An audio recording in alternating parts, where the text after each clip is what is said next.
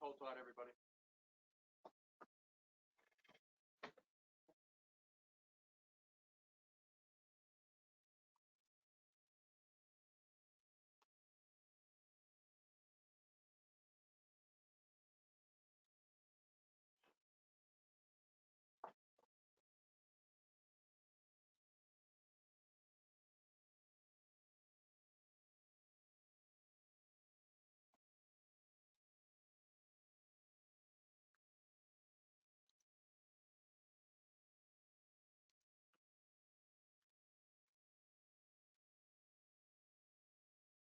Welcome to the webinar. You have entered as an attendee in listen-only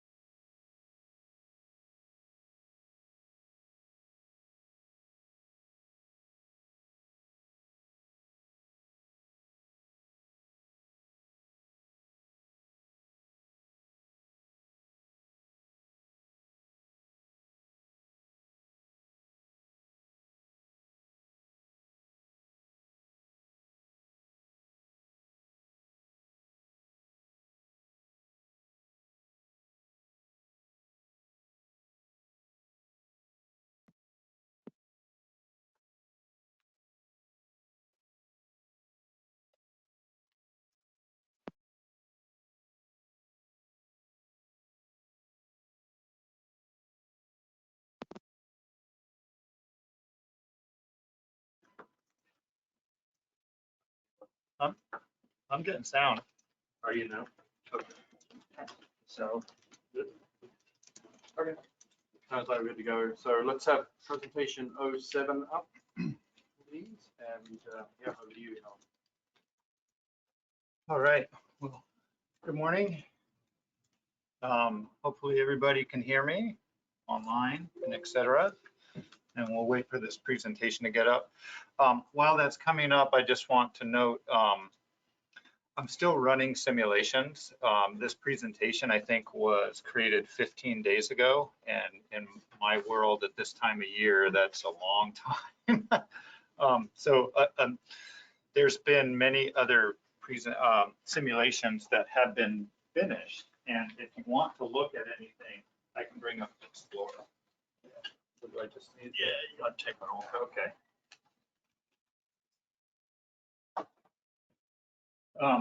And so there's some combinations of different factors that we can look at. So if you have any questions, let me know, and I'll let you know if those are available. I uploaded some last night, in fact. Okay, let's see if this will work.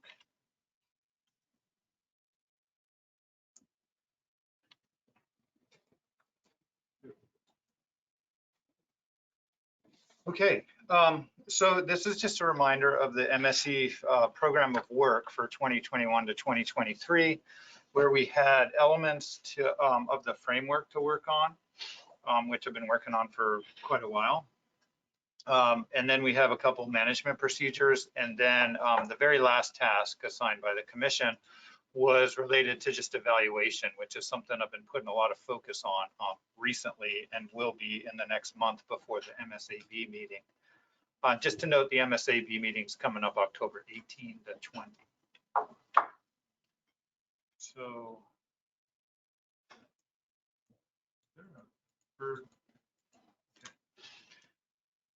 so related to the framework, there's a couple of tasks for improving the operating model. When we talked in June, I presented 2 individual models, and I thought that looked great. I mean, all the sort of conditioning factors looked great on those. When we went away and started projecting with those, we realized that they were not quite in agreement with the assessment. And I'll show you exactly why. So we actually added 2 more individual models, both with a lower natural mortality rate, to match what the projections of the ensemble are showing. I'll show you exactly why in a moment. But just as a reminder, these operating models have variability in migration, and it's representative of uncertainty in the Pacific halibut population. So the 2 models that I presented to you in June are the red and the blue figures there. And what I'm showing to you here is the SPR that is estimated from fixed catches, fixed mortality in 2021 on the y-axis, and then each of the individual models from either the assessment or the operating model. So for example, we have what I call the median AAF is just the areas as fleets model within the operating model that has that's conditioned to the areas as fleets stock assessment model. And what I'm plotting here is the point is from the stock assessment, what the stock assessment estimates the SPR to be in 2021. And the box plot is what the resulting SPR from simulations of the operating model is in 2021 after the conditioning. So the key factor here is that the stock assessment from these 2 types of models with a natural mortality rate that was estimated and is a lot higher than 0.15. You see the SPR is estimated around 50 something, 58, showing that it's a low fishing mortality, so low fishing intensity.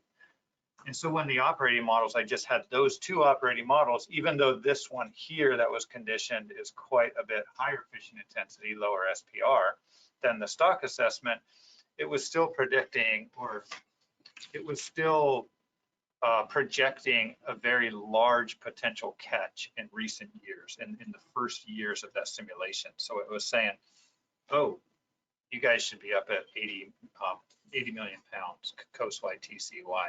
So it just wasn't matching the stock assessment. And the reason was the stock assessment included 2 models with a lower M, which has been discussed in the assessment recently. And the operating model did not have those types of dynamics. So what we did is condition 2 additional models, which are very similar to these, but just have a lower M that matched from the assessment models. And when you do that, I now am plotting the SPR in 2022 based on fixed catches. And this is all models combined. You see that the SPR from the assessment, which the assessment was based on SPR 43%, the management procedure, interim management procedure, that the operating model is close to that and has much more congruence with it. So we felt this was a better operating model with these 4 models to do projections, especially since short-term projections are part of the objectives that the commission would like to see. Otherwise, it was just too far off and could be confusing to present. So that was, so we added 2 models. So we now have 4 models in the operating model, 2 with lower values of natural mortality. And we feel that at least the short-term projections are similar to the ensemble stock assessment. Here are the 4 operating models. The 2 down here in purple and blue are more congruent with the coast-wide concept of the stock assessment ensemble.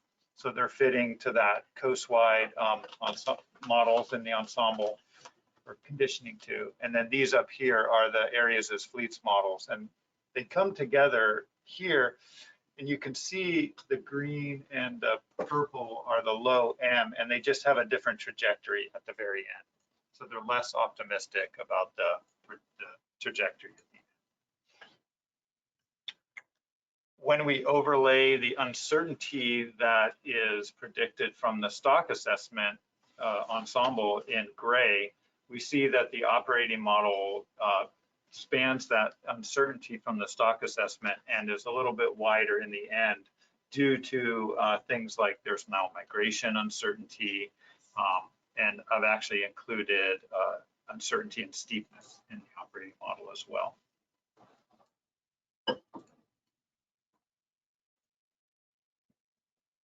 And here's a look at projected spawning biomass under SPR of 43%, and it's showing the 5th and 95th percentiles around that.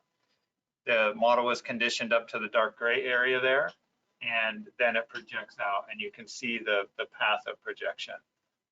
So you note here, without those 2 low M's, this was going up quite rapidly in that short term. So this is the ensemble? This is the operating model.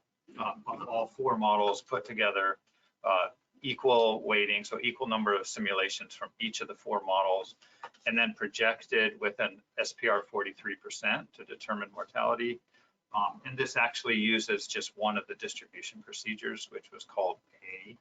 And there are 5 distribution procedures, if you recall, that are being integrated over. So it just gives you an idea of what the dynamics might look like under this.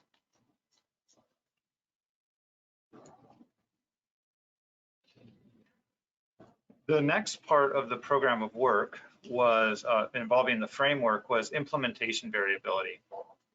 And if you remember, there in blue are the different mortality types and where they occur in this sort of annual simulation process. Focusing here on the adopted catch mortality limits and how those compare to the mortality limits coming from the management procedure.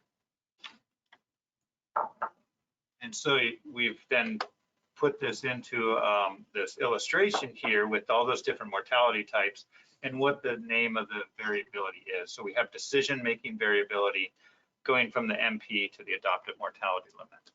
And that's the new thing that's been added in this MSE is we've now simulating different types of decision-making variability. And the nice thing about this is we've coded it into the framework in a way that it's modular. So we can just now insert any type of decision-making variability. So for example, we had a SRB recommendation for difference in decision-making variability when the TCY is going up compared to versus when it's coming down. haven't implemented that yet, but it would be pretty simple to implement now that we have the framework built around it.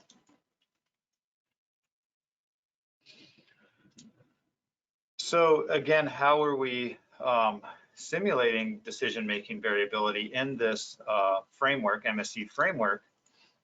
Well, the first thing is we're just applying it more as a multiplier on what the TCY from the management procedure is to get us to an adopted TCY. And we've made some plots here, looking at by regulatory area, and then at coast-wide on the very right there are the multipliers of this from this equation from the last, I guess it's like 8 or 9 years, from 2014 to 2022. What I did not plot here is the multipliers for 2A and 2B in the years that had the specific agreements for those areas. And that's the last 3 years, 2019 onward, because they were mostly right on the one line. They followed those agreements to a T. But you can see there's differences between the regulatory areas in these multipliers. Sorry, the I index is the regulatory area, and so that's time independent, right? With a constant multiplier. No, it's, yeah, the I index is the regulatory area. It's a random deviate, so it would have a time factor on it. Thanks for pointing that out, but it's a generated random. Drawn from those distributions. Yep, drawn from those distributions.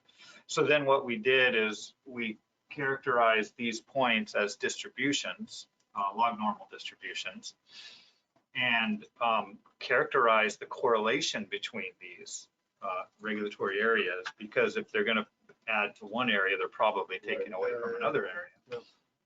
Yeah. So, and then simulated it using a multivariate normal distribution, and then exponentiated that into a log on space.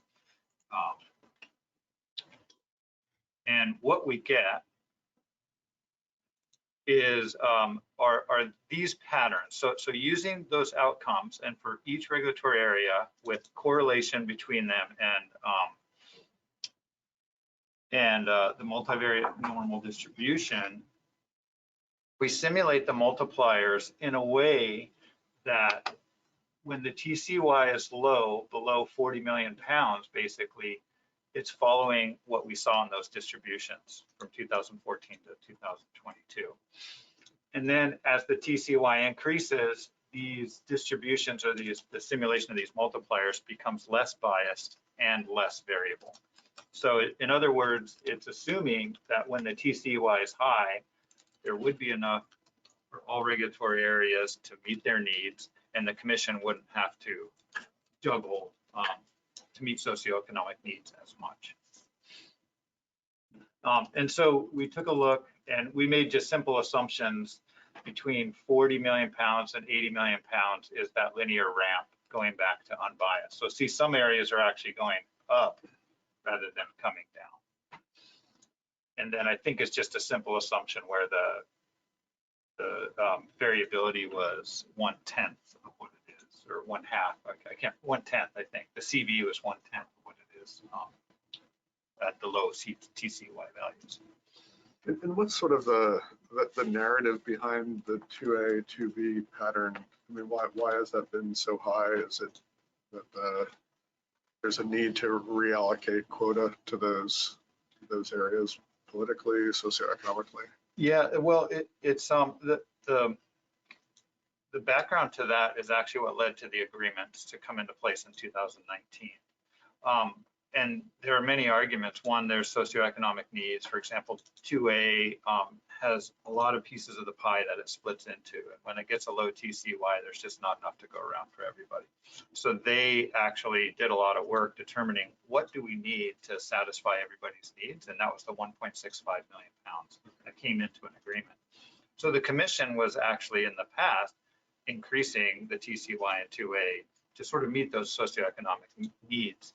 It always wasn't 1.65, but it was increasing it typically, as we see here. With 2B, the arguments are historically that's what they've been, the TCY has been fishing like that. They're at the tail end of the stock, migrations coming in so they can have higher harvest rates. And they have a lot of different justifications for their needs as well, and to be, and that's part of the ongoing negotiations. But the key here is that this is simulating the pattern without agreements on these areas. And then once those agreements come in, it's basically, it's more similar to this, but it doesn't now have to simulate it as decision-making variability because it's part of the management procedure. So when the agreements are in place, 2A and 2B are just flat across one. And I mentioned there's the 5 distribution procedures. So 2 out of the 5 distribution procedures have no agreements for individual regulatory areas. And that is, so this is only in 2 of the 5 distribution procedures. Did I have a plot for the 3? No, I didn't plot it. But for the 3 out of the 5, all of these look the same except 2A and 2B are just constant at 1. They match their agreement.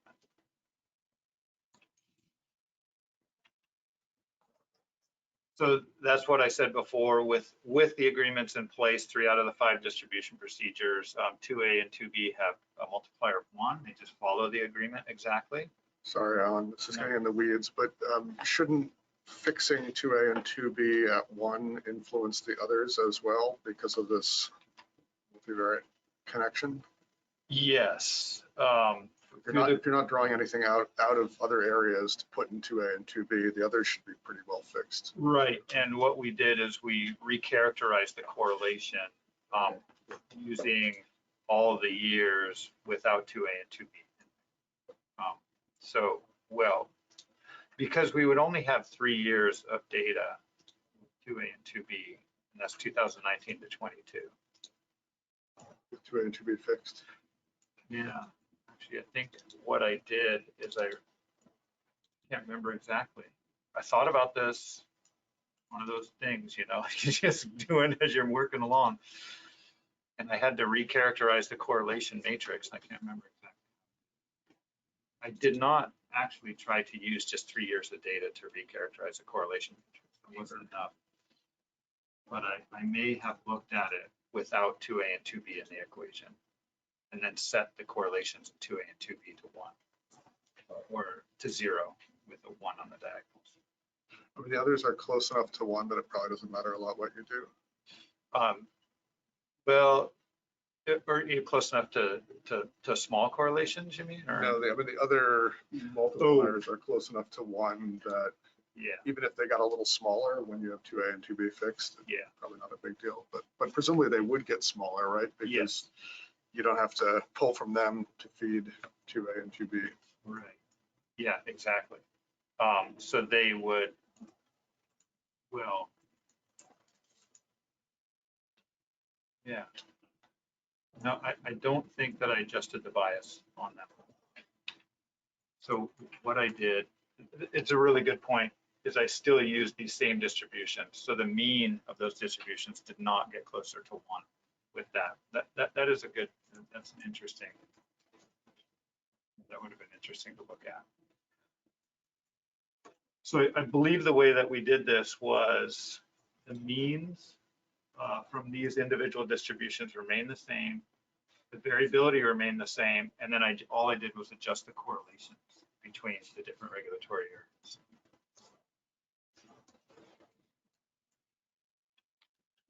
But that is a good point, is if they don't have to pull from 2A and 2B, then these negative, especially these areas below 1, would probably not need to be as large. And instead, so yeah, let's keep that in mind, and then we'll talk about how we actually implemented decision-making variability, because it might interact with that. Okay, so the other thing that I wanted to show here are the resulting TCYs using this decision-making variability for all areas without the agreement. And so you can see, you see the little bit of a bend in 2B there, and that's just this ramping of the bias factor. And you don't really see that in the others because they are close to 1. There's not a lot of ramping in there. And 2A is hard to see because it's just smaller than the rest. But but it's just nice to show how the TCYs in each area are affected. And overall, I mean, there's not a huge amount of variability among them. The coastwide is not affected by decision-making variability. It's just a zero-sum kind of shuffling. So there's, yeah, let me see if, that was what I was going to describe. Yeah, so I'll describe that on, actually, if I may move on. That's this one. So there's three options for decision-making variability. One is no decision-making variability, right? As we've been doing simulations in the past, when the MP sets the thing, that's what the mortality limits are, but there's other sources of implementation variability. The fisheries don't catch it all, the bycatch fisheries have variability, et cetera. The first method of decision-making variability is what you were talking about, Sean, with the coast-wide TCY is unaffected. When the MP says it should be 40 million pounds, that is what is set as the adopted coast-wide TCY, but then distribution is affected. So distribution is changed and they might take some from here and put it there or whatever. So there it's a zero-sum game. And that is getting at the concept that we have been, that we've developed this current interim management procedure around, is that you have the coast-wide scale and then you have the distribution. And the commission has actually, how many years has it been, Ian? 3 years now? They've set the adopted coast-wide TCY at the recommended 40 or management procedure TCY, which was 46% SPR in the past and is now 43%. So, and then they've adjusted it within, given that fixed coast-wide TCY. So that's option number one here is called. Option number two is the coast-wide TCY has adjustment either up or down, has some variability to it. It does not match the MP, and then distribution's affected also. So it's sort of separating the process out a little bit. But in this round, we felt that was a nice way to bring it in, decision-making variability, separate those two processes, and to show the effect of adjusting the coast-wide TCY compared to the effect of just adjusting the distribution. So that's the three methods we've done. Unfortunately, I only have 2 simulations done right now for the second option, or option number 2 it's called, but I have a lot done for option number 1. So that is how we implemented decision-making variability. We did runs with 40%, 43, and 46%. And then we also did runs with and without estimation error. Now, at the work meeting last week, the commission, I was presenting some of this stuff and my interest of like, oh, this is the effect of estimation error, this is the effect of decision-making variability. And they asked, why are you presenting this to us? We just want to know the management procedures. And it dawned on me, yeah, that's true. This is my scientific curiosity, understanding these different effects. But for the commission, and this is where we're going to focus in the future, is we're really going to focus on the results of the management procedures. So what we're planning to do is to use runs with estimation error and with the option 2 of decision-making variability to then evaluate the management procedures. But I think it's important to understand how these different sources of variance or variability are affecting the results. So you don't necessarily have a lot from 2 yet. No, I don't have a lot from 2. There's nothing in this presentation from 2. I don't even know how much is from 1 in this presentation, but we have been looking at the results from 1. We have all those done and they're in the MSC Explorer now. And 2, I just uploaded some 2 runs from 2 that are as we expected and illustrative of what the results would look like. One thing you should do though is make sure you do number 2, that you don't get kind of runaway variability there caused by the distributional effect, because it looked like in your deviations plot at the beginning, the coastwide had I don't know what the relative errors are there, but you can imagine getting a run of, since these are correlated, a run of positive deviations among the areas, having an error that's way bigger than you've ever seen before coastwide. They're not temporally correlated, are they? What's that? They're not temporally correlated. are No, they? no, there's no autocorrelation in this. And that's actually something to consider. Well, no, but like if they're correlated, then, you know, if 2B gets a positive, then 2A gets a positive, and Yep. you end up getting a run of positives that The way, huge difference in the coastwide. right, but the way that the distribution works is it's re-standardized so that it does always sum up to that coastwide TCY. So it won't actually get a run where it modifies the coastwide TCY to any large values. The coastwide TCY is completely controlled by the distribution, I assume, or just that. And then distribution is always a zero-sum game given that TCY. But you're right. One thing Ian and I were actually discussing this morning is that this does not have those sort of temporal correlation, autocorrelation over time. That's saying at low TCY, it has a little bit, I guess, at low TCY values, the way it's implemented, but it doesn't have that consistent over or adopting a TCY that's greater than the MP TCY and stuff like that. So it's not going to have those types of runs, which could happen in reality. Although it could because of you had a dependence on the actual coastwide TCY value. Yeah. Yes, and so the coastwide TCY is simulated in a similar manner, where if now, and sorry, I don't have this in here, given this presentation was created 2 weeks ago. The way that the coastwide TCY is simulated is when it's at low values, its multiplier is greater than 1, but that multiplier comes towards 1 as the TCY gets to greater values. And if you were to plot the adopted coastwide TCY against the MP coastwide TCY, you would see a sloped line that intercepts above 0 and then connects and then kinks and goes to match. So that's the way that was implemented.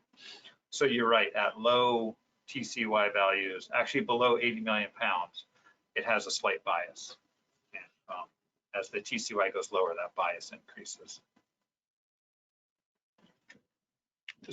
Sorry, I don't have these figures. I'm happy to draw anything out if you want, or stuff. But a lot of this work on this option 2 has been done in the last 2 weeks.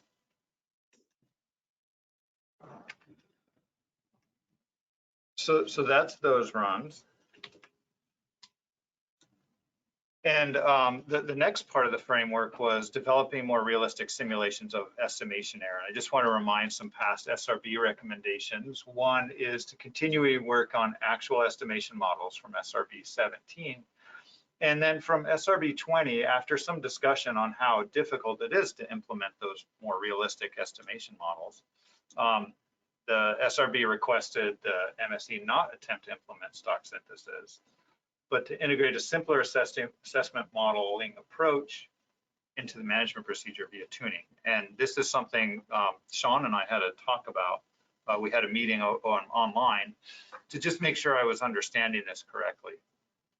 And this would be a process where you actually have a simpler modeling approach in the management procedure to set the limits, to set the mortality limits. So we don't have to run the big full assessment. The full assessment would still be useful in that it could determine stock status, it could do the projections and all those other things, but we would have a much simpler approach within the management procedure to setting the mortality limit. Did I characterize that correctly, Sean? I think so, except that you wouldn't necessarily be running projections with the assessment model you wouldn't need to do it every year anyway. Right. And I feel like this is sort of the track we're taking with the multi-year assessments, which I'll explain later on the management procedures, is moving towards a simpler method for setting mortality limits than a full assessment and all of that stuff, but tuning a management procedure to get the performance you want and when setting the mortality limits. And then using a stock assessment for verifying the MSE model, determining stock status, and other things like that. Yeah, and this is going to be, see this being slightly different from a couple of other situations, like for Sablefish, we have the operating model is the assessment. And then we set the TACs from year to year with a very simple, still simple production model that is meant to just, it's just helping set the TAC. But it's essentially trying to capture the operating model kind of stuff. Same thing, that Southern Bluefin works the same way. This one is a little different because your operating model is different from your assessment. So you could actually, so that little mini model that's going to set TACs is different from both of them. Yeah. And you're going to tune that so it behaves according to this, the operating model. But then periodically you're going to do the assessment to make sure everything's working according to plan. So you got kind of three models going on there, but really this little one is tuning the operating model. Yeah, I like the way you're doing the tuning the operating model to the assessment. So you do, it is all consistent. Right, and that's sort of a key that we've been working on is consistency across these, so that when Ian presents assessment model, I present the MSE, we're not presenting two things that start confusing people as well. Yeah. So yeah, we've been talking about this method, and it's something that we are, I think, working towards with the concept of multi-year assessments, and we can talk more about how we implemented those non-assessment years there. So currently with estimation error, there are 3 methods implemented, but we're only using the first 2 methods this year. And that's just because I don't feel personally that the third method is fully vetted or fully developed. So I don't want to quite use that. It only has one model from stock synthesis, and we saw what can happen when you have that. Anyways, we have no estimation error, and then simulated estimation error, which we've been doing for a number of years, talked about in the past, where we're just simulating the total mortality and stock status and adding error to that, which are the 2 management quantities used in the management procedure. So that's, and that was all using, it was quasi-fit to results from the assessment in the past, and we did a lot of work on that about 3 or 4 years ago, I guess. So that brings us to the management procedures, and the first one is to investigate various size limits. And we've simulated 3 different size limits, 32 inches, 26, and then no size limit. And then I just want to note here that we've updated the framework to actually accommodate any size limit. And we're doing that through retention curves and things like that to now where we don't have to make some crazy assumptions. Assumptions aren't too crazy, but it's trying to mimic the fisheries as they would operate in reality. But it'd be easy to implement 22.5 inch size limit, for example. Not that we'd want to put that into practice, but. So all size limit analyses use an annual stock assessment. So they simulate estimation error from the annually through this closed loop simulation. And this is sort of the structure of the different elements that are potentially being simulated for size limit. So we have decision-making variability, the 3 options, estimation error, just 2 options, none and simulated, grayed out that 3rd option. Assessment frequency is annual, and then we have the 3 size limits, and then 3 SPR values we're looking at. 3 efficient intensities, noting the current interim management procedure uses 43%. And these are the results. This is the table of coastwide results that I've been presenting. And these are all linked to the primary objective. So I'll walk through the table. Here's the top that I showed in the previous slide, showing the 3 different size limits. And then I have this, I don't know, method of notation that maybe I only understand, but annual 0 size limit, annual 26, annual 32, for example.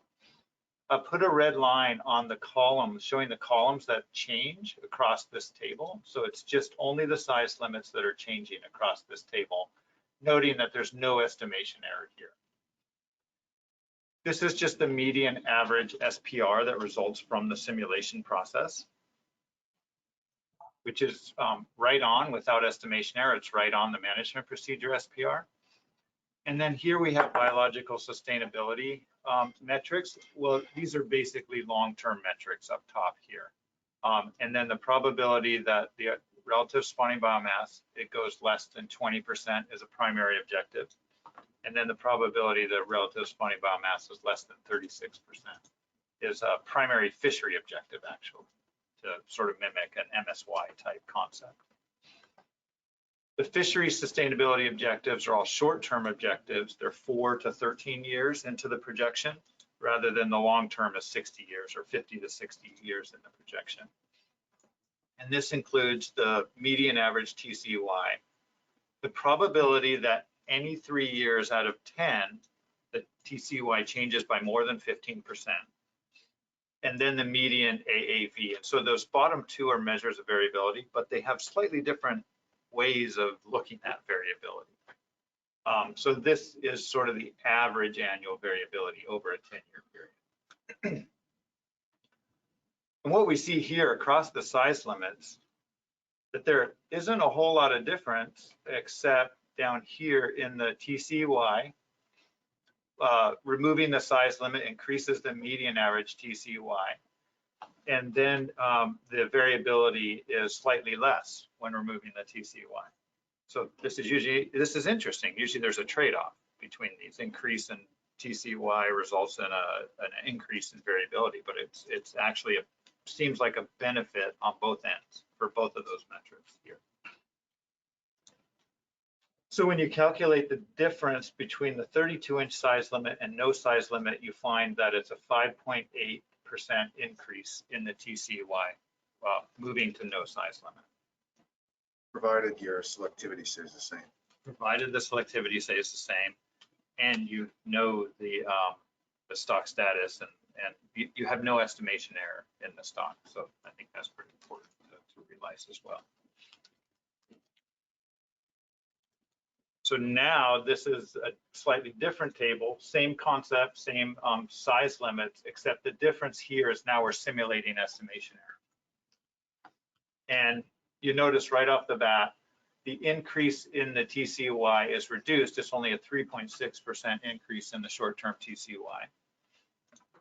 But the variability is much, much greater. And so this is something a result we found in the past was that the variability in the TCY is a large proportion of it is driven by estimation error, where about 5% is due to just population dynamics. So that's an interesting result, but the same sort of pattern holds in that you have an increase in the median average TCY in the short term, and a decrease in the variability, although that decrease in variability is small relative to the overall variability here.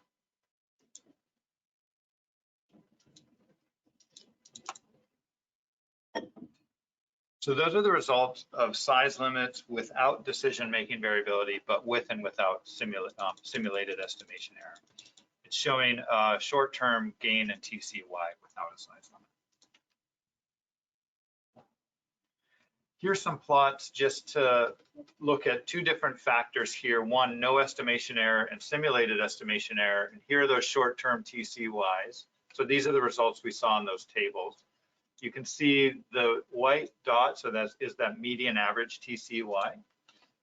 And you can see the gain going to no size limit here over a size limit. And I've drawn these dashed lines just at the median average TCY for a 32-inch size limit, so you can compare. You can see there's a slightly larger gain than over here. But this is the more realistic simulation here. They go a little bit lower as well on the TCYs.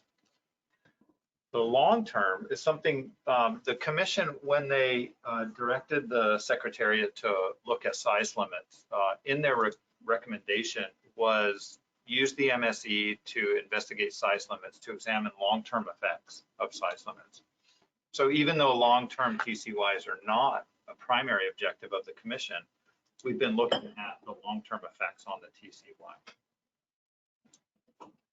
And what you can see here is there are some different trends. One, in the long term, the TCY with simulated estimation error can get quite large and a little bit smaller.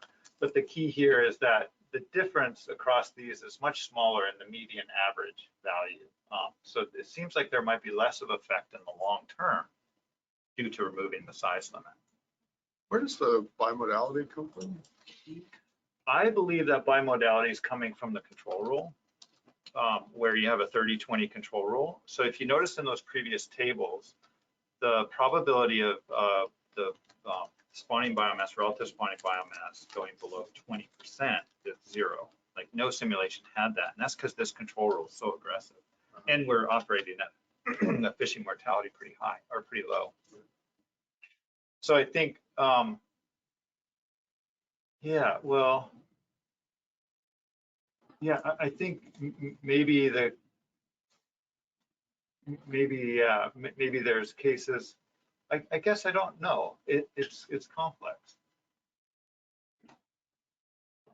But yeah, that is interesting, the bimodality there. There's also the distribution procedures behind the scenes as well. Yeah. The Could be spatial interacting. distribution procedures? Right, the different distribution procedures could be interacting a little bit differently with the size limit. Yeah, they could be. I think the control rule will start acting in down here. And even though never goes below 20%, I think the stock has, this is 43% SPR. It does have like a 15% chance of going below 36%. So I don't know if that does explain the bimodality. Yeah, I'll have to look into that.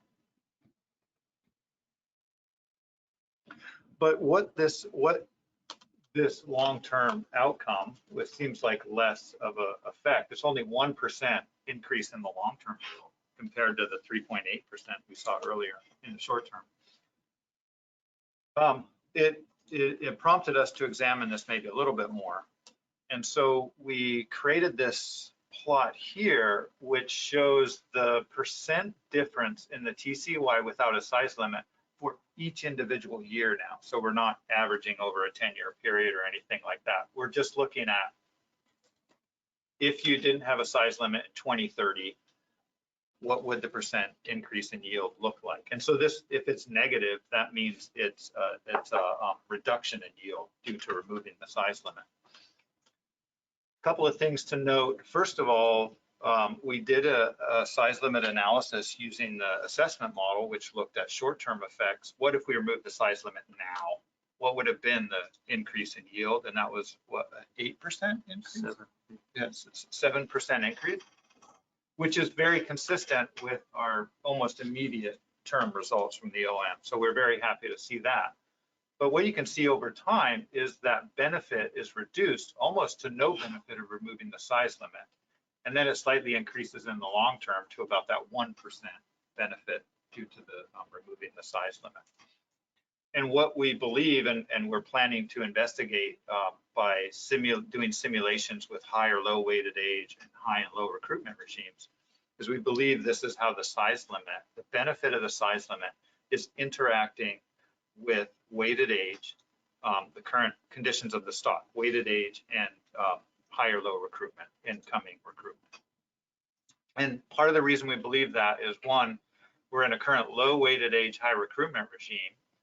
When we looked at simulations of the recruitment regime, it oscillated and came to a high probability of low recruitment regimes in this time period, and then integrated, and they're now being integrated over in the long term. The low and the high and the weighted age and recruitment regimes are being sort of equally integrated over in the long term. So this is an interesting result. It suggests, well, there's time varying aspects to the benefit from size limit. Is it useful to maybe have size limit dependent on some external factors, looking at size at age or recruitment, or can we optimize this in some way? Or is it better to just maintain constant size limit to make it a more easy process in management? Something to have a discussion with commissioners about. But I guess another thing to note, it was not often a negative effect of removing the size limit here. In certain conditions, there's maybe a 50% chance, equal chance of a positive or negative effect, but these tails are much higher on the positive side. That was a fun result. I'd like to see what the discussion is. Yeah. Around that when it comes to like the MSAB, or what people are going to think about that, because when people come to the realization that a boat full of little 26-inch fish, and are they going to actually make any money on that?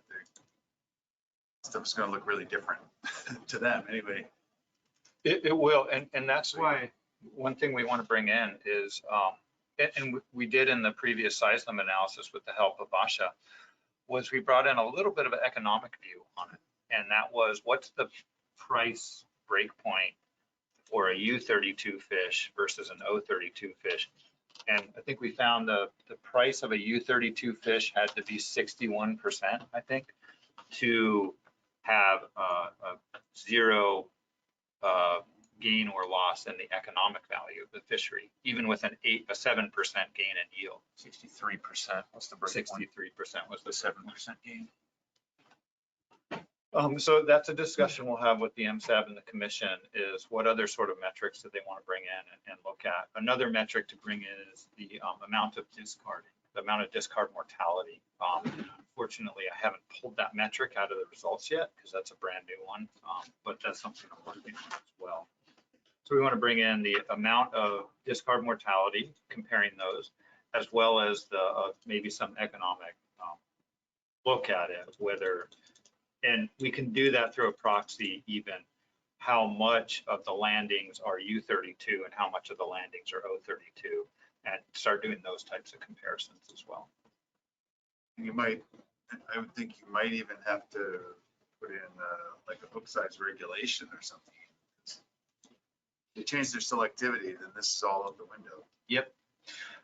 And so another set of simulations we'll do is looking at shifts in selectivity to smaller fish or larger fish, and look at both sides of that to see how the results are sensitive to them. That's one of the unknowns. That's a big unknown in the future, is if a size limit is reduced, how will they respond? Will they not target small fish, or will they go out and target them to be more efficient?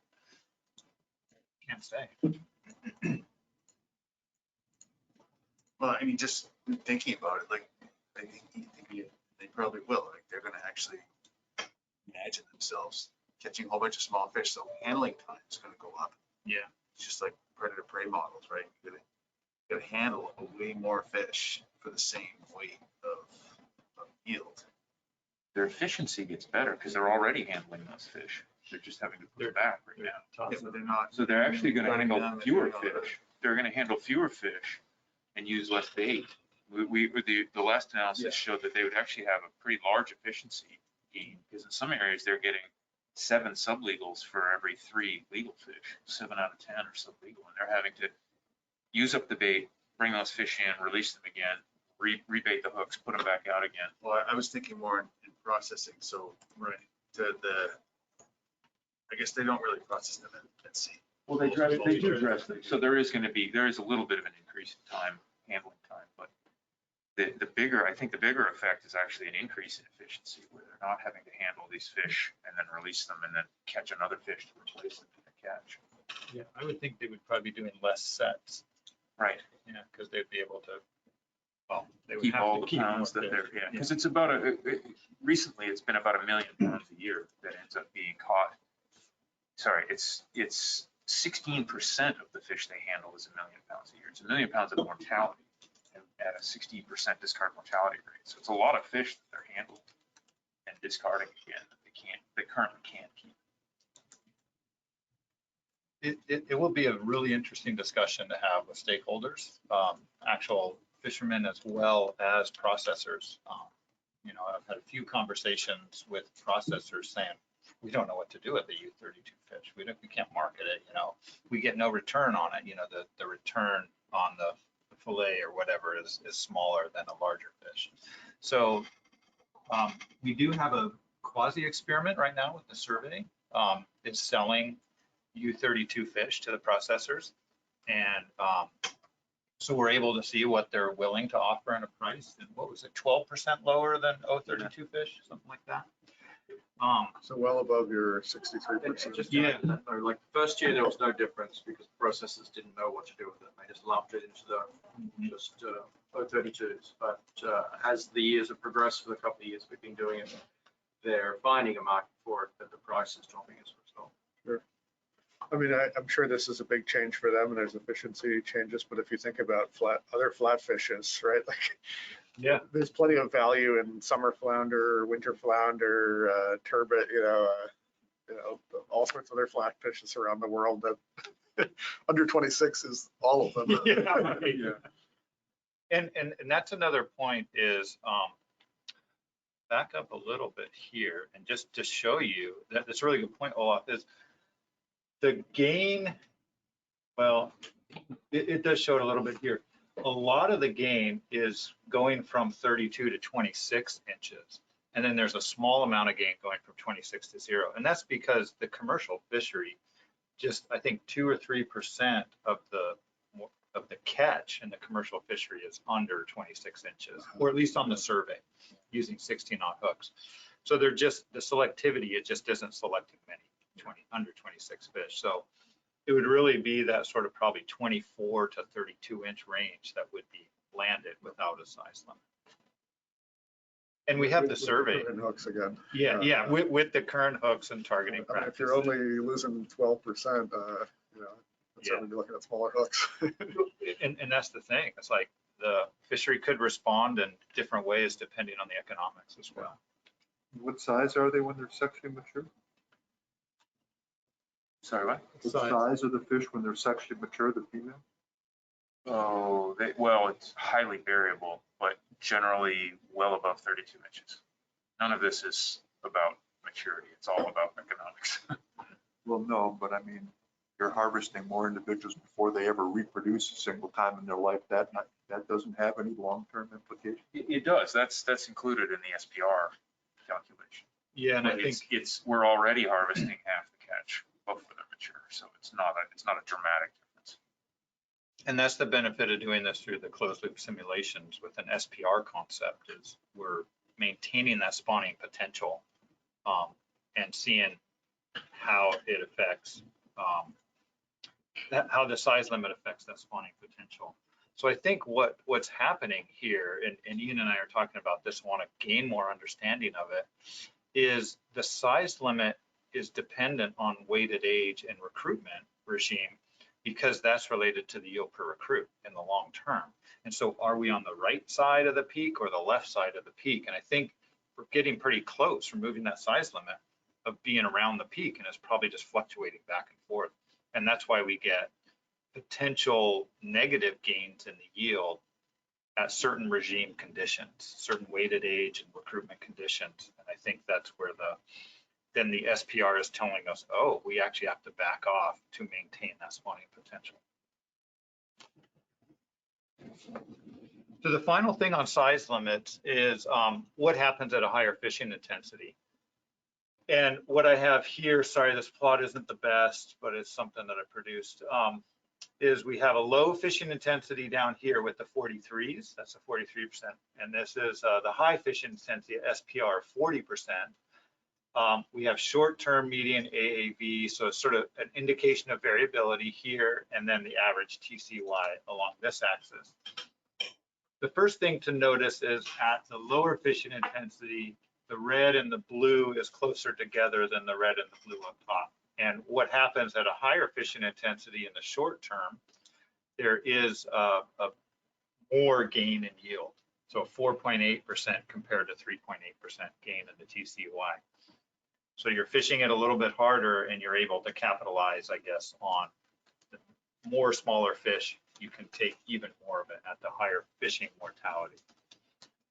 And then of course, at the higher fishing mortality, you have an increase in variability as well. So you have that trade-off showing up in this plot.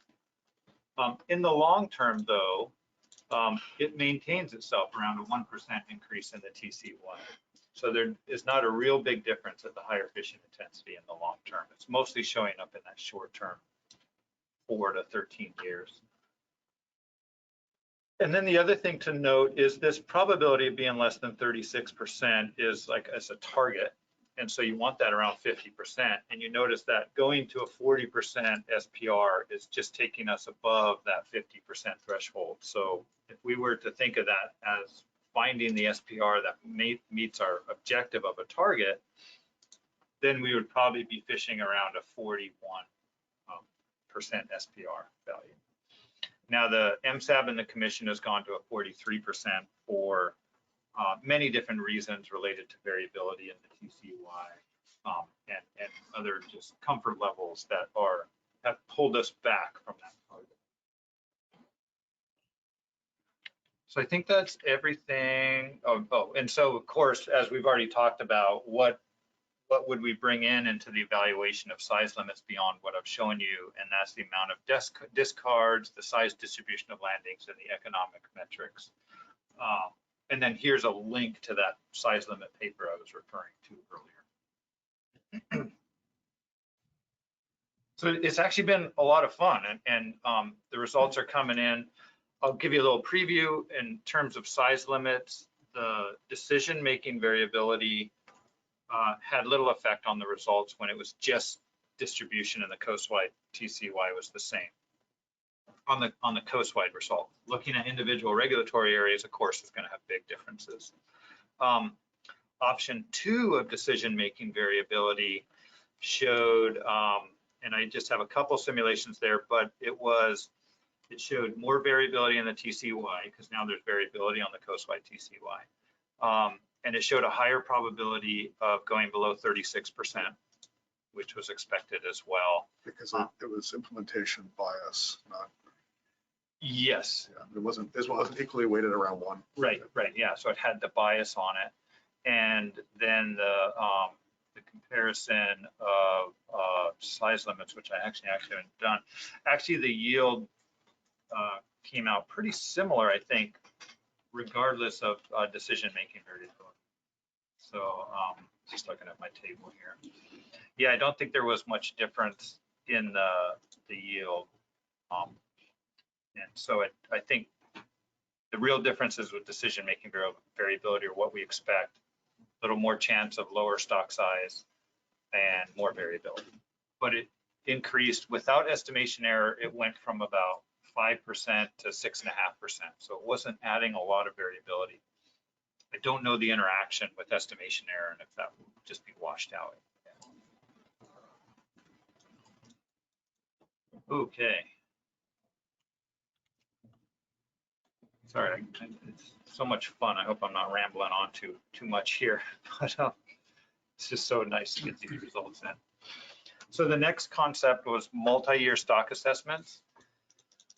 And this is basically doing the stock assessment biannually for management advice and using that estimation error approach and everything every other year. And then in the intervening years without a stock assessment, we implemented 3 different concepts.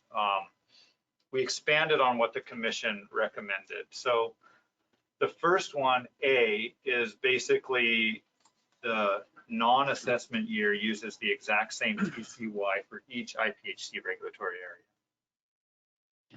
Now we thought about this. One issue potentially for that is that if there are agreements for specific regulatory areas, like one area gets X% of the stock distribution, this could then depart from those agreements based on current stock distribution estimated from FIS.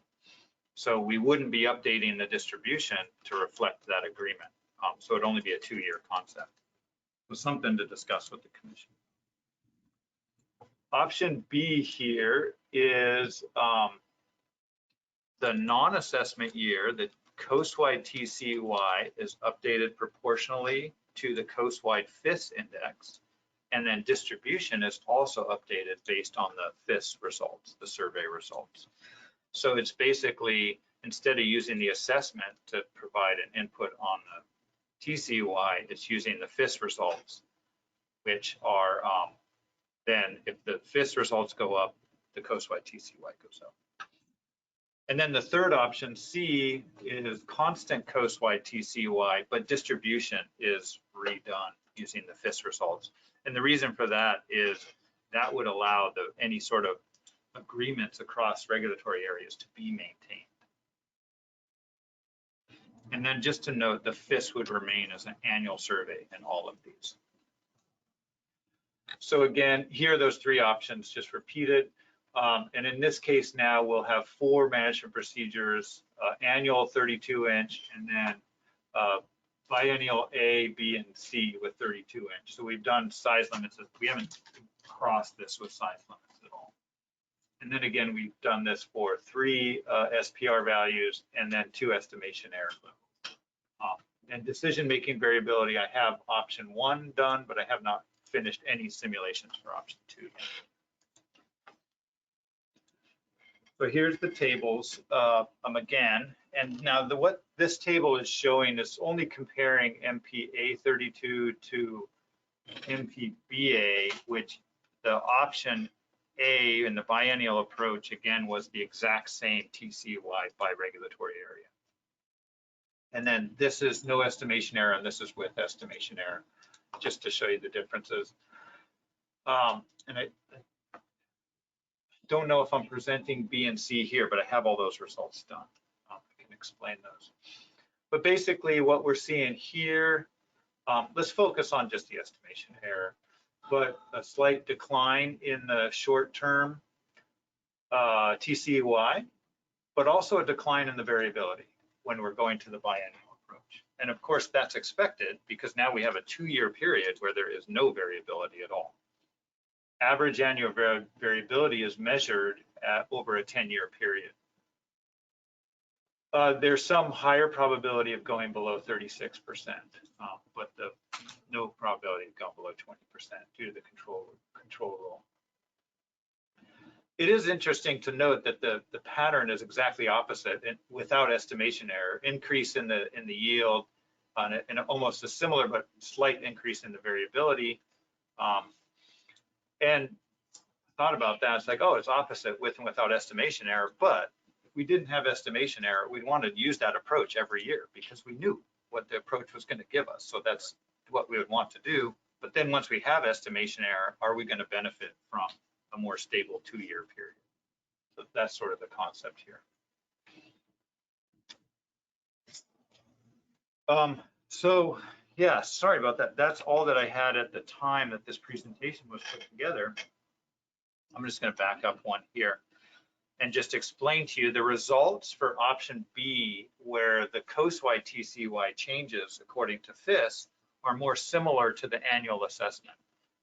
They aren't exactly the same, but the FIS is such a precise survey that it does pretty well, and it almost mimics what this assessment would do. I think there was a little bit higher risk and maybe a little bit of loss in yield, but we could look at those results if you wanted to.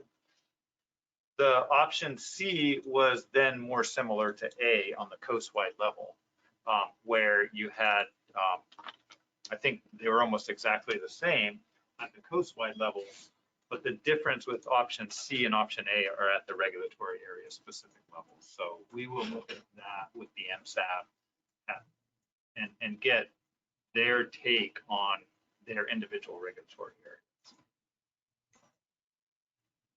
So again, the results are not unexpected. They go in the right directions, but it's then again just about quantifying the metrics coming out and then having that discussion with the MSAB and the commission.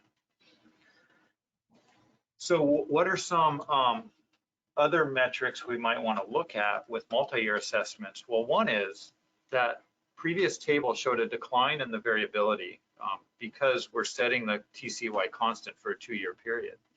But what happens in that second year? Is there a huge change? Is it going to change by 30% instead of 15% in 2 years? So we want to look at that and discuss with the commission and stakeholders, is stability over a 2-year period preferred to stability maybe over a 10-year period with some change every year? Or do you want that 2-year period with no change? And then bringing in some economic metrics like the paper that Basha wrote in 2019, and trying to think about this, are there net economic benefits of going to a multi-year approach? And she's quoted in that paper as saying, economic analysis can be complex to create, but once economics have been parameterized, the capacity to examine a wide range of scenarios is greatly enhanced. And I think we've already worked towards a path of this economic model that she's already developed for Pacific Halibut. And we just haven't figured out how we might be able to use it in this context of the MSC. But that's a possibility and something to think about. It seems so valuable with these questions about size limits, right? Because I mean, all of it hinges on how much you can get for these small fish. Mm-hmm. And then with the multi-year assessments, it's about, are you losing yield, but is that gain in stability worth anything? And so you might actually have to bring in socioeconomic benefits as well. Not sure how to do that.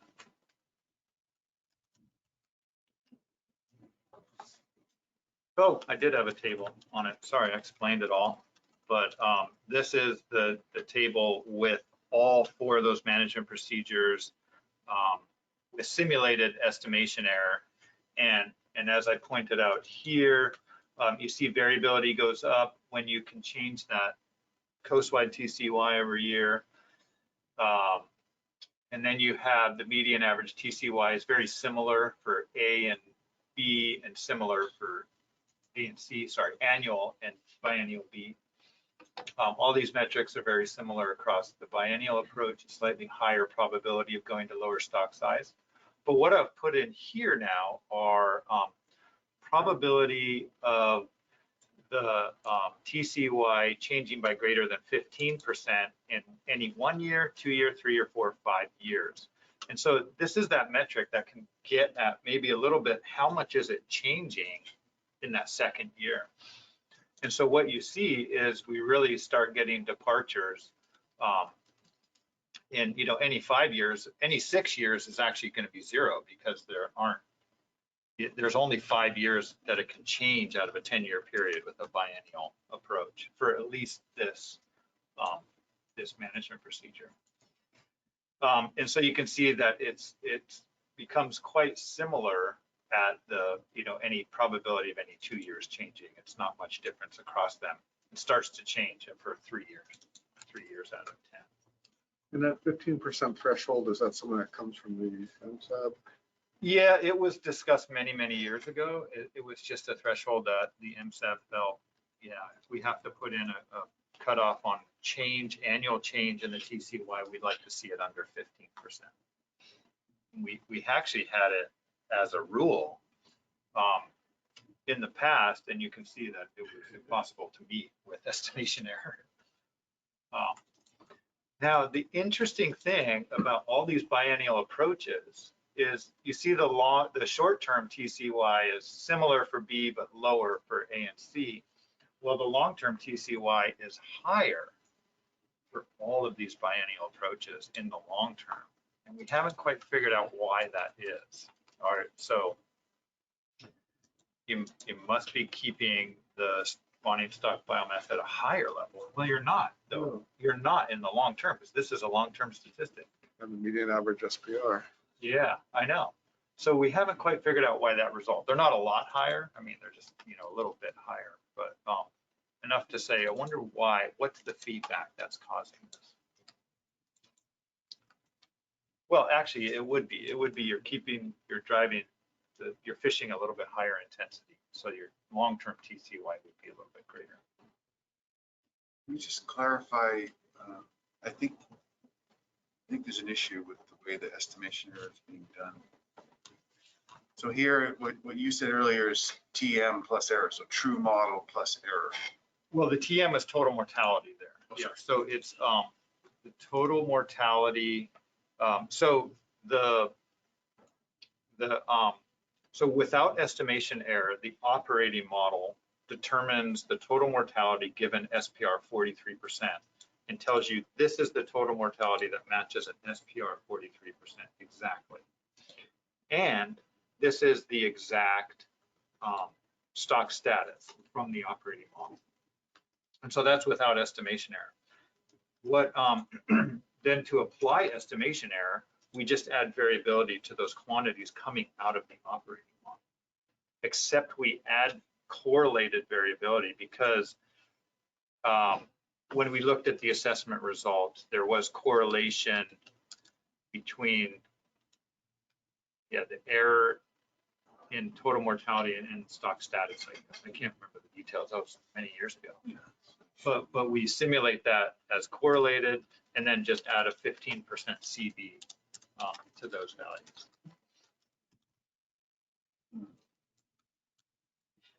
When we did the last round of MSE, we did some simulations with that single stock assessment model in it. Then the actual stock synthesis model did all the predictions of total mortality. So it's independent of the operating model. And the results were similar to the simulated estimation error. It's not ideal, but I think it's, given the complex assessment model right now, it's a way to do these simulations in a quicker method, I guess. Yeah, I mean, I'm just thinking like say somebody did say, or Commission did say, okay, we're gonna do this kind of interim approach. We're gonna do each year, we're gonna set the TAC according to the FIS. And you've got 4 operating models, but only 1 FIS. So that's what I'm wondering is if you, the way I had interpreted that TM is true model plus error, which is kind of the same thing you're getting at. But if that was the case, though, you would have for each one of those operating models, for each true model plus error, it would look a lot better than if you only had 1.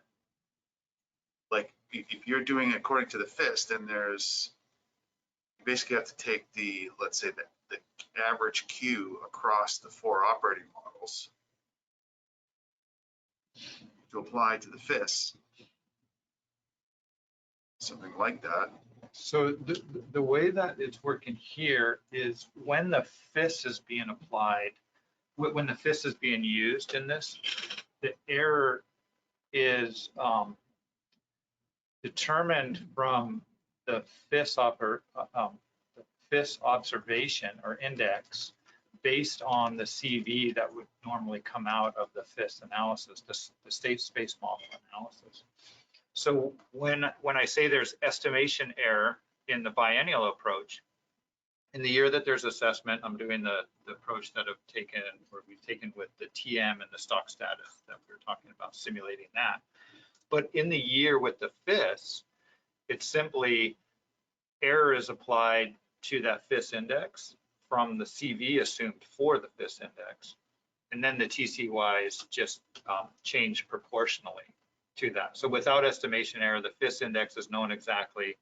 If it goes up, the TCY goes up. With estimation error, it has no link to the operating model, except the operating model is determining the true FIS value, and then errors applied to that FIS value. But I guess, are you saying that I'm thinking maybe that the variability is underestimated, because if you're doing it on a model specific error, Like it, thinking like the way you would actually apply this in practice is you would have to come up with a multiplier on the FIS to say this is the biomass. Yep. And you put the biomass on the harvest control rule, and you pull off your, whatever it is, your target fishing intensity is going to be. And then you calculate the TAC from that. Right. You're going the other way and going TAC and adding error to it. I'm just not sure how they line up, but anyway, in practice, you have to do it on the one empirical data set that you have. Right. You're just using the FIS as a proportional change. Exactly. And I think that's the difference is Uh, if we were to use the FIS only, then we would have to link that to a biomass with the Qs and all of that. But because we're sort of resetting every other year on the assessment, we're only adjusting the TCY based on the proportional change in the FIS. So the Qs would then wash out. And So in the non-assessment year, if the FIS goes down by 10%, you take 10% off of the TCEY. exactly. So the Qs don't have to be known at all. Yeah, It's just that they have to be constant over that 2-year period. exactly. And I think we worked this out on the board and we found the Qs divided out. Yeah. I can't remember. Yeah. So, but moving to the approach you're talking about, Sean, which is where I would like to move with the MSE is a pure empirical approach. Whether that's an empirical approach using FIS or a simpler production model, for example, in there as the SRB has requested, then we would have to think about the Qs and the biomass and things like that. Just a practical thing, is the FIS estimate available in time to implement? Certainly, because it is input into the stock assessment every year. So the FIS becomes available in late October, well, but November, your cutoff date, right? God, that's so fast. Oh, it's crazy. See, but so then we're thinking about two different procedures. So you could actually implement the procedures. Yes.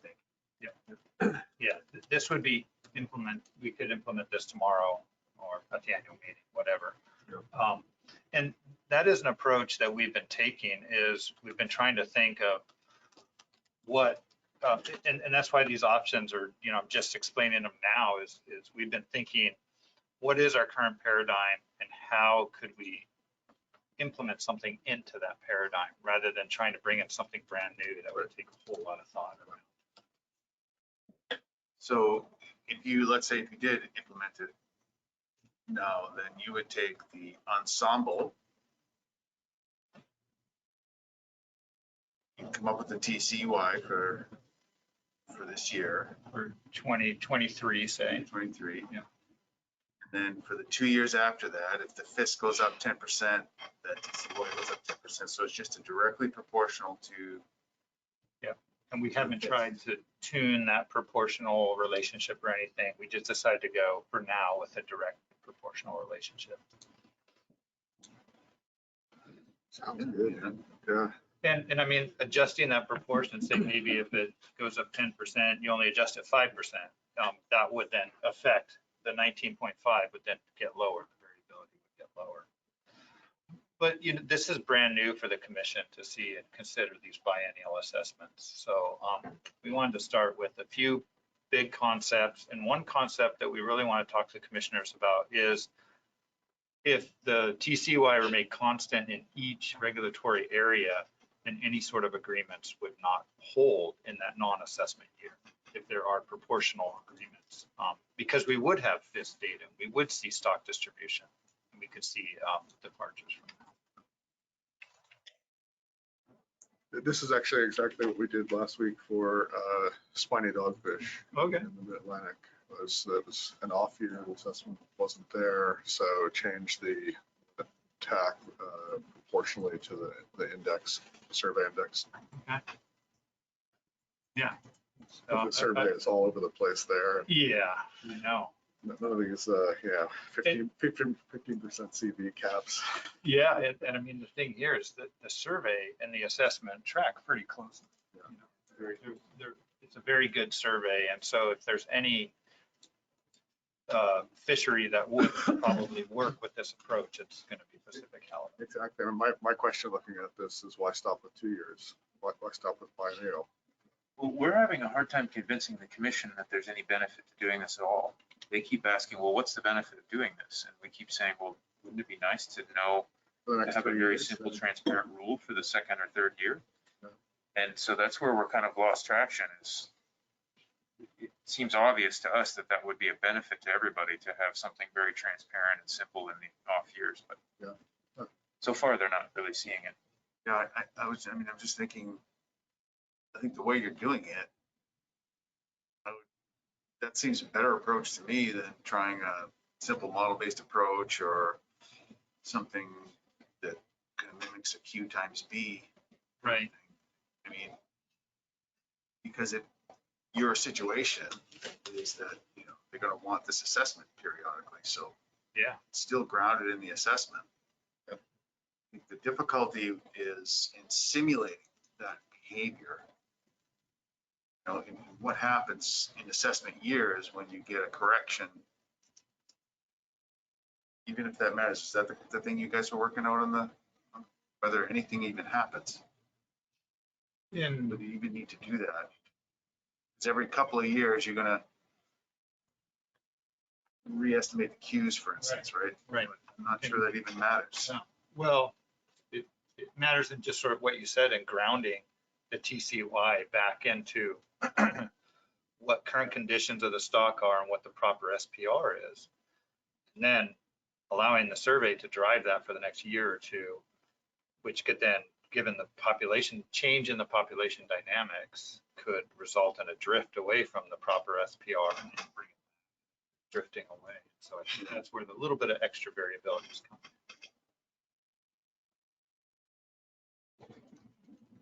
So if there's something that we could say to kind of, especially where you're at, it's like, you're simulating something that is providing a reasonable set of performance measures, that this is how the system will probably behave, versus taking another year to develop some other empirical or model-based approach. Like, Right. I would say, maybe they should put some time into better understanding what you're doing and considering it a real candidate. I agree. I think that's a useful approach. We're already on a 3-year schedule for full assessments. So the major resets should be occurring roughly a 3-year schedule anyway. And in between, it's updated data, but it's not like a whole new way to structure the assessment models, which you have to have periodically, because we may, like, in a few years, we may have a new maturity curve and or maturity curves by region that we need to accommodate. But this is really not a huge extension from doing updated assessments in between versus just basically updating the TCY with the survey trend. It's only a small step there. Ooh, you can actually look at that, right? If you went back and looked at the annual assessment change relative to the annual FIS change, you could look at whether this matters at all. But if you plot those out, my guess is that they're pretty close to the 1-to-1 The line. assessment is like 98% correlated with the spawning biomass from the assessment is about 98% correlated with the survey trend. We are fitting that index. That's the primary. Interestingly enough, we're not fitting it statistically. We're fitting the numbers, the survey trend in numbers in the assessment, and then we're using the weighted age, but it translates to the same trend that you're seeing in biomass in the survey. But I mean, I think that's the way to say, like, hey, this is actually the same thing because the survey and the FIS are so close, right? It doesn't matter whether you crank it through the survey that year because we get the same change. Right. So I really appreciate this discussion, partly because the commission has requested the Secretariat work with the SRB on identifying costs and benefits of multi-year assessments. And so put up from SRB 20, I feel that I guess we feel that SRB wrote a really nice note here explaining some of the benefits and linking that to the stock assessment research. And then quantifiable costs could be estimated within the MSE of, you know, what we've already looked at in these tables, potentially lower yield in the short term, lower variability, but does that change every other year? And looking at those sort of metrics to determine the cost. So we've started sort of this table of costs and benefits. And some of the costs would be possibly more variability, especially in those non-assessment years. Which, no, wait. No, what? Wow, I really messed this up. Possibly more variability in the assessment years, where the assessment years would change. And then the lower one, I realized I forgot some T's. Detailed harvest advice not available every year, and potentially not following stock trends in the option A, where the TCY just remains constant, and C, where the coastwide TCY remain constant as well. So I think we've heard, you know, people say, well, holding the TCY constant, but I'm seeing it go up in my area, the survey go up in my area, that can be a real people sign, you might say. We'd hear comments on that for sure. And then some benefits are that biennial stability, short-term predictability, and the transparent process. And as you were just talking, the FIS is a reasonable proxy for changes in abundance. And it would allow, as noted above in the SRB statement, more focused assessment research, as well as assisting with other research from the biological branch, for example. And maybe I would write a paper, I don't know. Hard to say. But yeah, and so I don't know if we want to continue the discussion on costs and benefits, or the SRB just wants to have that discussion during one of their discussion periods. Yeah, I mean, just a quick comment here that the biennial stability versus the no detailed harvest advice, it really depends on whether you're using the FIS for the interim year. I mean, if you're using the FIS for the interim year, it's essentially because it matches so well, it's essentially no different than doing the assessment every other year. But so I think you don't get that stability, yeah, but you do get the adaptability to changes so that you don't have that thorn in the side problem. Right, but I think it would also be a transparent process that I've heard some stakeholders talk about. They want it linked more with what they're seeing on the water and what the survey is seeing. Yeah, that would be a move in that direction, where some might feel a little better about it. It's more directly linked to what catches being coming out of the water, for example. I mean, to my mind, looking at these results, the biennial assessment makes complete sense, and whether you in the off year adjust with respect to the FIS or not depends on how much you vary stability versus the responsiveness to changes in stock size, and that's a pure management decision. I mean, I would go with a triennial assessment. I would just stick to the every 3 years, you know. Definitely, Right. I wouldn't do both. Right. Even a 3-year assessment cycle, and that's that. So you're setting 2 TAs, 2 TCEYs based on the FIS. You could look at the retrospective pattern in the assessment model to see how much it really might change, which I don't think there's a lot there. Because it's an ensemble, so some of it cancels out among models. So it's Yeah. quite stable. So that would be something where you could almost quantify the costs on that first bullet you have there. Is, yeah, it might have a bump every 3rd year, but you know, the bump isn't going to be, probably not going to be huge.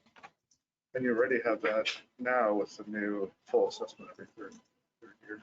Bumping, yeah, maybe year to year you're bumping quite a bit. Well, and that's the thing. I mean, we've seen the estimation error, because I'm simulating it this way. It's actually based on the analysis of assessment results in the past.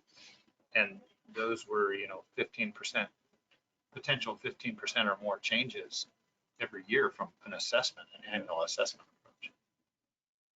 I mean, and just looking at the text above, one of the things we brought up yesterday was possibly looking at a new modeling approach for the FIS itself that I think Ray could probably use some help with.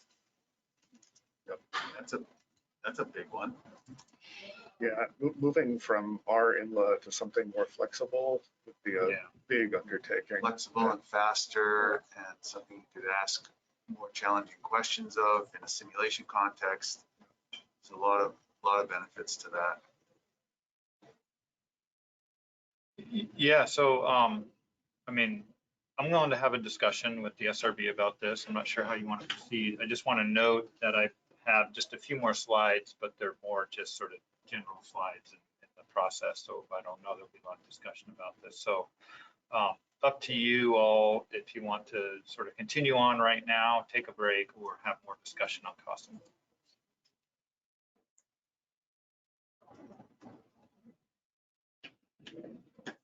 But we do appreciate the statement made in the last SRB 20. Maybe something could be carried forward that's similar to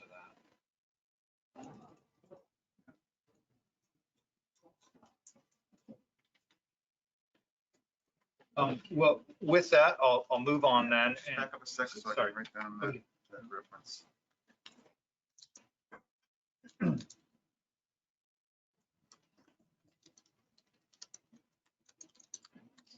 Yeah, and it's the purple, there's a link directly to that report if you want to. If you have this presentation open, you can go right into that report.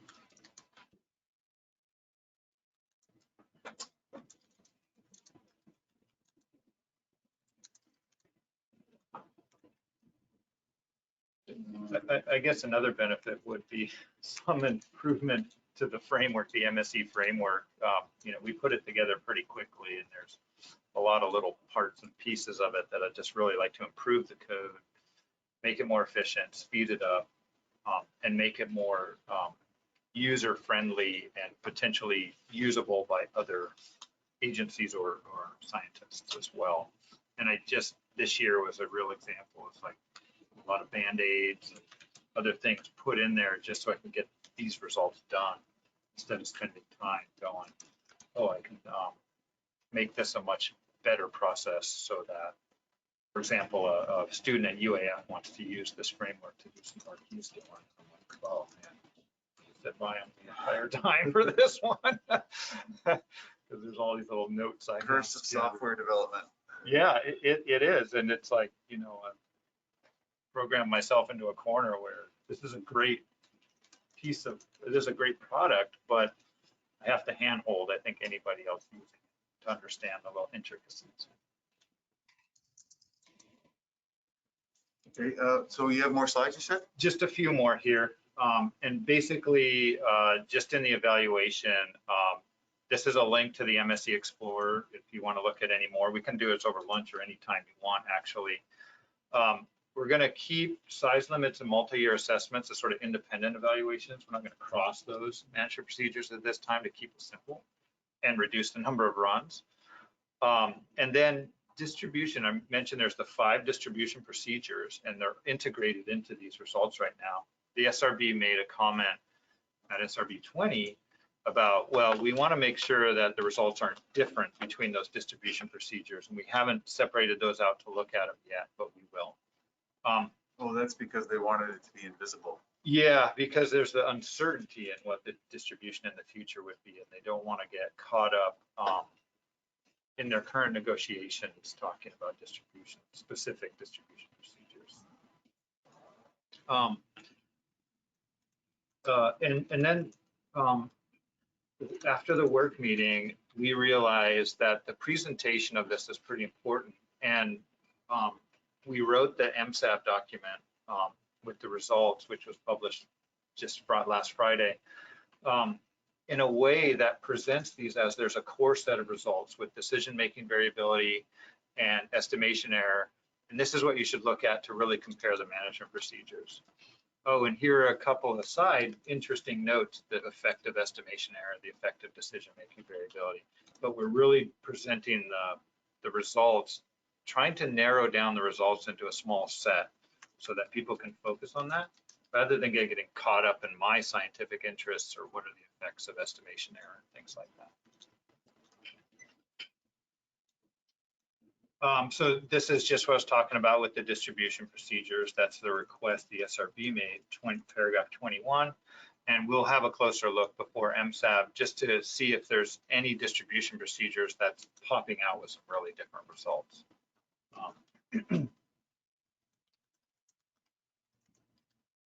We talked a little bit about potential OM scenarios like targeting or avoiding small Pacific halibut, the selectivity scenarios, as well as the lower high weighted age or lower high recruitment. And then I note the SRB stated not to really further explore migration scenarios that depart from our best understanding or the range of understanding. So we're not going to do additional migration specific scenarios like something crazy like there's no migration.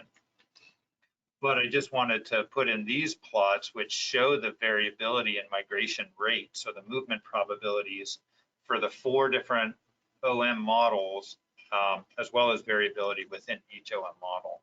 And there's quite a bit of variability for the young fish, at least, and some different scenarios already included in the ensemble of the operating. So as I said, there's more coming. The MSC Explorer is being updated, and it's probably going to be updated a lot next week. Over the weekend, I tend to get a lot of runs done. But we'll have a closer look at some management procedure elements, perhaps given time. One is that you just mentioned the triennial assessments. I think it might be useful to simulate some of those. And the commission did state in their recommendation, do biennial and triennial if time allows. So I think it'd be useful to do that, especially since the stock assessment's on a triennial update or full period. I just wrote it up. Okay, perfect. And then also something that came out of the last MSC round was averaging the FIS distribution over a 5-year period is what we did. Actually helped calm down the variability within the regulatory area. So there's quite a bit of variability in stock distribution from year to year. And so that was actually a benefit to the management that we might want to bring in this round as well, just as a reminder at least. So we'll see if we have time to do that. And then finally, these are some potential recommendations for the SRB to guide you on some of the items that the Secretariat sees as important. One, just, any statements about the operating model and the framework. The incorporation of decision-making variability, which the SRB has had good weigh in the past. And you might want to recall some of the past recommendations there that were not implemented, such as changing how the decision-making variability operates when the TCY increases versus decreases. Any additional runs that might help? We've talked about scenarios already and maybe triennial. Additional performance metrics to present. Noting the MSC Explorer has over 200 performance metrics in it. And then the costs and benefits would be helpful. And then if there's any sort of development or MSC related activities for beyond January 2023 that the SRB would like to note, that would be great. And then I guess a last thing, that we've been thinking about a lot here is the commission is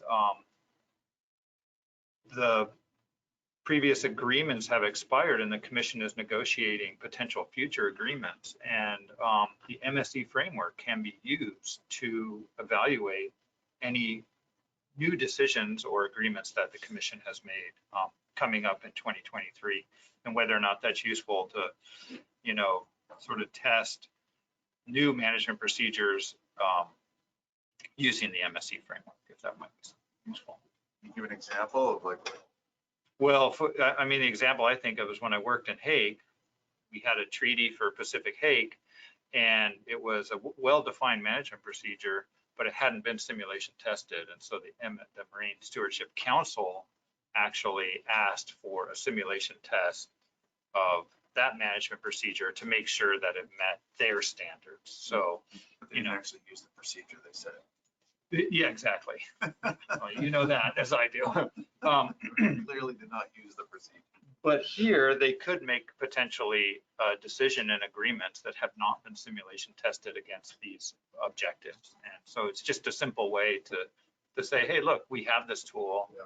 and we can make sure that the management procedure meets your objectives. So yeah, now that this is available, it'd be silly to go making any changes without testing them through this. Yeah, or at least post hoc test, test any changes you make, so. So Canada could come and say, we just want 16% of the TCY Mhm. as part of this new negotiation, and then you could go simulation test that. And see how it meets all the objectives. That's it for me.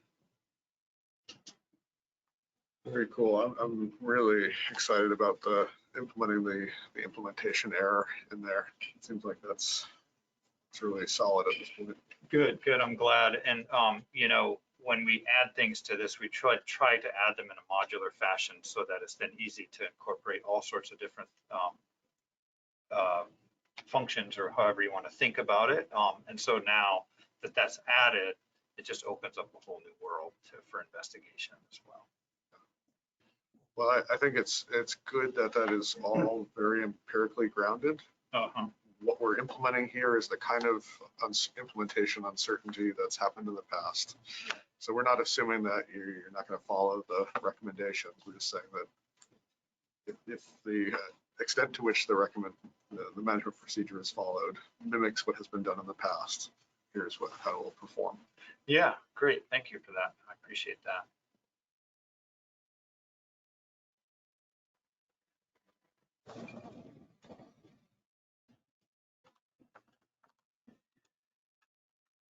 Can we take a break? Take a coffee break, maybe? Sure.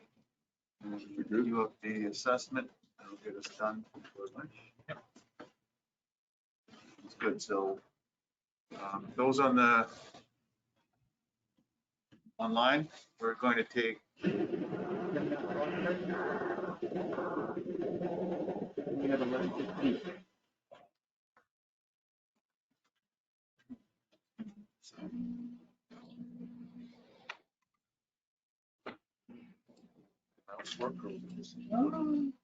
Just using the keyboard, and there's a big delay. Well, as you can tell, I'm excited about these results. It's just so fun when they're coming in as fast as they are. I think every morning I email Ian and I say, check out the Explorer, check out this combination. 5 new combinations. I was having the same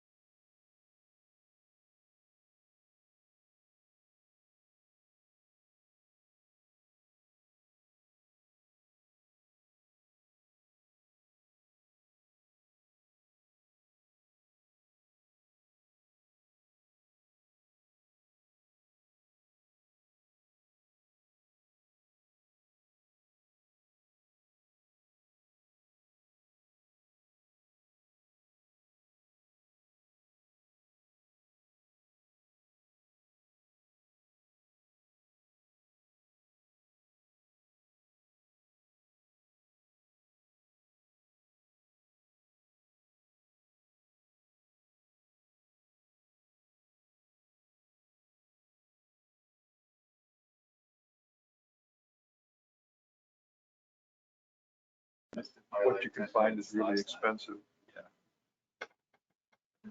45 iron plates forever. Told me a place to get it. Stop us. Stress driving on my way. Just never made- Stop it ever at that PR. Well, that's why I can't make it. You never make it out of here in time to get them before Yeah. they close. So if we get out a little early tomorrow, I could probably. See what we can do. I think we're back online. You guys ready? Yeah.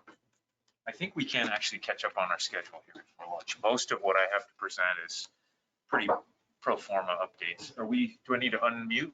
Are we good? Sure. I think it looked okay. Oh, yep. Good job. Thank you. Okay, yep, thanks, Ed. Okay. So what I'm going to do here is, like I said, this is mainly a sort of a pro forma update. You all actually didn't ask for a whole lot in June on top of what was already a pretty large amount of new material in June. So I'm just going to provide specific responses to the SRB recommendations and requests from June. Really where we need to have the discussion is with regard to model weighting. So that's where I'll spend the bulk of my time. Then I'll talk just a little bit about a couple odds and ends that we looked into that weren't necessarily requested in June, but we wanted to do anyway. And then I'll give you the sort of lay of the land for how it goes from here to the final stock assessment, both in terms of the data that will be put in, as well as the timeline for documents and products and things, so you can sort of see how that plays out. So getting right into it, the first recommendation, and these will track right out of the actions arising document and just save you going back and forth from. You'll recall that you recommended or supported our proposal to estimate natural mortality in the short areas as fleets model. It seems like a good idea and still does. So we will retain that for the final model. And we've not come up with anything new for the short coastwide model yet, but I think that will be a good priority for 2023. In particular, I want to investigate the interaction between selectivity and the parametric form and flexibility or not of selectivity and our ability to estimate M. I feel like there should be enough information to estimate M in that model, and I just want to figure out what it's correlated with and why. And so I think that's where some work can be done in 2023. Your second recommendation from June was, again, just noting that we had proposed a new within model weighting approach, which is based on bootstrapping the raw data, and recommended that we move forward with that. Now kind of formalize that into the standard data processing steps, and so we'll include that. As we get new data, we don't obviously have to bootstrap all the historical years again, so it's actually pretty small addition to the annual workload, which is nice because I only have a couple of weeks to process all the data. The first test of that was that Joseph's group finished the 2021 sex-specific fishery age composition information, and I was able to take those data, process them, bootstrap them, put them into models, and it all worked quite smoothly. So we already sort of got a little test of this. I don't think it's going to add any appreciable additional time to the standard assessment process, but I do think it's a much better basis for beginning our data weighting in the modeling process. So that's an easy one too. The next one was a summary of the presentation on marine mammal depredation that we looked at in June, and you suggested that we do some further investigation. And so we've not made much progress on this. We plan to review the logbook fields and our collection methods, because remember, you'll recall we had several issues going on. One was there were some challenges in the way the data were being collected themselves and processed into our database, and or we may need to think about how the logbook fields themselves are actually written so that the field samplers and the people trying to fill them out are comfortable with it. We do need to coordinate with the analysts for the sablefish assessment because they're utilizing the same logs in many cases, and so and collecting the same information. We've coordinated with them in the past when we added these fields to the logbooks, and so we'll want to talk with them. And I did have an initial call. Actually, Pete was on it. We had an initial call with some of the team up there from Juneau who works on the sablefish assessment to generally discuss the treatment of marine mammal depredation.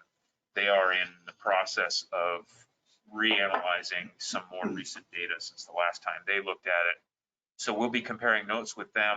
They also provided the code or the fields and descriptions for the observer data that they use for their analysis.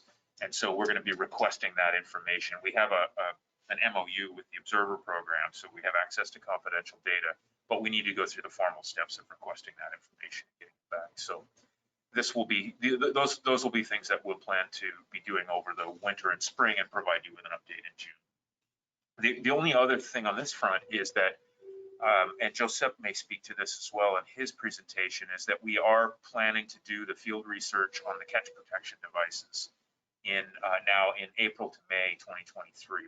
We had to delay it due to some production delays in the actual shuttle that we're having built for the project.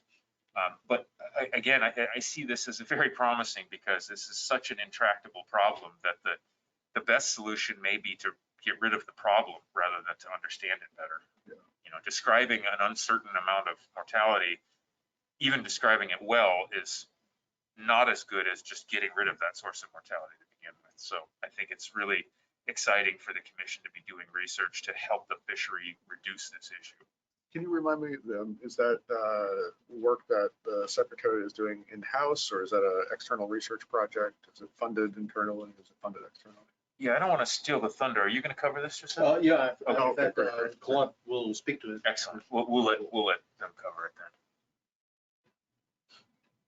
Okay, so that's, look for some updates in June on that one. The next one was to do some more investigation on the mean absolute standardized error criteria for model weighting, and particularly to look at the predictive skill on additional quantities such as fishery CPUE and mean age in fish samples. Not necessarily so much, I think the intent of this was not necessarily to use these per se, but to see how it works and to get a better feel. And we had some surprises when we did this. And I'll step through these carefully. Some things that we missed in the original analysis. So just to recap, this is the MACE statistic, and it's basically just the scaled difference between last year's observation and this year's observation compared to the predicted value from the assessment models. So we're asking, do the assessment models predict the upcoming survey point without that information in the model better or worse than just using the previous year's observation? And you can, there's a reference. I didn't put the reference on this slide in the document. There's a reference to the basis for this. It's now in the standard canon of stock assessment model diagnostics, but we think that we're the first ones to propose using this as a way to weight models. And we have a special case here because we have such a great survey that it works. I can imagine lots of cases where you don't have enough confidence in the survey to use this as a weight method. We may be one of the very few places that have a survey index that's precise enough and consistent enough to want to go this route. But for us, it seems like a very logical approach. So that's the MACE statistic. I think we're just getting a delay.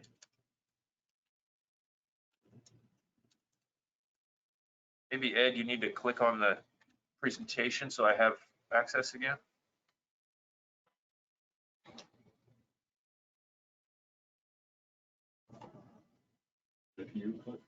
I've tried. We've had this problem periodically. There's also some delay in the system. Yeah. Put it down there. There we go. We're moving. Thanks. So what we've proposed is that for, recall here, a MACE value of less than 1 means we're doing better than just using last year's survey as a prediction. So what we've proposed is that for all models with a MACE of less than 1, we can then calculate a weight via that formula and then normalize that across models so that all the model weights sum to 1. A model with a value of 1 would get 0 weight under this categorization. And in parentheses there, unless all the models failed this criteria. And that's something we didn't really think about in June, which is what do you do when none of the models do better than last year's prediction? It seems like you then just revert back to equal weighting among the models. That's what we've done in this case. But a model with a MACE value of 0, meaning it predicted the upcoming observation perfectly, would get the maximum weight. So if all the models did that, when you divide by the sum, they all get equal weight again. So it has a nice property in that way, that they're all being weighted relative to their ability to predict, scaled by whether it's better, or only being included if it's better than the naive prediction. So even, I mean, if they're all worse than the naive prediction, there's still some relative scaling information there. Are you saying that that's, maybe you're just not in that situation and so it Well, doesn't matter? we might be, and I think that's a good open question. The MACE, sort of the derivation of the MACE statistics suggests that you use this when you're doing equal to or better than the naive prediction. And from a model building perspective, if you can't beat the last year's prediction, you should keep it model building. Yeah, exactly. So we haven't really thought about extending it. I mean, I agree there's a degree of fit or predictive skill even beyond 1. But the sort of the theoretical basis is that if you're not beating the naive prediction, then you should keep working on the model itself. It turns out, though, that can be quite hard, and that's what we learned here, which is that when we went to apply this to the fishery weight per unit effort, you can see, so we can only do this for the last 4 years because we had the major change in model structure 4 years ago when we added sex-specific age composition data. And you can see here that the fishery WPUE has essentially not changed in 4 years. It's been, the coastline level has been basically flat, which means that the naive prediction has been really, really good. And we talked about this a little in June, like it's really going to depend, the statistics really going to depend on what the stock's doing. If you've got a lot of contrast, then a model that's predicting the ups and downs is going to do well. But if there's no contrast, then the naive prediction, just do what we did last year, turns out to be really effective. And so when we calculated the MACE statistic for the fishery weight per unit effort, and I'm sorry, I didn't plot it all out. I'll show you some plots from the survey side again. What we found is that these were really variable. So when we looked at just the terminal year, all the models did worse than the naive prediction. So you'll see that terminal year was up just a tiny bit, and none of the models were predicting that on the CPUE side. So here I've just put 25% in there. I agree that's an open-ended question of what to do when they're all worse. But then you can see if we average 2 years, all the weight ends up on one model. If we average 3 years, we get it split. And if we average 4 years, the majority of the weight ends up on the coast-wide long model. I looked at this and went, whoa, this is not the kind of property we're looking at. That the subtle differences in fit between those last 4 years, creating 0 to 100% change in model weight. This is, hold the phone, this is not what we're looking for. So this was actually a really useful exercise, not because I was really hoping to use the fishery weight per unit effort, because it showed something about the time series and how important that is. So now if we look back at the survey time series, we immediately went back and said, okay, well, why did we miss this when we looked at the survey? And here's why. Because the survey ended with that change between 2020 and 2021, which was a very large change. And all the models predicted at least a small increase from 20 to 21. And they were all a little bit high to begin with. So they all did far better than the naive prediction.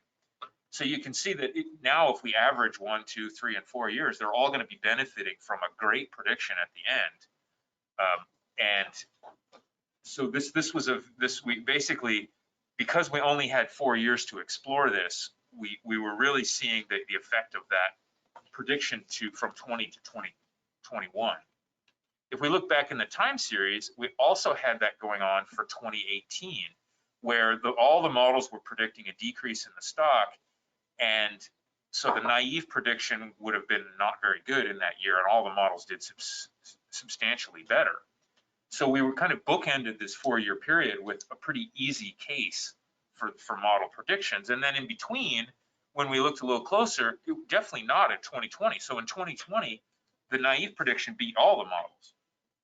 And so this really, when we came in June, we were proposing, well, we want something that's responsive to what's going on in the stock right now, not realizing that we might end up in a case where the model weights were just going all over the place. So to me, this was a great illustration of why we do our exploration for the June meeting, and then we have another round to work on it a little more before we put it in for the final assessment.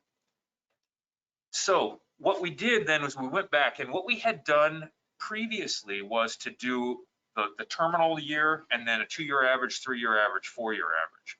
What I've done here is something slightly different. This is now a 1-year MACE weight, but it's done in each of those sequential years. And so you can see that in 2020, which is this prediction, those are the gray lines, and they're all on the black line because they all did more poorly. I could have even just removed the bars, but this is where they all did worse than the naive prediction. So for a 1-year to 1-year calculation, there's actually quite a lot more variability. When you get back to 2019, you can see that the coastwide models got the majority of the weight. The areas as fleet short got 0 weight, and the areas as fleet long weight was just over 10%. And again, that in 2019, I didn't include that figure here, but that was the year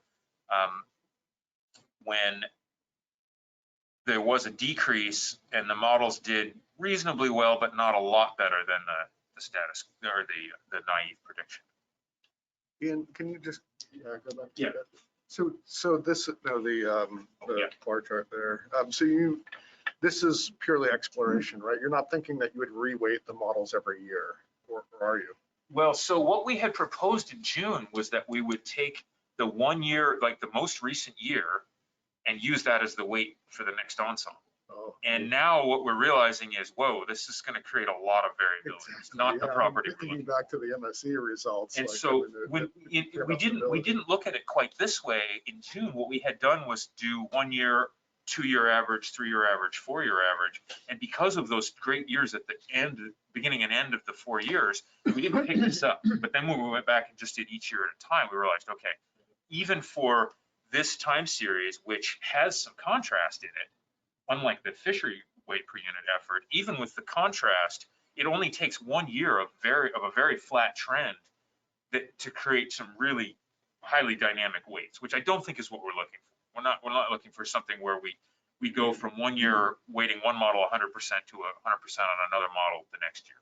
I mean, what about just doing some smoothing of the weights, right? Like Well, so the weights will be based on performance of the past 5 years. and that's exactly where we're going. Absolutely. Yep. Thank you. That's perfect. Coffee. So so then we looked at the 2-year MACE weights, and you start to see, so now we're averaging, you'll see 2018 is not shown on there because we don't have 2 years to average. So now they're actually starting to become a little bit more stable because you're averaging, in all of these cases, you're averaging at least 2 of those observations. The only 2 of the observations with contrast. The gray bars again are 2020, where you're averaging 2 years with very little change. So 2020 is, averaging the previous 2 predictions. And so again, there, all the models did more poorly than the naive prediction for a 2-year MACE weight. So then we look at the 3-year MACE weight, and now unfortunately we're down to just 2 replicates in our 4-year time series, and it's still fairly variable. When you get to the 4-year MACE weight, now we're back to more similar weights. So now we're averaging across both of those years with contrast. But we only have 1 replicate of this, so I can't go farther back to see how this would play out over time. It's quite conceivable that we could go through a period where we have 4 years of very flat stock trend, and the model weighting could again become quite volatile. So what we're proposing right now, looking at the time series we have, if we went with a 4-year average, we would have that change from 2020 to 2021 would be included all the way until the next full assessment. So we'd be averaging over that for the next 3 years. And so that would still be contributing to the model weights over the next few years. So that would be one way to buffer this and give us some time to generate more observations so we can look at this more different ways before committing to something that would be potentially adding variability rather than reducing it. I still like the idea of having an objective method that updates based on model skill, but we definitely want to be careful not to adopt something that's just going to create more variability. And we considered, well, another way to go would be to say we use the May statistic, but we put some sideboards on it and say no model should get more or less than some range. But the more sideboards we put on, the less objective it gets. So that is an option. You know, we could say we've been using the status quo as 25%, and we're going to move forward with a 4-year average, knowing that we're not going to lose that contrast from 2020 to 2021 before the next full assessment. We can revisit this. But maybe we want to put sideboards on and say no model should get less than 10 or more than 90% or 80-20 or something else. I don't know. Or the sideboards could be on how much it can change from the last time around. Or, I mean, I think that's the Yep. bigger risk, right? Is that the management advice is going to be going from here to here based on a change in the weightings. Right. So this was a really helpful investigation, but not quite for the reason we thought.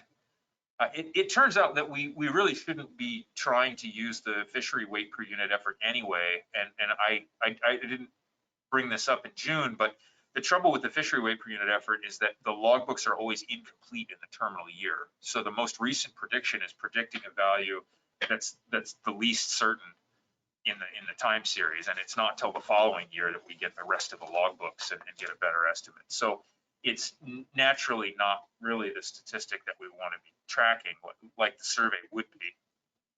But so our initial proposal here is to consider using a 4-year average, perhaps with a governor on the rate of change or with sideboards on the model weights. I guess we've used these models long enough that I don't think we want to exclude any of them from the set completely. So at this point, so that's certainly one of the considerations. I'm definitely glad that we figured this out before we got into next year's cycle and, you know, got some crazy model weights. And actually, that's a good point this is a good point to bring up, which is that we do have, and we have had brief calls in the past. We don't do this every year, but we have on occasion had a check-in in December. If there's something unexpected that pops up in the data and when we run the models, we do have the option to have a conference call in December and get your guidance on how to proceed. You know, if something just totally comes off the railroad tracks that we didn't see coming. We do have the ability to check in after the interim meeting and before the annual meeting. It's one of the benefits of our process. We release the preliminary information at the interim meeting, but it's not final and it's not going to be used for management until the annual meeting. So there is that check-in. So I think had we proceeded with a 1-year May statistic and then I ran the models and all of a sudden we had one model got all the weight, I think we would have pulled that ripcord and said, hey, I think we need an SRB check-in in June. Do you guys think we should really stick with this, or maybe we should go back to equal weighting or, you know, something else? So, you know, as an aside, that's always a tool that we have, but obviously prefer not to use it. I'd rather come up with something comfortable here that's going to work through the next all the way until the next full assessment, when I think we'll have a lot more information to see how this stuff works. Yeah, I think there is some risk in doing a data weighting procedure where you adopt a procedure until you see the results, and then if you see the results and don't like them, then you reject it, right? So that's kind of Exactly. like Right. so, you know, getting good and comfortable with it before committing to using it, I think is the way to go, rather than just seeing how it goes and pulling back. Exactly. And I would say it's not so much the specific results that we wouldn't like, it's the properties of the method. We don't have enough observations here to really understand the properties of the method yet in our application. Well, I think a specific result we really wouldn't like is if the weights changed drastically from the last time, Right. right? And, Yeah. From equal weighting, because that would make the management advice change pretty drastically. unless one of the models, starts making predictions that are just vastly in the wrong direction, Yeah. which then it would naturally down. Right. My concern with this is that it is subject to variation. It just seems like you may be weighting models in certain years because they chased a data point that turned out to be wrong. Like if you look back in the time series, it's a lot of those points, the turned out to be wrong, or whatever it is, the model smoothed through them. So, yeah, And we could just stick with equal weighting for another year. you're not far off. Yep. From that 4-year one. And ideally, it would be nice to do at least some simulation self-tests or something like that to see, maybe give you a better idea of the behavior of these different models based on the information they're working with. Yeah, even the 4 and 5 year evaluation periods are still really short. Absolutely. I know. And unfortunately, because of the major structural change in the previous full assessment, we just don't have the ability. We have the data only back to 2017 to support the model structure that we're currently using. It's kind of a unique situation where, down the road, we're going to have more and more years to investigate the behavior of this kind of an approach. I do like the idea of coming up with a simple example and simulating the behavior.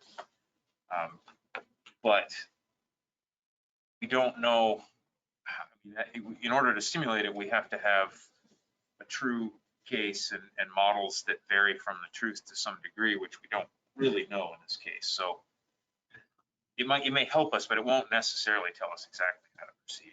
It might give us some insight into perhaps a transformation on the MACE weighting. When you do an AIC weight, it's often E to the model weight rather than a summation. So there's other ways we could look at this. I guess when we did our initial look, it wasn't immediately clear how variable this might be, and I think this exercise has demonstrated it could be more variable than we expected, at least if you're using a short time period.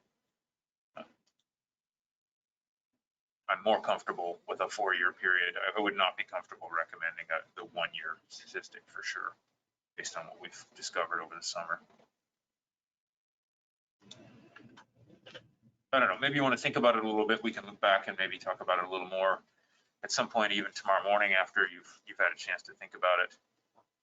But this to me, this is the big decision point for this meeting for where we need to go for the 2022 assessment. So maybe I'll continue on and then we can loop back. I think we'll have a few minutes still before lunch. I just have a few more slides. My quick take is not ready for prime time, but worth continued investigation. Yep.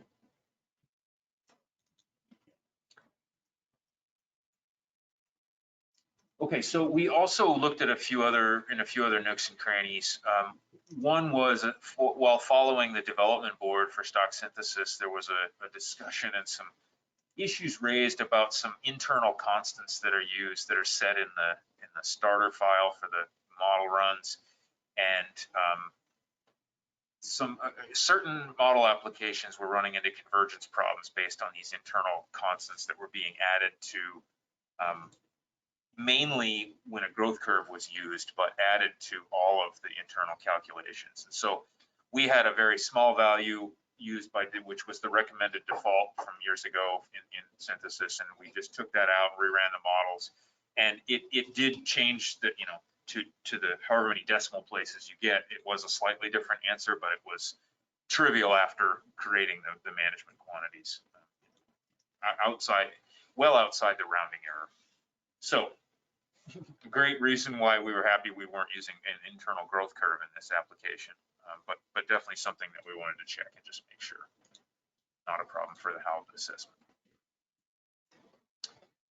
We also, and this is actually a good example of the interplay between the MSE and the assessment. So while developing the operating models for projecting weighted age in the MSE, Alan discovered that due to really sparse observations in 2019 and 2020, we had a case where we had been extrapolating weighted age from a few of the oldest ages, and because they were trending down, we were getting pretty anomalous weights at age at the end, at the very oldest ages for a couple of years for a single region where there were almost no fish represented. And I hadn't picked it up in the processing of the assessment data, but Alan found it in the MSE development. And so we went back and rather than do an extrapolation, we just took constant weighted age across the oldest ages. And it didn't change the model results at all, but I think it's a nice example of the back and forth where this is really co-development. You know, I might write a script that does something and then Alan uses that product and then he gets another look at it. And we've had a few of these over the years where we've found things that we could improve because we're using them in different ways in different places. And I think it's a good example of the interplay between developing operating models and doing an assessment and kind of moving back and forth on these various data sets and assumptions and things. It causes both of us to revisit specifics in the data and also the way in which assumptions are built. And sometimes we can improve on both sides. That's part of that process. Thankfully, this didn't have an effect on any of the model estimates, mainly because there weren't any fish in those ages to affect the solution, but it's just nice to have that back and forth. Okay, so I do actually have a tiny little bit of new data. Joseph's program finished the 5th consecutive year of commercial fishery sex ratios at age based on the genetic assay. And so these lag 1 year behind. So this is data from 2021. When I ran the assessment last year, I had aggregate males and females for the 2021 age composition information. And now going into this year for 2021, I'll have males and females separated, but I'll have aggregate data for 2022 moving forward. So we've been tracking the overall sex ratio since we started putting this information together. And we've seen certainly some variability. Region 4B, for comparison, is based on approximately 15 to 20 fishery deliveries a year. So that's subject to a substantial amount of measurement error. I could actually probably calculate that and report that here. But the point I'm trying to make with this is that in some areas, we actually have seen some trends. So for example, Region 2, you see, has decreased pretty consistently in the sex ratio from 2017 to 2021. We really didn't know when we started collecting these data. Well, A, we didn't know the overall scale, and B, we didn't know how much variability we were likely to see, nor how much actual trend in the process. And so now I feel like with 5 years of information, we're finally getting to the point where we can start to understand this information a little bit better and start to separate the interannual variability from actual change in what the fishery is accessing on a year-to-year basis. And you see, we've got quite a lot of contrast between 4B down in the 50 to 60% range and Region 4, which is up around 90% female. And we're starting to be able to tease this out. So stay with me for a second and I'll show you partly what's going on here. So these are the data as they plotted up with, so on the left, I've just shown, I think, the last 10 years here. On the left are aggregate data up till 2016. And then on the right, you see the sex-specific information with females plotted on top and males below, just mirrored below the curve. So they're sort of directly comparable. And one of the things that really stands out is you can see starting in 2019, we started to see these younger fish coming in. And you see them again in 2020 and very pronounced in 2021. But yet you see that all of those younger cohorts are currently represented as females. So very few males are entering the fishery from those cohorts yet. And this is due to the dimorphic growth. The males just aren't big enough to be part of the landed catch above the minimum size limit until they're much older. So the 2015 year class is quite prominent in the 2021 data. You can see it in 2020 and tracking back, you know, that 2015 year class has been very important. Or sorry, 2005 year class has been very important right through the time series. So as we're starting to develop more information here, I think we're really getting a clearer picture of how these fish graduate into the commercial fishery. Now, because of the dimorphic growth, what we tend to see, and this is the sex ratio in each year by region combination is an individual point. The y-axis is percent female, and the average age in the overall age composition sample is on the x-axis. And so you can see a pretty coherent pattern here, which is that the older the average age in the catch, the lower the percent female. So that basically as the males are growing, the dimorphic growth is catching up and the males are graduating above that 32-inch minimum size limit. They're contributing more and more to the catch and to the landings. And so this is actually a pretty coherent picture here. And I think we are now at the point where we could start to think about, do we really need to do the full genetic assay on all the samples every year? Or maybe we could evaluate doing every other year or subsample of these or some other combination. My conclusion here is that although there's some variability, this is a pretty coherent picture and it seems to be staying relatively consistent over time, this relationship between average age and therefore growth and the percent female in the samples, with some pretty interesting, biologically interesting differences between the regions. Can I hold that for a second? So the average age here is going to be influenced by the presence of males because they grew slower. But when they get up to a harvestable size, they're going to be older. That's right. That's what's kicking up the average age. Yep. On average, males are 5 to 6 years older than females when they cross that 32-inch minimum size threshold. And so one of the things we played a little game, I don't have it here, we played a little game with the interns that were here this year, which was that I made a prediction about what the sex ratio they were going to find in the 2021 samples, because I already had the average age. And so I predicted for each region the sex ratio that they were going to find.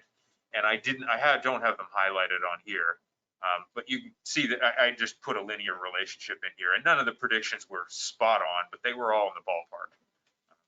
Given, if you just visually put a line through there. Sorry, I didn't bring that slide into this presentation. So if you did a linear model on that, you'd probably not have a region effect either. No, it seemed, and it seems like it's pretty consistent that the average age is a good predictor of the percent female. What would you anticipate if you had scenarios where you were able to exploit fish regardless of size?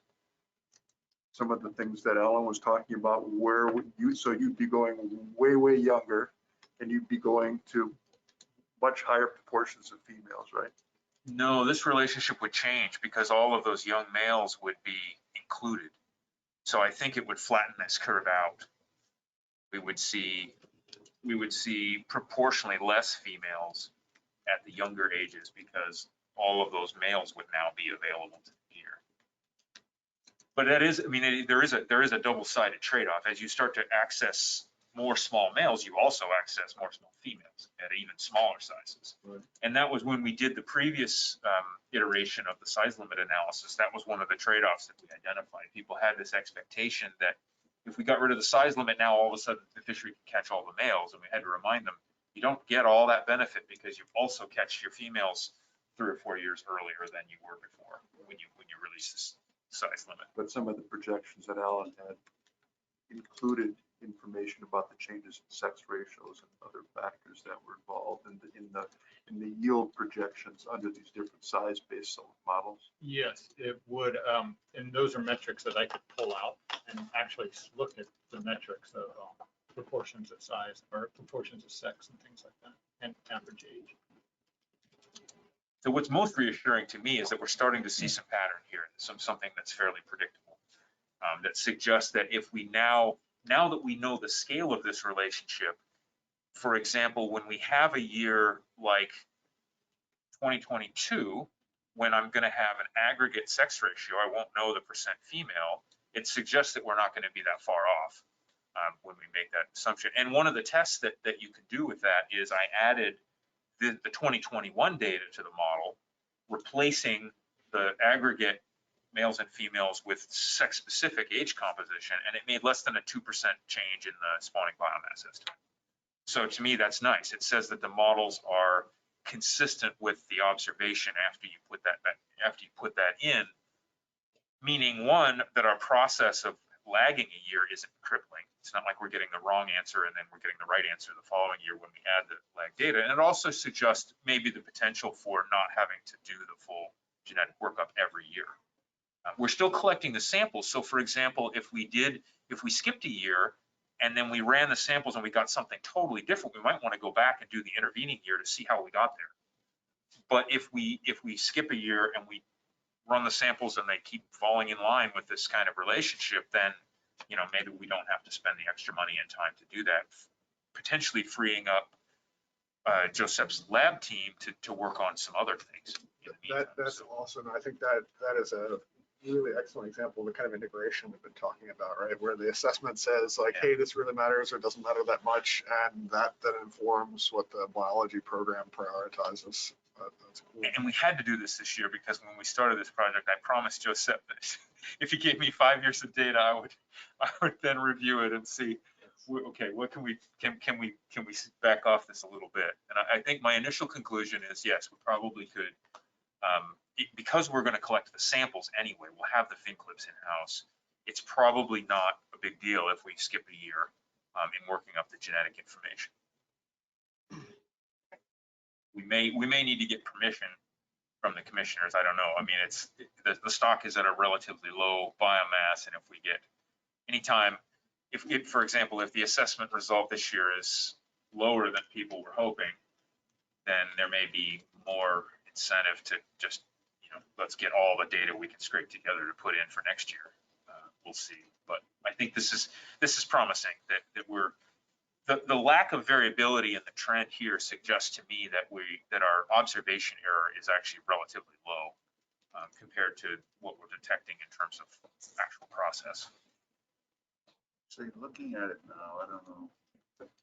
Well, you really don't have, except for region 4, you don't have a lot of contrast in average age.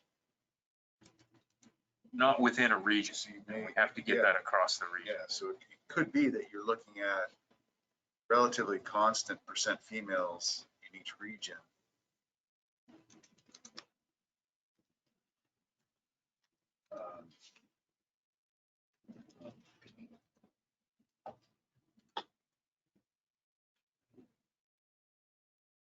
Okay, so yeah, because your average age probably isn't going to change much either. Well, I mean, this, you just get the average age. This range from 12 to 16, that's almost as much change in average age as we've seen across the last 100 years at the coastwide level. And the average age is pretty constant over the time series. And within a region, that's quite tight. That's what you. Yeah. So you're not going to wind up with getting an average age in region 4 of 16.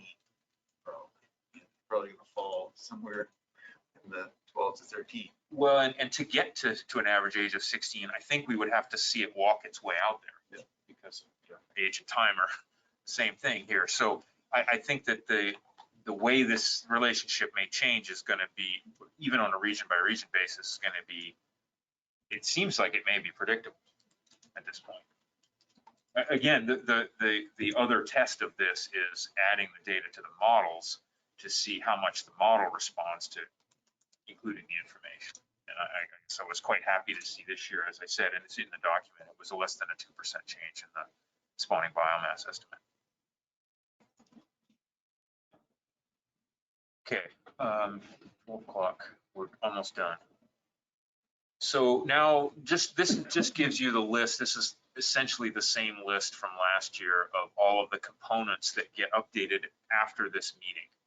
So the FIS is off the water. We have the QA/QC meeting tomorrow, and Ray will begin the space-time modeling, and I'll have a new index from him sometime in the next month. We'll have all of the biological information from the FIS will be processed into the database. We operate essentially on real time, so the otoliths are almost all aged already. and they will be all aged by the time I use the data. So the fish data are complete in an in-year assessment. The fishery logbook information, I'll have a preliminary set of logs for 2022, and then for 2021, I'll have quite a few logs that weren't ready for last year's assessment, and then we'll have some earlier logs even back prior to 2021 for boats that we just didn't encounter in any of the ports, or maybe somebody didn't mail them in and then mailed in a couple of years at a time. So there's a little bit of updating to that whole time series, but most of it occurs in the last 2 years. The fishery biological sampling will not be complete, mostly because the fishery is still in operation. When I close the data sets for the assessment, we still have another few weeks of fishing. But generally, the fishery is on the range of 70 or 80% done. And because we have pretty extensive sampling, I'll have on the range of 6,000 or 8,000 otoliths already read for the fishery. And so in the past, we've had not a huge amount of updating of the age composition data from the fishery after the assessment closes. We also will get biological information from non-halibut fisheries, discards in other fisheries, and the recreational fishery. Those all lag a year. And so that'll be information that will be added for 2021, and we'll just have, we'll have no biological information for those for 2022 until the following year. And then of course we update all the mortality estimates, anything that was preliminary for last year, and then the best estimates we can come up with for 2022. And those estimates, importantly, so I closed the assessment data sets at the beginning of November, noting that some of those fisheries continue to the end of the calendar year, and we have every fishery that's still operating, we use some sort of proportional method or something to predict a catch for the rest of the year. So that allows us to come up with a status at the beginning of on January 1 that includes everything we expect to be dead this year. So some places they ignore the terminal year of the assessment, but we're actually predicting the rest of the year and including that terminal year so that we can. And are those predictions pretty good, or is there more model development that might be? Yeah, it's generally, we're predicting just a few % of the overall mortality. So it's usually quite true. Those rarely get updated substantially. So that's the list of data sources. So from here, basically, as those come in, I add them to the assessment models. And the process from here is that once we close this meeting, I won't make any further changes to the models themselves. The data sets close in November.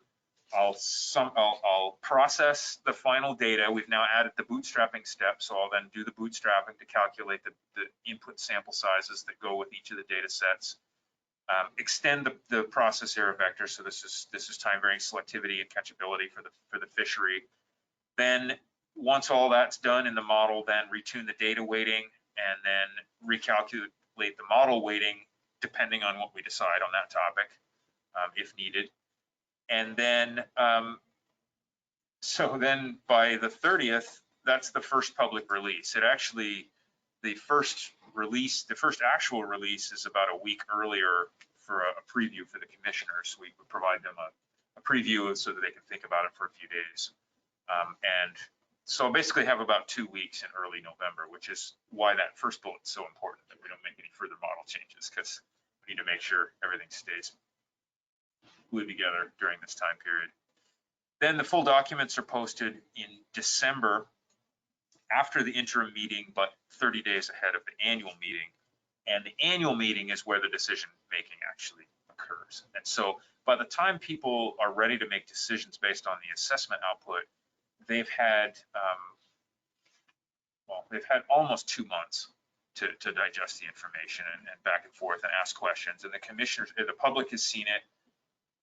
Based on questions that arise at the interim meeting, it also gives me the option to add or remove material from the presentation at the annual meeting. If the commissioners have particular things they want to focus on, they can ask for more detail in certain areas or less detail in others.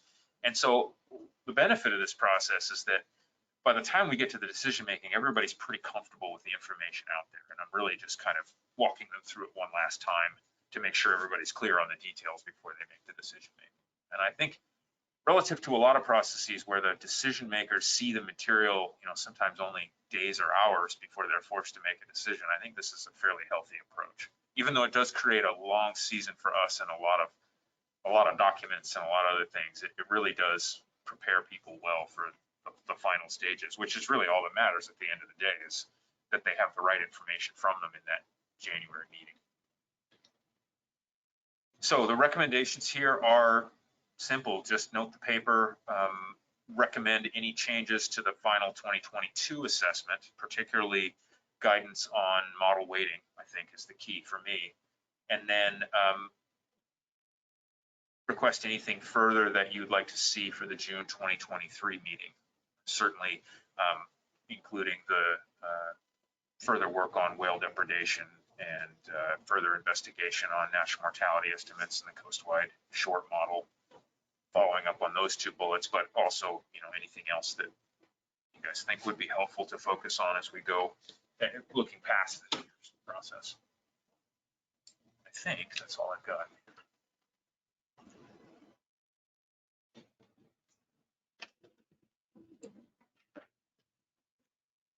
Good, thank you. We're now officially back on schedule. Good job. Time for a few questions. And to our discussion time now. Discussion buffer. For once, we won't shortchange Joseph at the end of the meeting.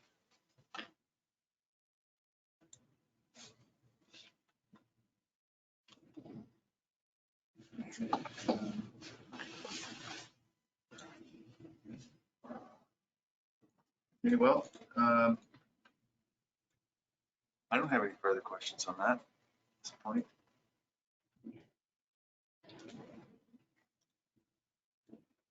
The full stock assessment comes, The full assessment? Like the full on a 3-year cycle. Right, every 3. So 2022, we'd be planning for the next full assessment in 2025.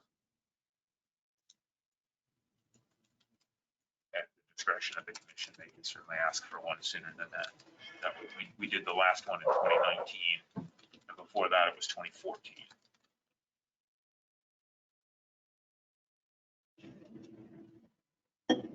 The 2025 may actually be quite timely if the current work on maturity and fecundity is at a point where we have some updated maturity schedules. It would certainly be, potentially that's going to be an important change to our understanding of stock dynamics and reference points. So that would be nice if that more or less corresponds to a full assessment year. Even if it doesn't, it may be that we have to do a full assessment depending on how different the histological maturity turns out to be from what we're assuming now. If it turns out to be pretty close to what we have now, then it's not going to be I can probably move it right through an updated assessment. But if it's a big change, we may have to think about it in a broader context and do a full assessment around that. If it's a change in only some areas. Yeah, exactly. And likewise, the fecundity, although the fecundity may not be done by 2025, I guess we'll see. just out of curiosity, when you say the 2022 assessment, that is the estimate of the biomass is as of December 31st, 2022 or January 1st, 22 or? Yeah, we have this terminology challenge every year. It's the estimate of the biomass either on the 31st of December or the 1st of January 2023. That's the current status of the stock. I call it the 2022 assessment because we're doing it in 2022, but it's providing the information for the fishery in 2023. And it's not officially presented to the commission until 2023. Well, it's officially presented, but it's not finally presented. Like the final published assessment comes out in 2023. January. Well, no, we publish them in December, 30 but days they prior don't to- do anything with it until January. So we could call, it would be accurate, I think, to call it either the 2022 or 2023 assessment. What's the number on the document? Is it IPHC dash? It's published on 30 days prior, so it's always published just before Christmas. So technically, that's the publication date. It's varied a bit over the historical record as well. If you go back through, there's some assessment years when there's 2 assessments with the same year and then no assessment the following year because they didn't stick to the same timing paradigm.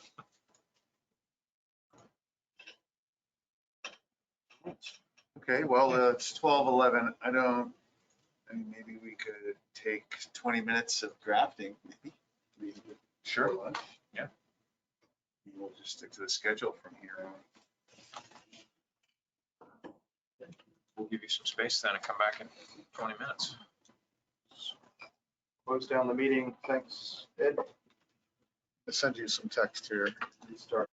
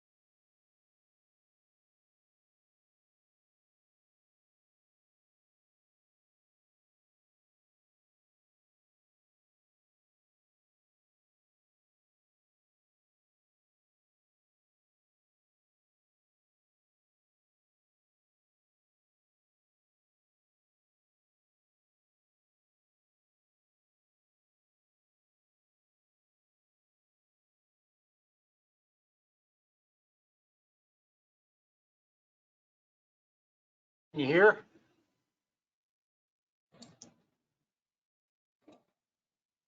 Yes, I can hear you now.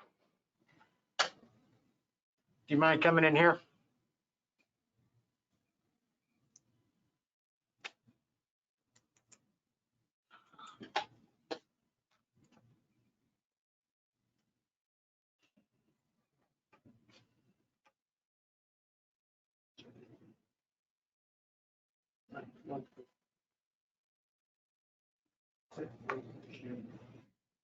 Do the usual thing. When I used to have a PC, you have to shut it down, stand up, turn around, sit back down, turn it on. It works. Yeah, don't do it the wrong way. Depends what hemisphere you're in. Canada or the US above the border?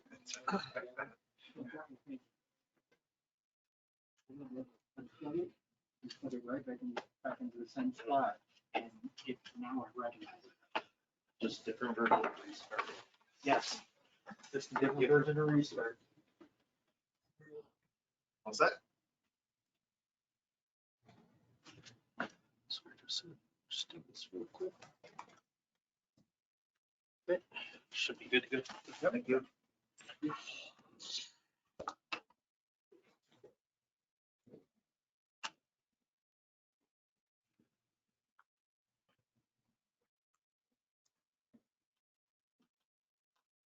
Yep, we're ready. Whenever you're ready, Okay. let's start off with agenda item 8. All right, good. Well, good afternoon, everybody. Right, what we're covering today is 4 items from our biological and system science research program. First 2 will be covered by myself. That's migration and distribution reproduction. And then mortality and survival assessment will be covered by Claude Dijkstra. And the population genomics area will be covered by Andy and Jason Witch. Let me move quickly through the because we're not supposed to be here. Okay, so this is a slide that you've probably seen before, and it intends to summarize the research activities that we conducted in this area. And during the first 5-year research plan and how those move into the activities that are contemplated within the program of integrated research and monitoring that started this year and will last until 2026. And just to summarize some of the outcomes of the initial research under larval connectivity, probably would say that the main result is our finding that larval connectivity is highly influenced by the spawning location. And also that the juvenile connectivity also shows some interesting patterns in that there is a counter migration of juvenile fish, fish that are aged 1 to 3 years old, from the Bering Sea to the Gulf of Alaska. And that's what we've been referring to as the counter migration. These results were actually summarized in this publication by Laurie Sadores et al. That was published last year in Fisheries Oceanography. So from this initial data, what we've done is actually selected a few items to be contemplated within this next period. And you can see that we have climate effects on larval connectivity, connectivity with Russian waters, mapping of settlement and nursery areas. And this is actually one of the areas where we've started some work by collecting data sources that would actually inform us to generate in the near future maps of suitable habitat for juvenile fish. And also, we're actually contemplating in the near future characterizing the genetic composition and mixture of juveniles in settlement areas, particularly in the Eastern Bering Sea, and with the use of one of the tools that we hope to develop fairly soon, and that's a GTC panel. On that issue, Andy may answer some questions later on when he covers the population genomics area. So in our new program of integrated research and monitoring, since now we're actually aiming to introduce genetics into our view of migration, we're actually renamed this research area Migration and Population Dynamics in order to incorporate the genomics aspect into migration. Sorry, Joseph, are you going to talk more about the data sources for the mapping? This is actually in progress, and we have not finished compiling all the data sources. These are data sources that incorporate bathymetric data, but also presence, absence of larvae and juveniles at different stages. And we're in the process of compiling all these different data sources from both the Gulf of Alaska and the Bering Sea. From various sources, from Alaska Department of Fish and Game to individual or specific research projects, or data available at the Alaska Fisheries Science Center. So you think it's not useful at this point to talk about that? Or No, it's premature. We hope to have a first draft of a juvenile habitat map by June 2023. Is it too late at that point for input from the SRB? Because you'll have the thing drafted up already? We could actually, if available earlier, we'd be happy to share it with the SRB for direct input during the meeting. Yeah, I think that might be helpful to, I mean, I understand, you know, that too early is not good, but too late is also not good for getting SRB input on that. So I guess I'll leave it to you to figure out what's the optimal time for getting input. But Yeah. that's, No, this is a that's topic certainly we're something that we could talk about more. Yeah. If we have the details. Hopefully we can have that prior to the SRB meeting in June, and we can provide you with information so that you can assess what we have so far.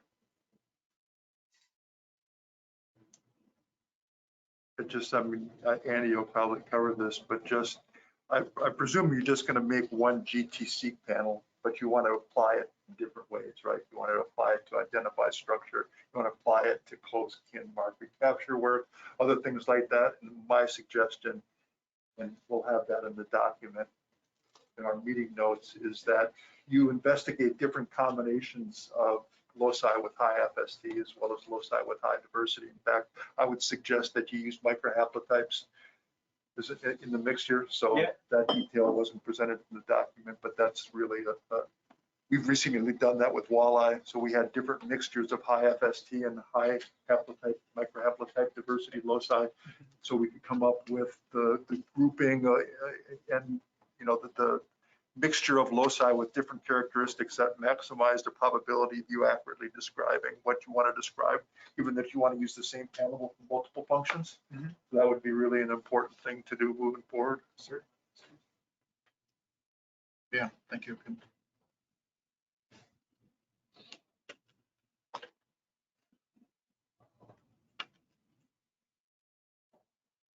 All right, the next research area we're actually making some progress is data reproduction, and you're aware, and I'm not going to summarize all the findings that we've generated so far, but a big effort during those previous 5 years was to generate basic biological information on the reproductive cycle of Pacific halibut in order to properly design the next steps that we're contemplating in the next 5-year period of time, and that is to generate maturity schedules based on histological analysis. That was referred to by Ian earlier before, and in a minute I'll just give you an update on the number of samples that we generated in different biological regions. So the sample collection has started already. In fact, it's completed. We don't have all the samples sent to us yet, but we hope that by 2023, mid or fall of 2023, we should have the maturity schedule that we are aiming for.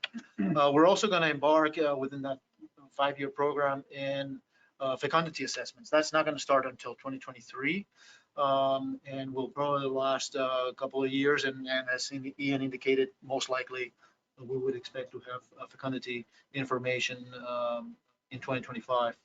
And another objective is really to revise the macroscopic staging criteria that are currently being used And these are the maturity criteria that are used right now in the Fisheries Independent Satellite Survey for assessing maturity. And we just need to calibrate how accurate that is by comparing it with the histological criteria that we now have in place to determine maturity much more accurately.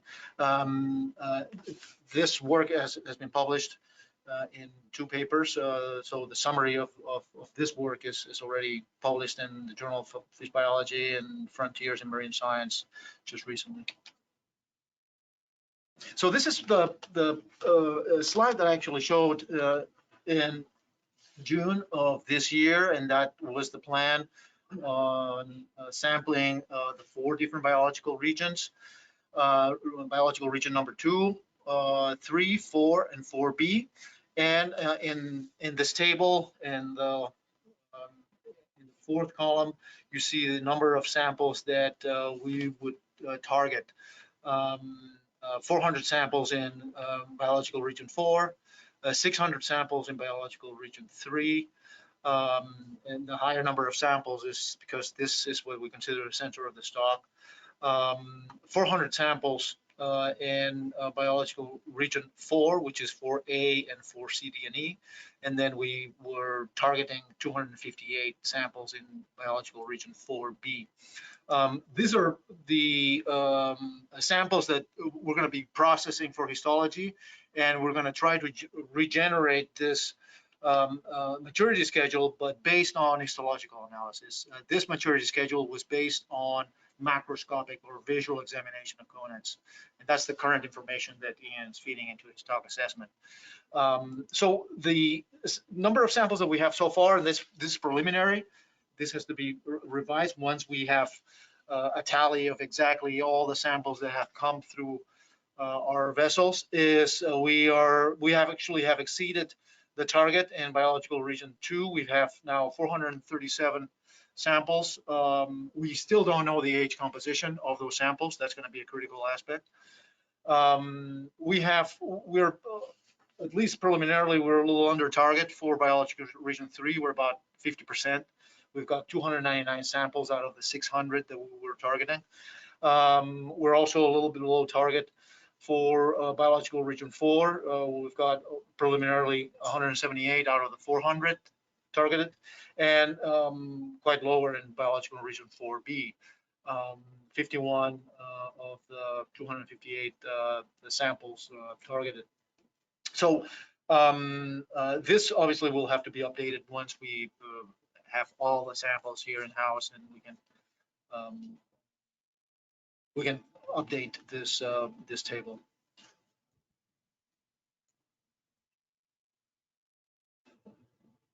The third research area is that of mortality and survival assessment, and I'll just introduce this slide, and then I'll pass the mouse to Claude Dijkstra, who's going to speak to 2 of the items. But you will remember that during this first 5-year research period, we conducted a large study on the discard mortality rates in the longline fishery, and here we generated a variety of outcomes, including injury and viability profiles of different hook release methods, physiological profiles of discarded fish under different capture and handling conditions, and an estimate, a direct estimate of longline DMRs.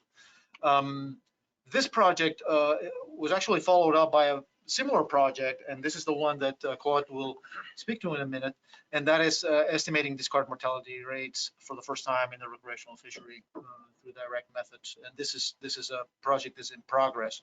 At least so far on from the first project, the longline fishery, we've got already 2 publications out, and Claude is actually working on a 3rd one that will cover the physiological profiles and the injury and viability profiles.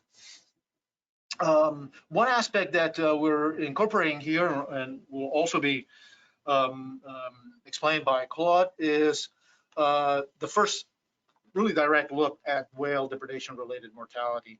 And that is a research area that we're contemplating within one of the new 5 main research areas in this new 5-year plan of integrated research and monitoring that we name fishing technology. So Claude. Why don't you sit here? That wasn't me. There we go. There we go. So this is part of that second study that Joseph referred to, and this is a discard mortality rate estimation within the charter recreational fleet. We went out 2 years ago, well, actually 3 years ago, and we did a survey to try to better understand the makeup of the gear practices and handling practices within the charter fleet itself. We followed that up with experimental fishing last summer, which had been delayed due to COVID from the prior year plan. And we captured a total of 361 fish between the ports of Sitka and Seward. We worked all those fish up on a variety of both environmental, kind of how long the animal was on the gear for, so fight time, how long it was on the deck, what the different temperatures things were. We took blood plasma samples from them. We assessed their injuries and what their viability score would be as per the observer program. And then we tagged all these fish. 281 of them were tagged in total. As far as wire tags go, 243 of those were out of Sitka, 38 in Seward. At the date of this presentation's production, we had 28 recovered. That's now up to 36. We've had 8 more tags come in from the Sitka effort, which is fairly high. A lot of our wire tagging studies over a 5 to 10 year period will bring in about a 10% recovery, and we're now approaching 15% recovery in a year and a half. So that's fairly high, which is good. It shows these animals are surviving, and we have metrics on all the conditions that those fish were released under. We also released 80 fish that were tagged with one of these survivorship pop-off archival tags. You can see one on this fish here. And 76 of those reported back in with functional data. And it was broken into 48 were on for the full duration. 21 came off prematurely. And all but one of those fish were considered alive at the time of the release. We're not sure why they released their tag. And then we had 7 that were recovered by the fishery itself. So these tags have a sensor on board that is essentially a pitch and roll sensor, the same sensor that's in a cell phone that tells you whether it's a landscape or portrait. And the tag records how many times it's being knocked down as the fish is swimming along. And it bins that data into 2 hour, the sum of knockdowns past a certain degree, so past 15 degrees in a 2 hour bin, it counts those all up and it sends that data off to us when the tag gets to the surface. This is the sort of thing that you get with a mortality tag where the fish, this is kind of its daily movements summed up. And in a fish that dies, the movement will cease or decrease drastically, and you'll have a series of zeros before that tag comes off. These tags were programmed to broadcast if the dry sensor went off, which means it had gotten to the surface and it dried off enough that it was able to broadcast. They also will broadcast if the fish stops moving for more than 3 days. So it gets a whole series of zeros over 3 days, and it'll pop the tag. It'll burn a little zinc pin off, and it'll send the tag up to the surface, which will trigger the dry sensor and off if it sends its data. So out of those data, we calculate out using survival analysis about a 2% mortality rate with confidence intervals bounding 0 to roughly 6. And that's right in the range of what's currently being used. They're using 3.5% in the Alaska charter fisheries for circle hooks, and these were all done on 2 sizes of circle hooks, 12/0 and 16/0. And we're now working through the physiological workups, and some of the tags that we got back are also showing us some interesting diurnal behavior that we're interested in looking at a little more closely. and potentially binning it off to what sort of diurnal behavior did we see when the animal was first released and kind of mid-period while it's carrying the tag, and then just prior to either releasing the tag at 96 days or prior to death, and seeing how those things compare to each other. It's a little challenging on some of that in that we only had one death. So you don't have a large sample size on the dead ones to compare against, but we do have pretty decent data for that. I'm going to move on to the whale stuff next, but did you have questions on this part? Just a thought, I don't know if the data are sufficient with only the 28 wire tag recoveries, but there's selectivity information in that tagging data as well. I know selectivity is estimated internally to the model, but you could put some priors on selectivity from tag recoveries. So for each size, because you have a known underlying distribution of sizes from your tagged individuals, right? And then you have a recap rate, which is essentially proportional to the selectivity for each of those size bins. Yeah, I think our challenge would be that Sitka and Seward are important recreational components, but they're 2 ports out of a whole coastwide recreational fishery. So in the assessment model, I'm modeling all the recreational mortality together in one fleet. Yeah. Which, you think they're not representative?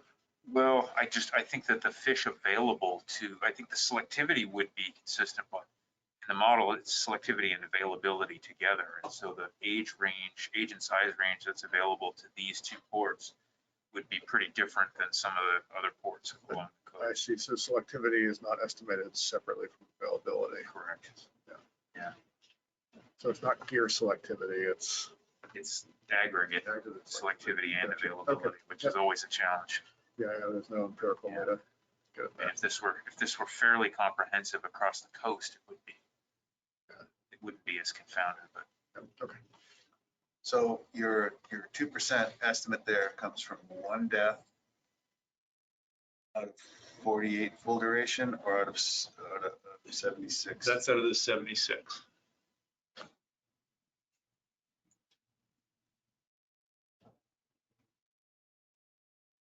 And so on all the premature releases and the recoveries, we know at what day their period at large ended.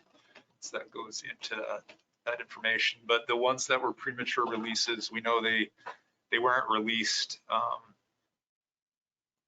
by the tag mechanism that releases the tag. The zinc pin was still intact when it got to the surface. So the tag itself separated somehow from the fish. And in all those cases, the fish was actively swimming before it reported in. There are so many of them that it'd be good to know. I mean, if that's just random equipment failure, that's one thing, but if those represent, post-release depredation. Right. And so those are, we thought some of the diurnal stuff might show some of that, or show different behavior patterns, and we're still getting into the thick on that. Is there something different about those 21 tags that we'll see in that diurnal pattern? The other thing that we are getting, we've had 1 tag recovery, and it's not listed on here either, where the anchor was recovered this summer. So this part here stays in the fish with an anchor, and it keeps that little orange cone attached to it. And we had one of those recover in the fishery as well. So that's an example of a fish. Now it happened to be one of the ones, of course, that was a full 96-day duration, but we were real curious to see if it was going to be one of these premature releases, and it wasn't, because that would tell us that, okay, the basic part stayed in, maybe something failed at the where this attaches, like if this crimp here, there's a crimp that attaches on, if that crimp failed, for instance, or if it failed down at the anchor and we're recovering part of that tag, that can inform us too if it's partly mechanical failure of the attachment method. So right now we don't know. So where do you get 2% from then out of the 76? How do you do that? So that is running all the survivability, so whether you're dead or alive and at what date, through the survivability function in R, under the survivability package. I don't know what else you would call that or how you would define that, Alan. It's just a survival analysis. Yeah. So it's somehow predicting that some of the ones that are out there, like some of the, I guess some of the non-observed ones are dead. Sorry, it's focused on the 80 archival tags, that analysis. So we had 76 sample size and it's doing it out of that. It's not looking at the wire tags. But 1 out of 76 is not 2%. It's a censored analysis, so not all the tags went the full 96 days. Yeah, that's what I'm wondering, like some kind of underlying. Well, I think the 2% is actually coming from Full the duration. analysis that you did with 2 potential dead. Is that right? No, Looking at the that one comes analysis. out at 3 something. 1 out of 48 is pretty close. So is it just the full duration tags?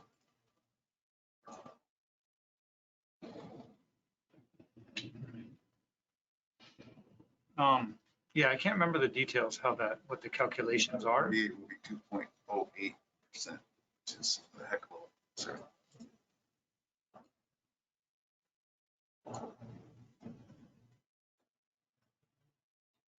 Yeah, that's what running it through that function has done. Alan and I did that. I'd have to go back and look at how it, it's kind of like a rate of decay thing. So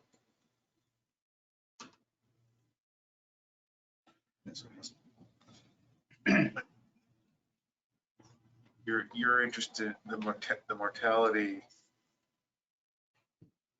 I guess, is over the entire duration, so the entire 96 days. That's what that means, right? It's 2%. Yeah. 96 days.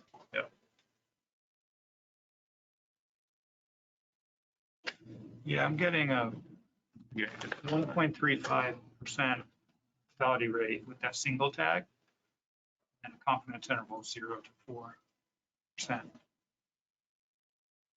And then I'm getting a 2.78% mortality rate.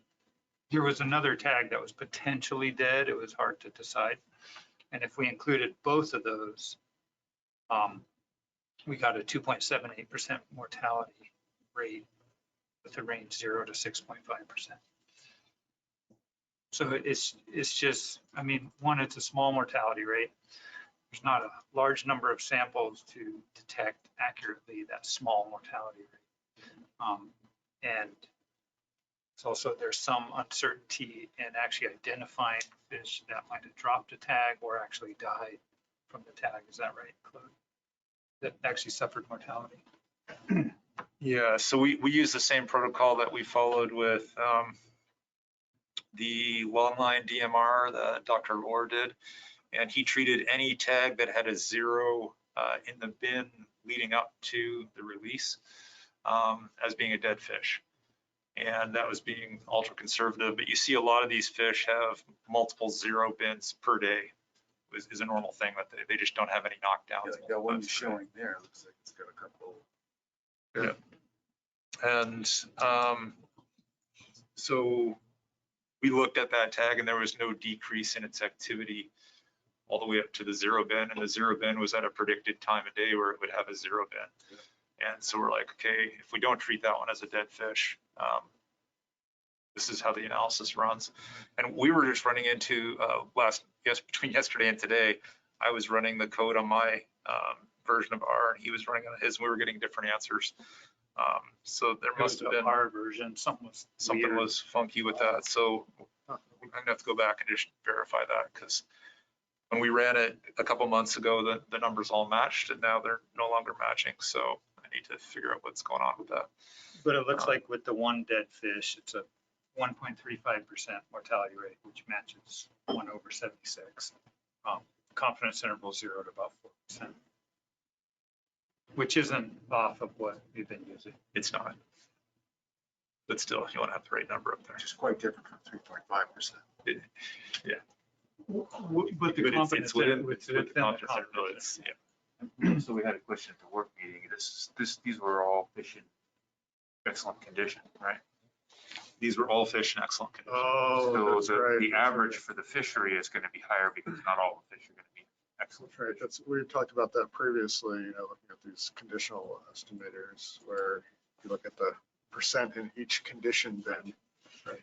I mean, that's, if you really want to get fleet-wide discard mortality, that's the way to do it. You have to tag dead fish. You do.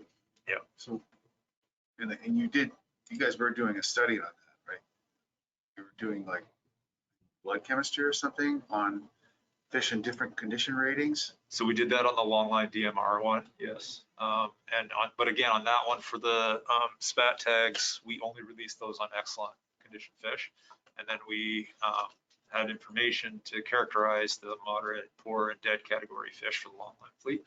And we have similar for this, we have physiological workups on those other fish, but we did not satellite tag those. Because generally those graded DMR values are ratcheted off the assumption, the initial assumption on the part that we have data on, which is the excellent quality fish. So that's what the holding studies were done in the 60s. How did that play out? And then how did we see tag recoveries in each of the different bins over time? But it was trying to ground truth that excellent quality bin. So is it fair to say that there's no way to get from this to the number that Ian needs, which is the fleet-wide recreational discard mortality rate? This can inform the excellent component of that, which again, but as far as the overall one, no. It can help you understand whether you're in the realm of the reasonable with the numbers you're using. So We didn't have enough budget to tag all the categories. So like we did on the long line side, we tagged the excellent category, which is the linchpin, and then still need the links down to the other condition categories. Which for the long line, we have that information from lots and lots of historical tagging, but for the recreational side, we don't.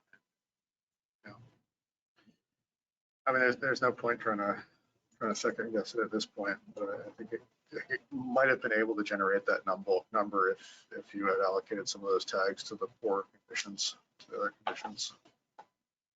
Even if you'd separated into two conditions, you know, excellent and non-excellent. Yeah. And allocated some of the tags to the non-excellent. Now you've got a fleet-wide number that you can apply. Those two locations Yeah. correspond to full fleet. No, Activity. no, but I mean, you know, this is a way of getting at discard mortality rate, right? And if you do it for both condition categories, you get that number. If you do it for one condition category, you kind of get that number. I totally get that, but I was just questioning the use of the word full fleet as No, everywhere. I think you still, I guess it's only it's relative. they're already using Relative one to number for the full fleet, right? So it's just a Right. question whether that has any empirical grounding or not. And it could be that relative to excellent is consistent. We were also trying to generate some information that could potentially inform size and sex differences as well.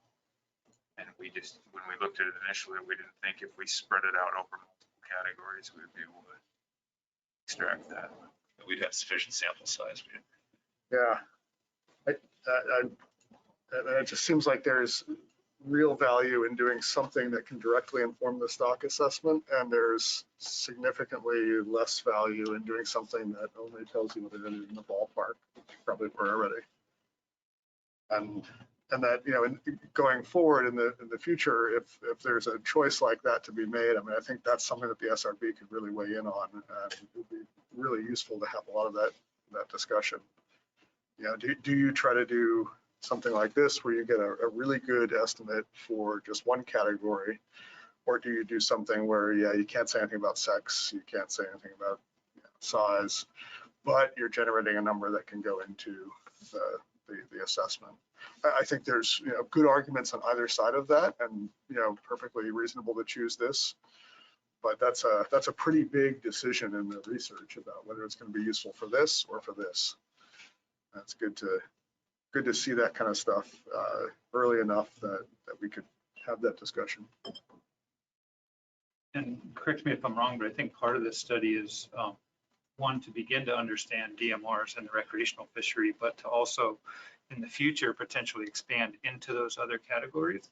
Part of the equation is also an understanding of how prevalent the other categories are in the fishery as well. So in the longline fishery, for example, we focused on the single category because we had the linkages to other conditions, excellent, non, and I can't remember how many tiers there were.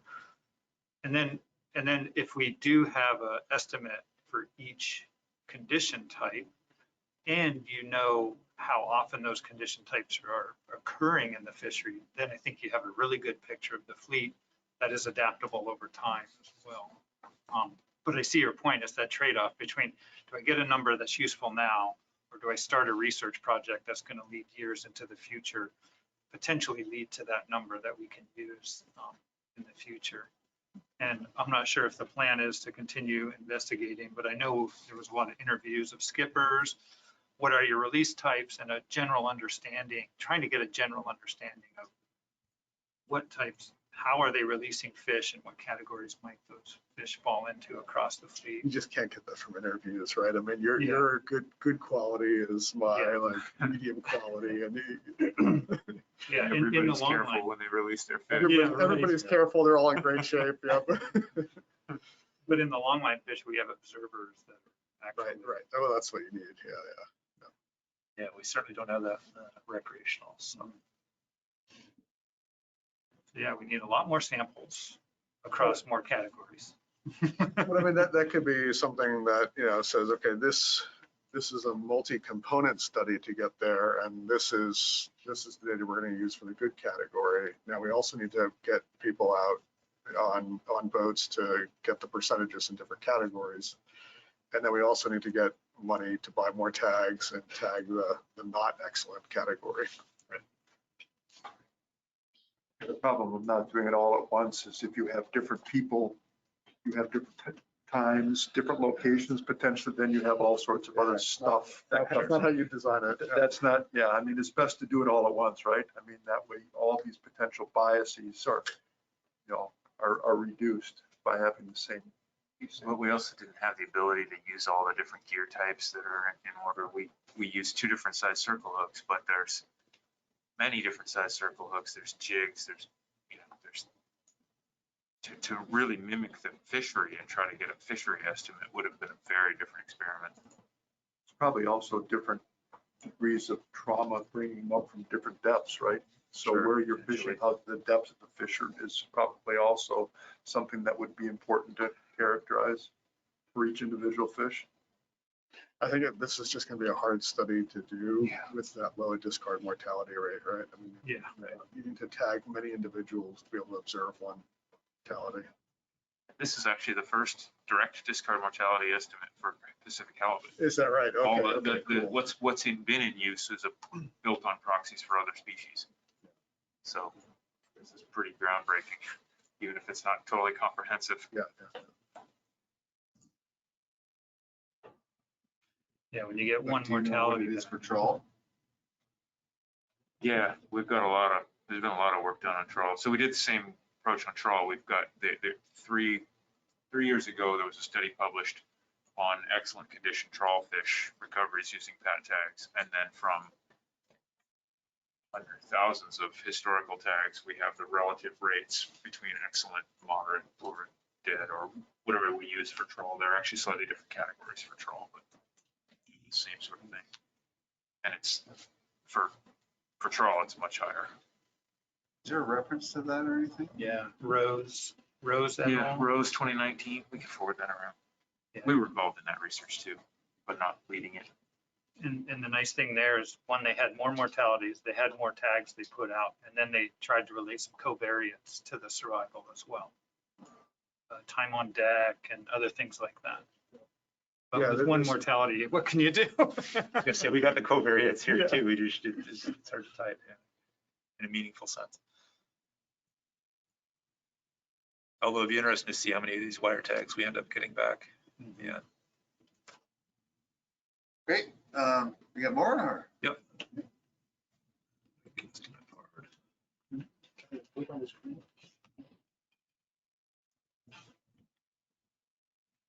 There it goes. So for the whale depredation, we previously reported on the workshop we conducted in February, which was a virtual workshop looking at strategies for, rather than for avoiding it, to rather protect the catch that's been caught on the gear. And we received presentations on underwater shuttles that remove the fish from the longline gear at the bottom of the ocean and then shuttle it to the surface in a protected format, to shrouds, which essentially just kind of temporarily cover each fish, as well as a report on the slinky pots that you hear about that are being used actively in the sablefish fishery. From that, oh, sorry. The version I was just looking at didn't have the animated, but so this is the shuttle here, where the shuttle is deployed with the gear.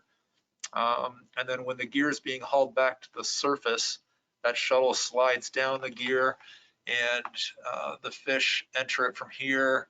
They're essentially unhooked into the shuttle itself. Then this hits a stopper after a certain section of gear, and then the whole thing heads up to the surface. That's from Sago Solutions. And then the shrouds. Can you just go back a sec to that one? Sure.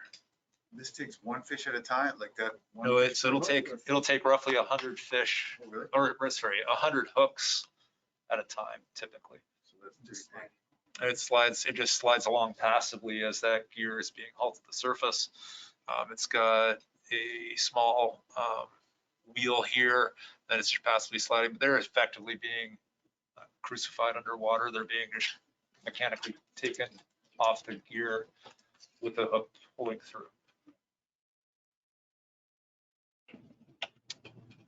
And then on the shrouds, they typically fish these as branch lines. So you have your long main ground line with side branches that have anywhere from 15 to 25 hooks in a cluster at the end of them. As the gear is being pulled, this shroud slides down over top and it loosely covers over the hooks and any catch that may be on it. And then the slinky pot is a spring coil designed. It's a very lightweight pot.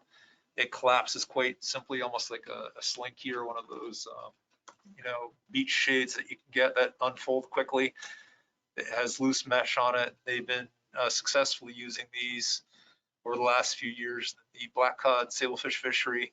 And the whales have not been damaging them, although we've been hearing reports this summer that the whales are starting to figure out how to get into these devices as well. So we were looking to do some field testing of some catch protection devices, and we are looking to use a reduced sized shuttle that I just showed. And we have 2 of those in production right now. They've been delayed. They're being made in Norway. They've been delayed due to some kind of supply chain issues, as well as a medical issue with one of the key people involved. And then secondly, looking at trying to use the concept of the slinky pot for a lightweight, easy to carry device for the fishermen, but use it as a shroud over some branch lines. So we have, again, the reduced sized shuttle. And then the idea here would be to use, again, a slinky pot sort of design that then slides down over the catch as the gear is being hauled to the surface. And so right now our plan is to do some field testing of these next spring, predominantly looking at kind of deployment and retrieval logistics of each of the devices, the optimal configurations, what kind of weights do you need on the various components to have it deploy correctly, and then some basic performance. We'll have some control branch lines set up without a device on it, control just regular gear in comparison to the Sago. So we can just see what's being caught in the area and what sizes of fish are being caught and brought up with the devices. We're not really sure when this thing does its work, if certain large fish or small fish are being excluded or escaping in some manner. And we're also not sure on shrouds how that might be affected. So we're looking to get some basic ideas there. And the overall goal here is to try to come up with some devices that fishers can use as opposed to kind of completely reinventing the gear that they use, having some tools that they can use when they're in an area that whales have shown up, they still have quota and they want to catch their quota, that they can easily deploy their traditional gear with a couple other devices to help them haul the gear in. Now, having said that, branch line fishing isn't a common method here. It is much more common in midwater fishing, where they're fishing for things kind of mid-water column. But it's been fairly effective there. So we're just curious if we can do something similar that, you know, you could have a bunch of large slinky pots just collapsed on your deck. They don't carry a lot of weight, and then you could set several strings with that possibly. But we need to see how that works on the vessels in this fleet. That's kind of where that project is right now. The Sago shovels, I mean, given what you were describing about how the hooks are removed, discard mortality is 100%. So the way they fish them, yes, they're using them in the Patagonia toothfish fishery, and they've also used them in some Atlantic halibut fishing around Norway. And there they're bringing everything in, and there's no size restrictions on the fish they're bringing in. So they're not worried about that. And every time you talk to them about it, they seem a little puzzled, like, why are you worried about the damage when the hook comes out? Because we have to take the hook out anyways when they get to the surface. It's like, well, yes, you do, but in our fisheries, little fish, you have to let them go, and you have to do it with minimal harm. So the first test would be to see that does it work with our gear, and then I think a follow-up, what we've envisioned would be some sort of device that could be introduced into that design eventually, where the hook comes in, it gets engaged in some sort of mechanical, I don't know what to call it, some sort of shiv that automatically rotates it 90 degrees this way, 90 degrees that way, very similar to what you see mechanically being done when someone engages the gaff into the hook, into the crotch of the hook, and they twist and turn at the same time. And it essentially releases those fish. Like when you look at the fish that are released with careful shake using that technique, they have almost this exact same injury makeup as those where you simply clip the ganglion off and you leave the hook in. It's essentially the hooking injury. So it can be very effective. So there may be a way to put a smooth lock system in that as it engages that hook, it automatically twists and turns it and pops it out of the fish's mouth with minimal injury. But before we go down that route, it seems wise to test to see how it works on some of the boats. The way they're using it in the Patagonia toothfish fishery, it's such a large device, they've actually designed a whole boat around that device. So originally they were launching them from regular boats, and now they've moved to a vessel that has a moon pool, has a special device to lift it up and do different things with it. We're not going to get all the boats redesigning their shape just to manage this. So, yeah. No moon pools on the helmet. It may also be that managers decide that full retention, even of small fish, is preferable to just feeding them to the whales. Yeah. So we're trying not to predispose a decision on whether or not, just because you can't release the fish carefully, the gear might not be a viable alternative in the future. Yeah, and it might be viable with gear restrictions, right? So you have to use this and larger circle hooks.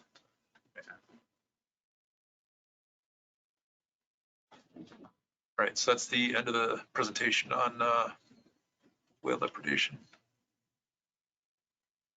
Andy, you want to?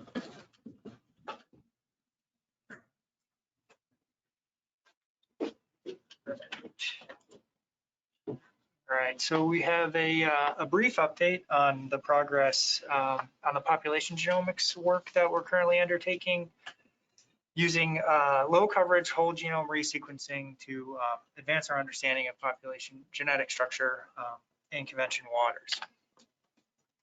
So since the last meeting, we've completed an additional sequencing run on the Illumina NovaSeq, and I'm pleased to say that this completes the sequencing portion of this project. So the raw data that's needed to move into our analyses we proposed is done. And as far as the data output of that sequencing run in terms of the number of raw sequence reads per sample, it's comparable to the previous NovaSeq runs that we've done so far. And we're also working on, I guess, generating the other metrics related to the sequencing. Those, however, require alignment to the reference genome, which we're doing in relation to the new version of the genome that we generated last winter. So, and essentially we're reprocessing all of the data from all the samples we've sequenced so far in reference to the new version of the genome. And yeah, so that's what we're doing right now. So at the last SRB meeting, the SRB made a request for more details on the bioinformatic processing and analyses we have planned to examine population structure using low coverage whole genome resequencing. And so we put together this figure to accompany the text that was in the document provided prior to this meeting as a visual representation of how the data would flow through the various stages of the analysis to look at population structure. And so I don't have a lot of specific things to say about this in particular, but this might be a good time if there's any questions, comments, or input regarding the workflow that we have planned for this project.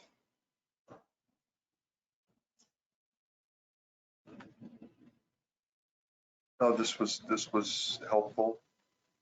I think that some of the notes that we have that we'll discuss in the report tomorrow have some suggestions about continuing beyond what you have here. Sure. What was not presented in the document, but I thought, you know, this was helpful.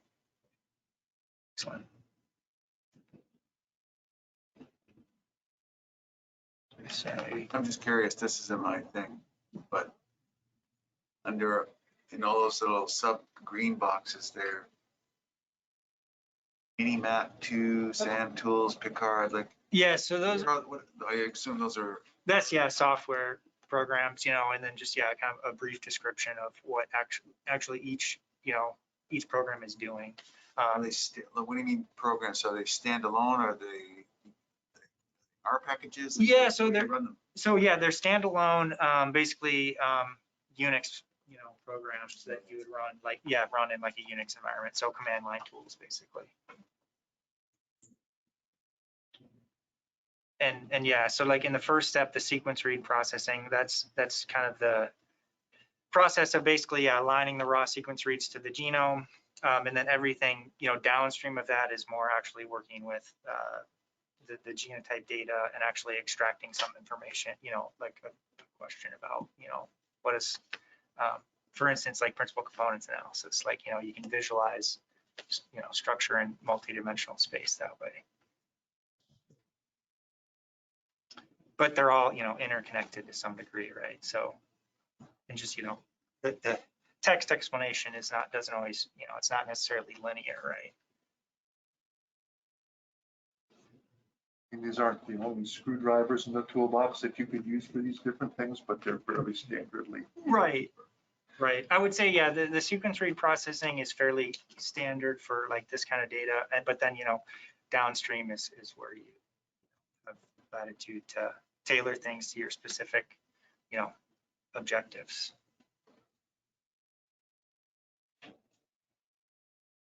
There are certain constraints if you're dealing with very low coverage, so you only have a certain number of copies of each sequence for each individual, for each SNP, and so in those situations you have to use a likelihood framework in this program ANGST, and the programs that are designed to use likelihood-based genotype scoring, you're sort of there aren't that many options. Yeah. Once you hit that level of the bioinformatic processing.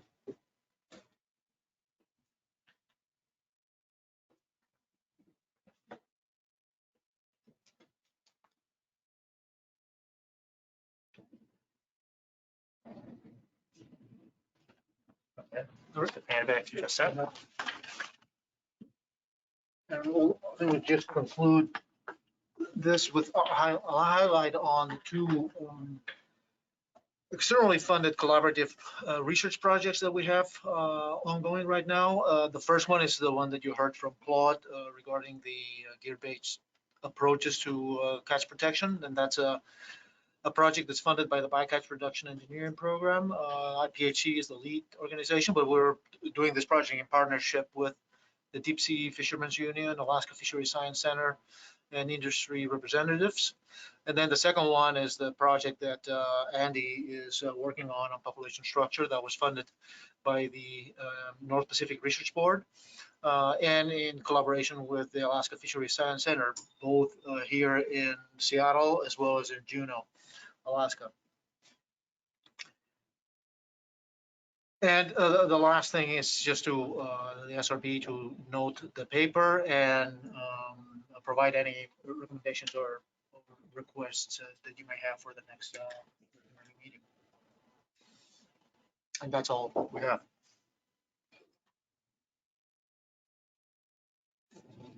Oh, we're flying now. It's fast.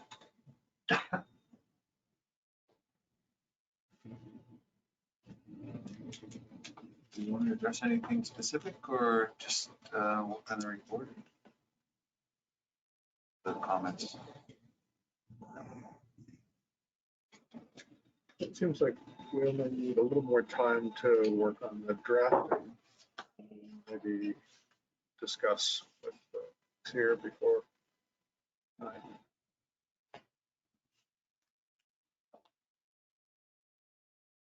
We have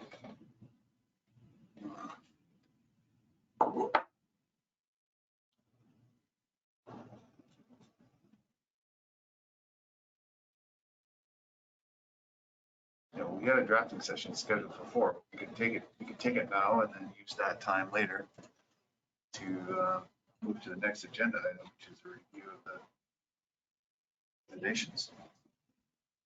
So it looks like we could get to tomorrow's agenda items this afternoon. Up to you how you want to handle it. If you want to just take some time, maybe to sit and digest some of it. Think if there's any additional guidance you'd like to provide on any of the topics, we could certainly come back tomorrow morning and revisit it all, the recommendations, or dive in now, whatever you'd like. Well, we've got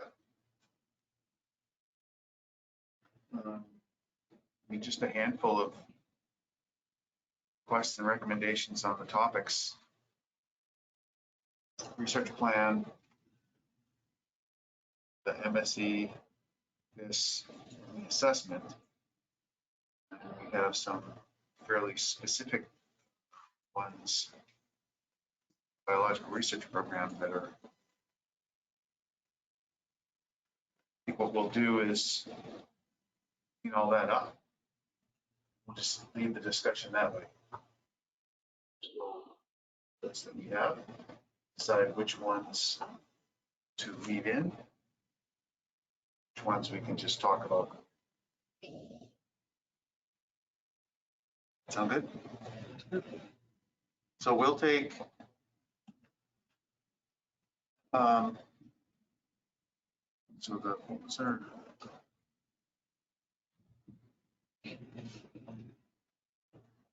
so this whole session was supposed to go till 4 o'clock. So maybe at 3:15 we can convene. Just use the document as the discussion. To the discussion. We will.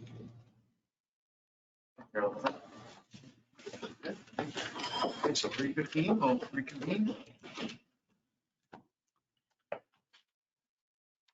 Somebody listening in to shut that off? Or? I think so. 3:15. Shut it down, Ed. All right.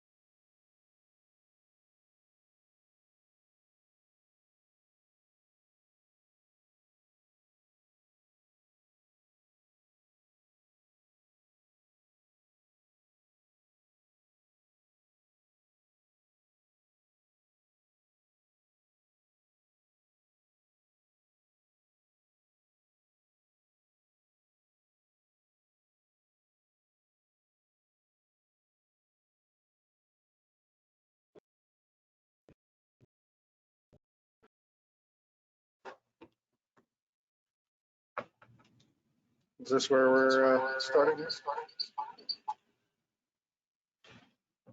Yeah, and we haven't shown any of it yet, so we might as well start at the top.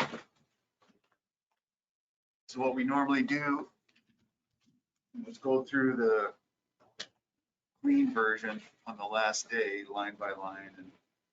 But the point here is to go through the draft, just, any points of clarification, any discussion on the different bullets, and then we'll just polish them up tonight. And then we'll do the line by line tomorrow. Probably first thing.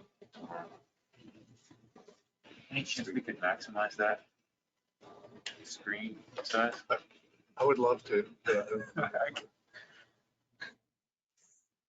Can't just increase the view and see if you can pump it up. No, it's got to be on whatever computer Oh, is right. displaying. That isn't yours in the fact. That's not mine, no.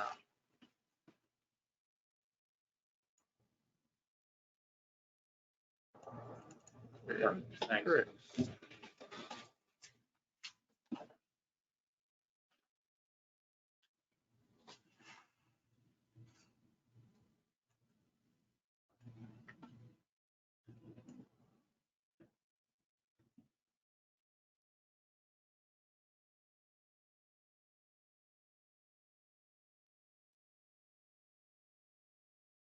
How should we do this, Sean? Do you want to walk through them individually or have people take a look and comment?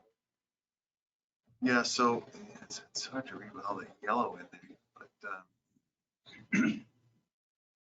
maybe you can just take that block and get rid of the yellow highlighting so it's easier to read.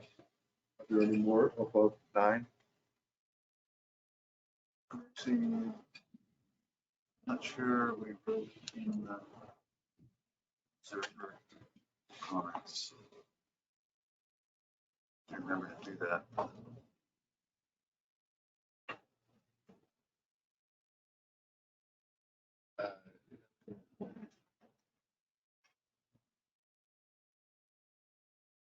Oh.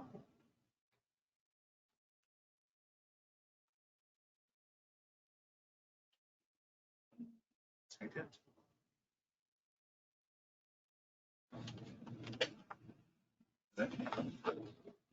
So this is, sorry, I was just distracted. So this is just a summary of what Pete forward. You invited last night, he said he's content with it as written. It's a good summary of what he said. Yeah, I think this is all motherhood and apple pie, right? Yeah, you can just go to the section on the research plan. And maybe, yeah, if you can, get rid of that yellow highlighting so it's readable and then just let people read it. Right, I'm just going to accept all changes then. Get rid of the highlighting. That's the track changes, right? Sure.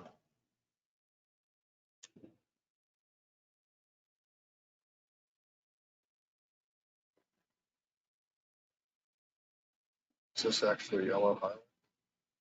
At least you can read it now.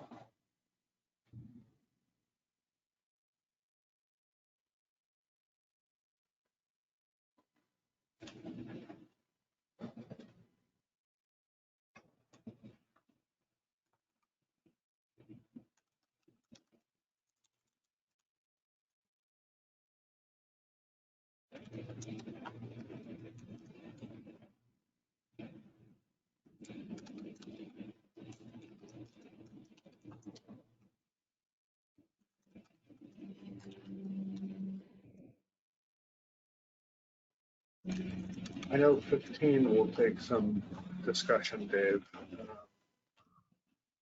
That was something that I added. There's a sort of academic model of research where it's externally funded and you write your proposal and get the money and you do the whole research project no matter what, beginning to end, right? That's what you said you do. But the Secretariat is also internally funding some research projects and has the potential opportunity to take more of a corporate R&D model in which most projects are going to get killed before they get to completion because you'll get your answer and know that this is no longer productive, and you stop it there. So I wonder if this is something that could be adopted partially for some of the internally funded research, where you move along through different phases of it, and there's different points where you stop and evaluate the data and ask, is this something we still want to continue? And if the answer is, well, the uncertainty here is within a range that, depending on where it is in that range, it's going to have either a 1 or a 1.2% impact on the assessment. Maybe that's not a high priority anymore. You've answered that well enough to know that that's not where you need to go. And even like some National Science Foundation funding is going in this route now, where they fund multiple phases of research. Many different projects in phase 1, and then they see how they do, and then a cut, and they fund fewer in phase 2. I think that's, I don't think the recommendation is, do this right away, but I think this is something that could be a productive shift in how you think about the internally funded research funded through the Secretariat. I think that'd be a great addition. So, thanks. I think the commissioners will appreciate seeing that as well coming to the SRB. Certainly be something they've sort of been hinting at and thinking about, including at the work meeting last week. So, thanks. Just delete bullet 13, sorry. For number 11, I guess that is part of a quote, at least the italics part from the document. And I guess, again, from my comment yesterday, the document is written for a readership, which isn't the SRB, but to the extent that the SRB could help in critiquing ideas moving forward into a second 5-year plan based on what was learned, in terms of the direction, the scope, the methods, and things like that were employed in the first 5-year plan. It wasn't entirely clear that that was articulated, even though that bit of italics was lifted from part of the text. And so I guess it would have been nice to have seen sort of a self-reflection about where we've been and where we've been, what we did, how we did it. The scope of what we did led to our suggestion of this moving forward. We did a little bit of that in the appendix 1 and in section F of that appendix, but I didn't think it really went far enough, and it really wasn't very consistent.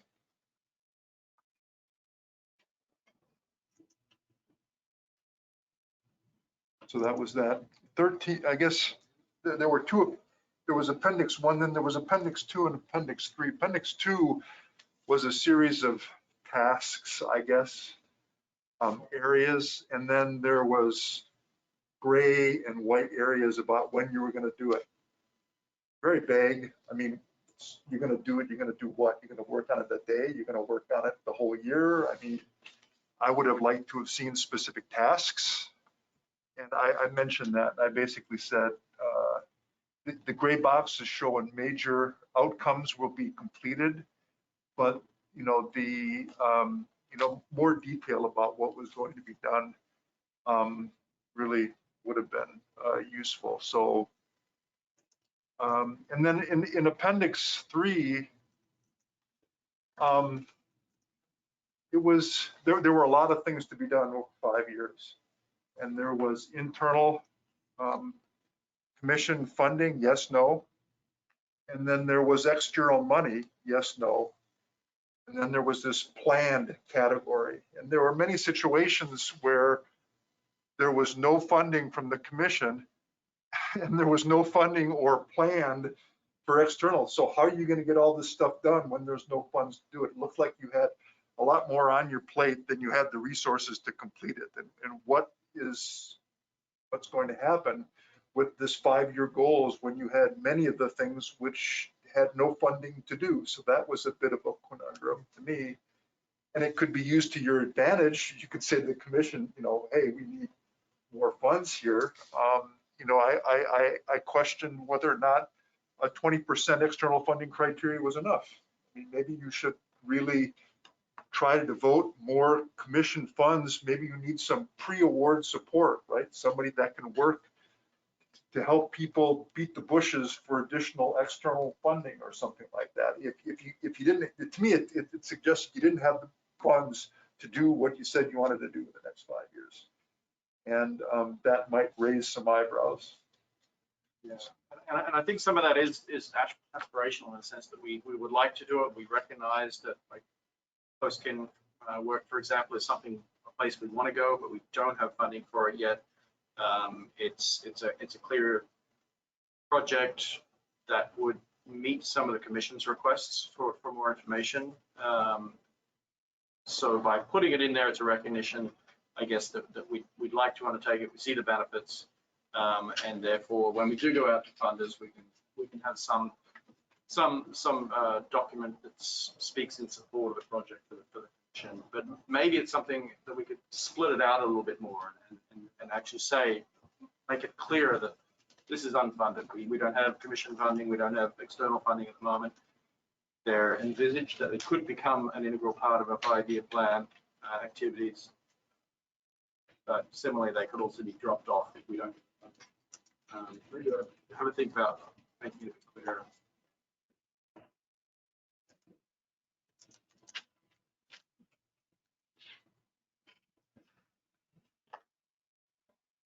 So are there wording changes in 10 through 14? Useful to clean up?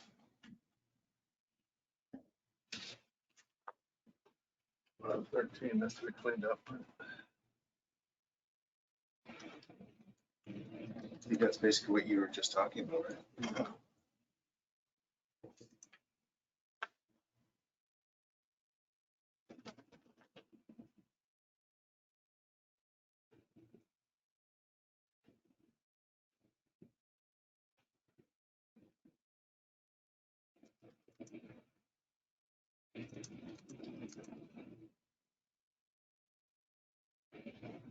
Yeah, well, let's put a note here to wordsmith this one later.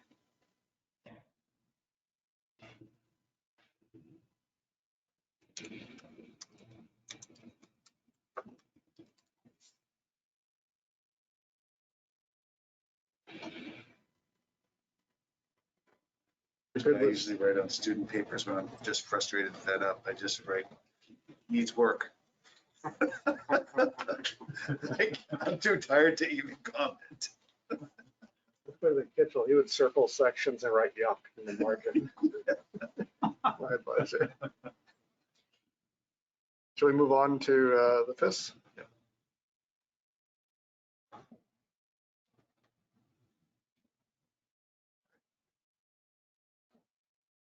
Good.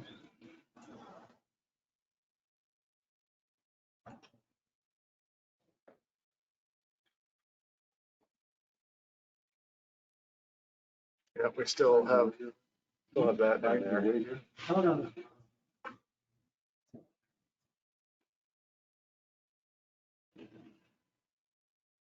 The red text is purely from last year, so if it's not applicable, you can still get it. I think it is still applicable. Perhaps more so. You couldn't recall it, right? Previous report.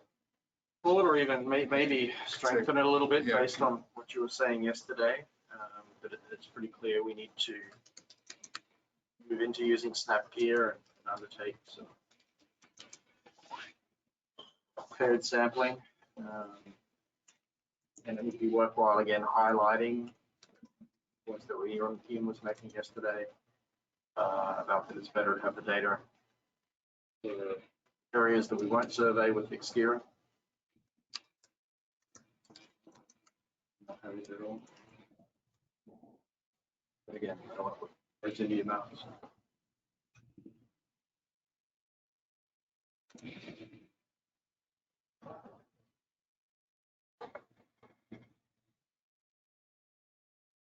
We say the SRB noted that the coefficient of variation continued to exceed the 15% threshold.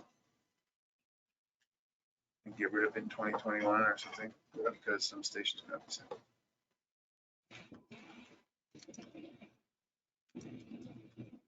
I'm trying to remember the first year.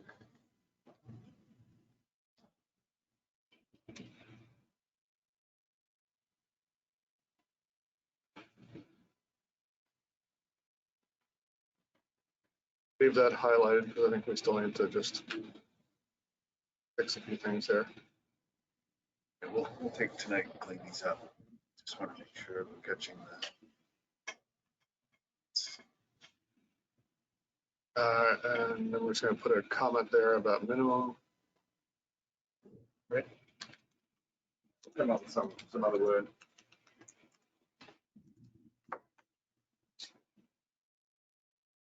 This might work. Oh, sounds good. Yep, we have proposed in there. So just taking minimum out. You just want to take minimum out? For a figure caption, we don't need to get too Until you do, much. somebody gets in trouble or. Yeah. No. Right, space-time modeling here.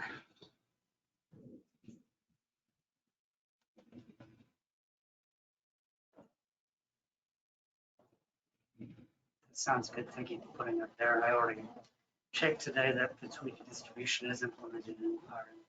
Is, yeah, It's considered experimental, so I'm Yeah. not sure how stable it is, yeah, but yeah. it is in the form of a compound boson count model, which is exactly what we'll be looking for here. So. I looked it up and found an old conversation with Jim Thorson. So And, that was funny. Yeah, that's when you type in Tweety R inlet, that's the first thing you get is. Jim asking for it. A question from a user in the chat group about what R inlet can implement. And the user was Jim Thorson in 2014. He decided he was going to do it himself soon after that. Oh. I noticed that there's also some good stuff in that that book from last year, Bayesian computation with INLA. I found that online. I mean, I'm sorry, I found a link, but it's an online version, right? The whole book is I online. somehow I couldn't get Okay, I can send you the link to it. that. Okay, thank you. Sounds like we're doing the same stuff. But Yes, see, same things were showing.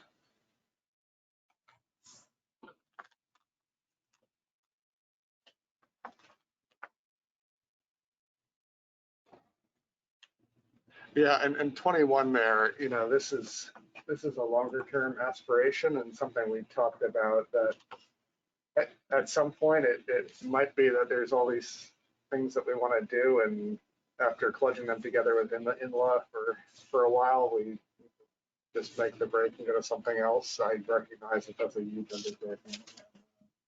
We're talking today about how that might be something that, you know, if we freed up some of Ian's time from doing assessments every year, it might be something that would provide more resources to go there. Well, you talked about possibility in turn out in December.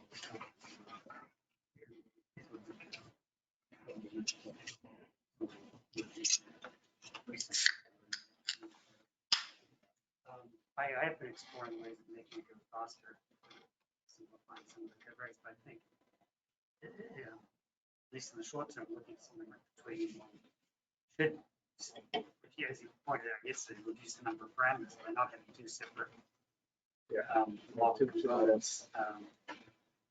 So that, yeah, in theory, that should make it. But at a workshop, conference, I said it on online earlier in the year, they were discussing a couple of presentations on different implementations of these models within our bringing different greater flexibility for the models and are currently as or making them more user friendly for a wider range of people. Things like find some time to explore as well as time. So there may be some quicker things that I can do in a relatively short term. And we can get some more options.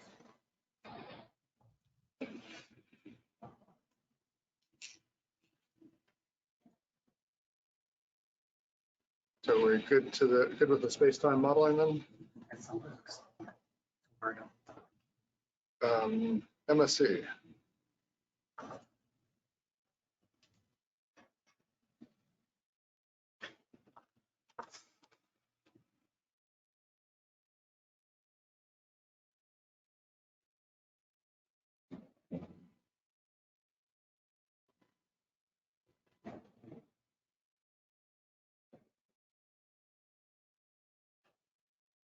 Should greed be capitalized, I think?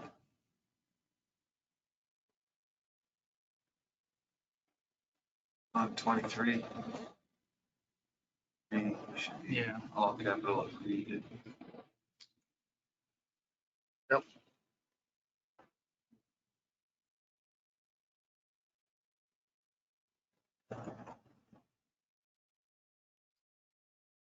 All like the decision-making variability stuff. Yep. That's the way to go. You, Alan, you had a comment in there about recommending additional performance metrics. Is that something we need to do, or it sounds like you're doing it anyway, right? Yeah, I mean, I'll present some, but if there are any that the SRB feels strongly about, that recommend incorporating. Put that in. I mentioned things like The economic performance the metrics. economic, yeah, that's a big one. Discards, separating landings, or, yeah, by U32 out there. Okay.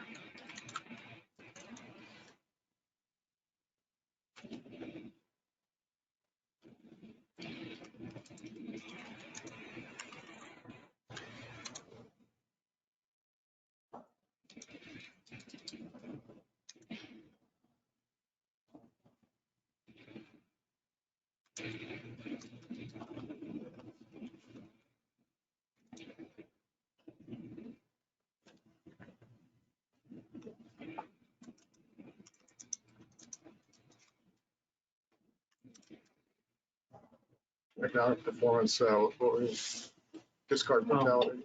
Yeah. Discard mortality. Some of the others. And also change in the TCY in an assessment year. Something related to that, you know what I mean? In the biennial approach, or a multi-year approach.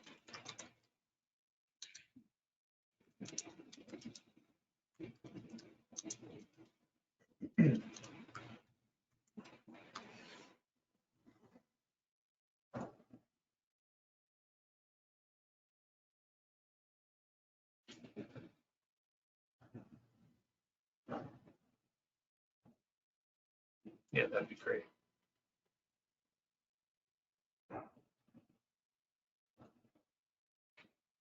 Save.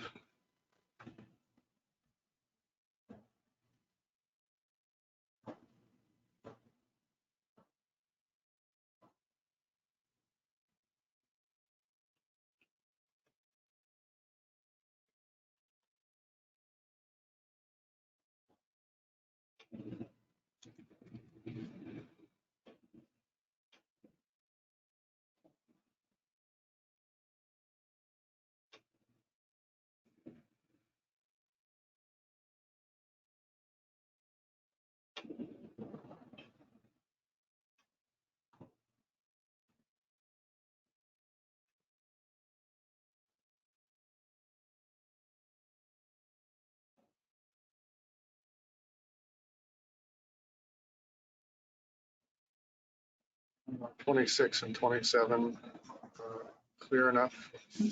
They are. One thing on 27, and I always think about your comments as the questions I will get from stakeholders and commissioners. And I see the first question the commissioners ask me on 27, well, what are the high benefit costs for multi-year TCYs? So I'm not sure if the SRB has gone into the benefits and costs elsewhere in the report, but it might be useful to identify that in a little bit more detail.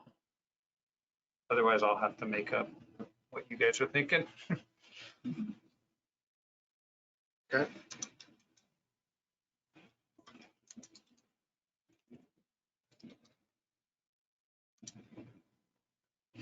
And I know you could even recall the statement you made in the past SRB report, paragraph 21 maybe or something, that did list some of the benefits.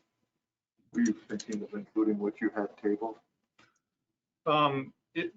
Yeah, if you guys, if you all would like to, but I think the paragraph you had in the previous SRB report was quite good as well. Just talking about research activities and things like that.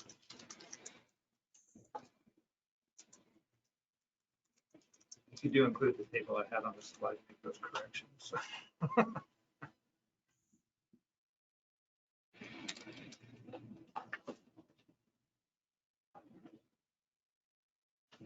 Accomplish.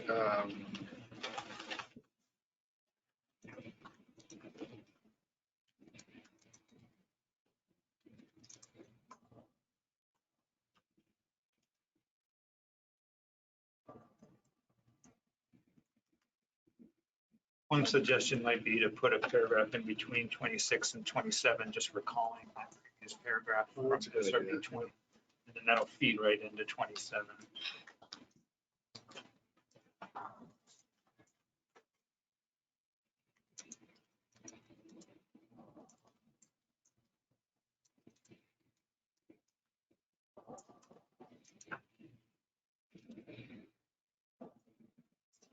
Would that be better, Dave, to sort of separate out those benefits instead of trying to write them into the requested paragraph itself?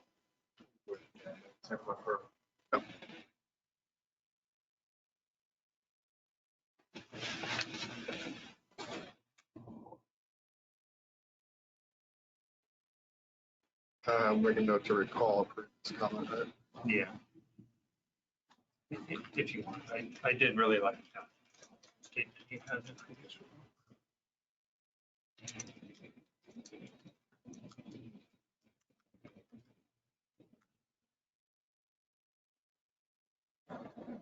Good.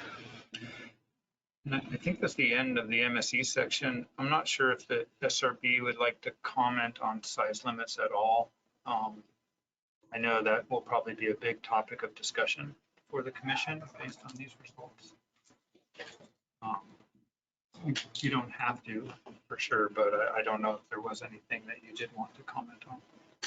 I mean, for me, the most salient thing was, wow, this is really interesting, but it's hard to interpret without any economic performance metrics. You know, this, the quota could stay relatively the same even as you drop the size limits. That looks good, but really you need to know what that does to the economics of the fishery. You know, that quota times a reduced price per pound is there. Maybe this doesn't look quite so rosy. Right. For me, I mean, I'm happy with, you know, the way it's been done. It shows fairly minor differences. That it's not stunningly different, you know, differences that are happening. My only recommendation would be to the decision makers to think about that carefully. That there's not much you can do on that. Like, I remember when we did these kinds of things for sailfish and took out the size limit and ran simulations, it was like, wow, they could be making huge amounts more money on this. And then when we presented it to them, they're sitting there doing the calculations and they're like, I can't fish this way. Yeah. I couldn't possibly. And we're like, but you know, we have the price data. We had data from when they were selling fish off the survey. So we had the price, you know, for sable fish, it goes in steps. So we had the whole range. Yeah, well, that's fine for selling survey fish, but when you flood the market with tons of small fish, they're not gonna be able to sell them. You know, and all that stuff, and let's just hold off. Plus, you know, then that's the directed fishery. The non-directed ones are just like, forget it. You'll shut us down. Because if they have to, what it means is you hit that quota on those small fish and you're off the water. That's what the model assumes. You stop fishing, but you really don't. Yeah, exactly. So there's a lot of things like that that I think the decision makers and stakeholders really have to imagine being in that situation. That's why we analyze size limits every 3 years, but never change them. Yeah, exactly. We've been doing that since the 70s.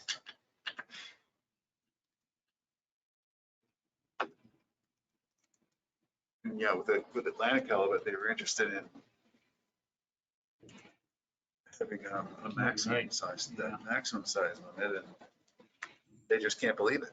They just can't believe if you let go of the large females, it won't be a benefit. Yeah. Just think about it, like how many babies do you have to kill to make up for one big one? Yeah. And not all those big ones you release are going to survive. Yeah, so I think when we get fecundity data, maybe it's time to take a look at that for Pacific halibut. Yeah. We did. I think we ran some hypothetical cases of hyperallometry. Yep. I don't think it was that compelling. No, that was really interesting analysis that I saw you guys do. Is 25 there that I added, getting at some of this here?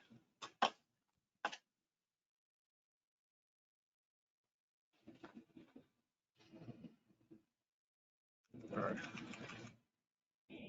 Yeah, I think so.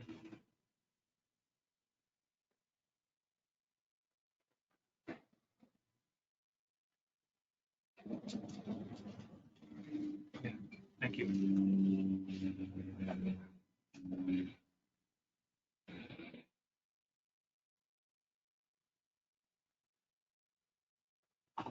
Good with MSC? Yeah, I think so. I am. We wanted to, I think with that bullet 29, the third point, we wanted to send a fairly strong message that there's really no reason not to do this. If, you know, there's no reason to continue to try to ask for more and more evaluations of MPs when you have one that is perfectly reasonable to use. And widely used elsewhere. I wouldn't say widely, but certainly is used elsewhere. Used in multi-year specs or used in every fishery in the Mid-Atlantic. Multi-year Specifications, multi-year quotas, or interim between assessments. Oh, yeah. Yeah. In this fashion here, like an assessment and then an update based on a survey change? No, not always with an update based on a survey change, but you know, assessment, setting the quota for the next 3 years, and then assessment afterwards. And some evaluation in the interim years about things that might have changed and discussion about potentially reducing those quotas or increasing them if there are indicators. I mean, that's really prevalent in Canada as well. Sometimes for 15 or 20 years. Yeah. And most fishery, You know, how did that perform? Yeah. I think most fishery management organizations don't have the resources to do an assessment every year, so they necessarily come up with interim metrics. And I think we didn't say it explicitly, but there's some, and you had like biennial things in the simulations, but I think what we're trying to say here is just do triennial since it matches the assessment. It's like, don't bother with biennial stuff. So what I'll do is I'll get some triennial runs going so that I can back up before the interim meeting. You can even just show the triennial first and say the SRB recommended. Yeah. Yeah, exactly. Yeah, it's not clear how the biennial cycle would work with respect to a 3-year full assessment update. I think it would, I mean, that's either go to a 2-year full assessment update or a 4-year, right? Yeah, true. That's a good point. May not be necessary to run the constant TCUY alternatives for that either for a 3-year, right? You guys are mainly focused on the one where the survey updates your progress as you go along. So that would save Alan a bunch of runs to just not do the constant TCUY alternative for the multi-year. The only reason to do it would be if that stability was really of value to the industry, and I don't know. Which we can get at with the biennial runs, and the MSAB will help define that. I think if you were to look at constant 3-year TCEYs, you have to start looking at reducing your survey intent, like doing the survey every 3 years as well. You really waste time. Why do a survey for this stock every year if you're not really going to be using it? Sounds like a pretty big change. Would be. Well, that's kind of why Alan developed the other 2 alternatives, because we can't really imagine a case where we collect a bunch of new data and then everybody says, okay, that was nice to see, but let's ignore it and just use the quota from last year. Exactly. Yeah. That's exactly what we do in the Mid-Atlantic. Because the assessment's going to need that index to be continuous, right? But yeah, the assessment, the index is so variable that you wouldn't want to be, having the quota jerked around that much. Not as crazy as it sounds. If you've got It depends on how much you believe your survey. Exactly. Yeah.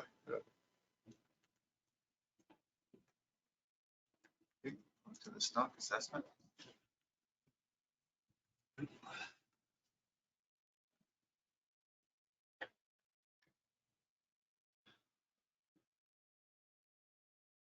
$33, that's a 1-year lag, right? G. Yep. The lab lag. It's longer than 1 year.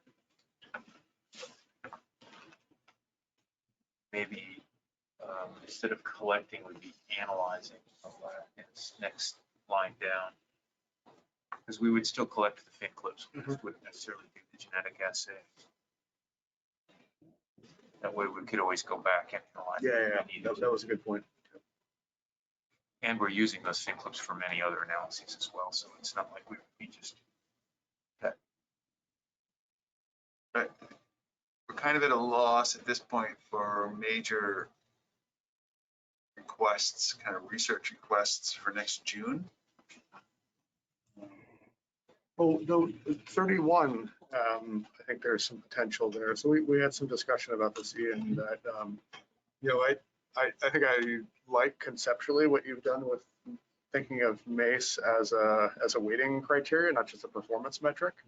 And I think you could extend that concept to other cross-validation approaches, right? So there are other ways of assessing accuracy of a one-step forward prediction, other than MACE, cross-validation and R-squared, right? Hard to do with four data points, but things like that. I don't have great options at the tip of my tongue, but I think this is a cool idea. Maybe MACE is not the only one and not even necessarily the best one.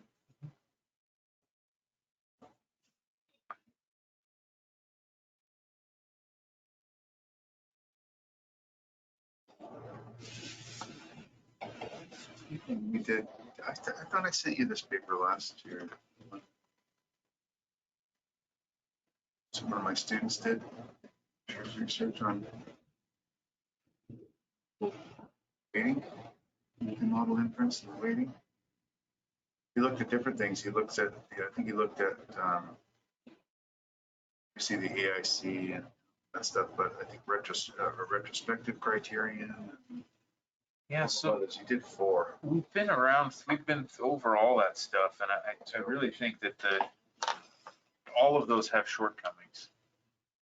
for retrospective behavior, if you just have a model that gives you the mean every year, it'll have 0 retrospective pattern, but it's dead wrong every year. So, and similarly, many of those are sensitive to the potential for over-parameterized models just always doing better. And that's why we kind of like the one step ahead prediction, because it integrates all of that. You don't have to worry about parsimony if it's over-parameterized, but it works. It's almost like kind of the machine learning approach of you just care whether it works. If it's doing a good job predicting the one step ahead survey, then it's a good model.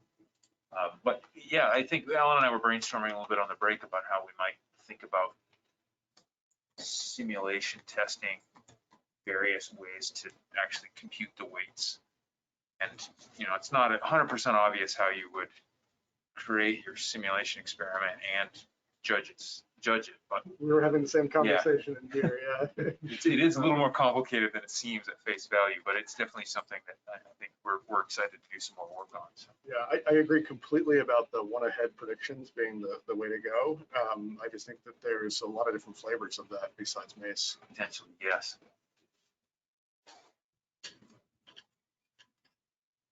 Yeah, I think that gives us a good avenue. You might, as maybe a paragraph 30 and a half, you could recall the 2 recommendations from June, which we're already carrying forward to June. Okay. Just so that they get carried along. One was to do further work on depredation, and the other was, I'm drawing a blank now. In my presentation.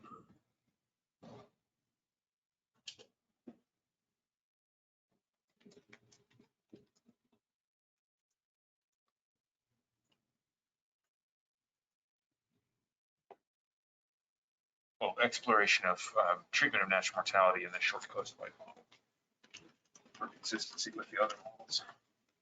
Those were both recommendations you made in June that I essentially just pushed forward.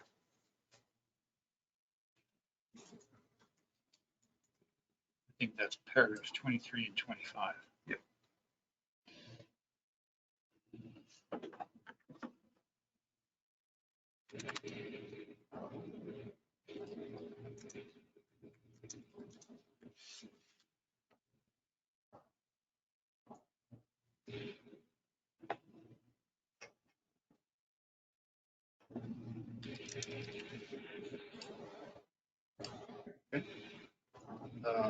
Done with assessment? Great, that's helpful, thanks.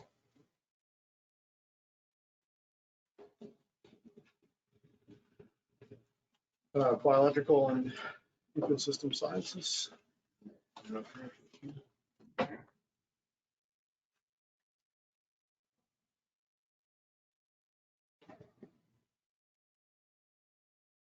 think 36 was just a call. I mean, the text in the document was rather restrictive about what was being looked at, and there was other information that has previously been discussed.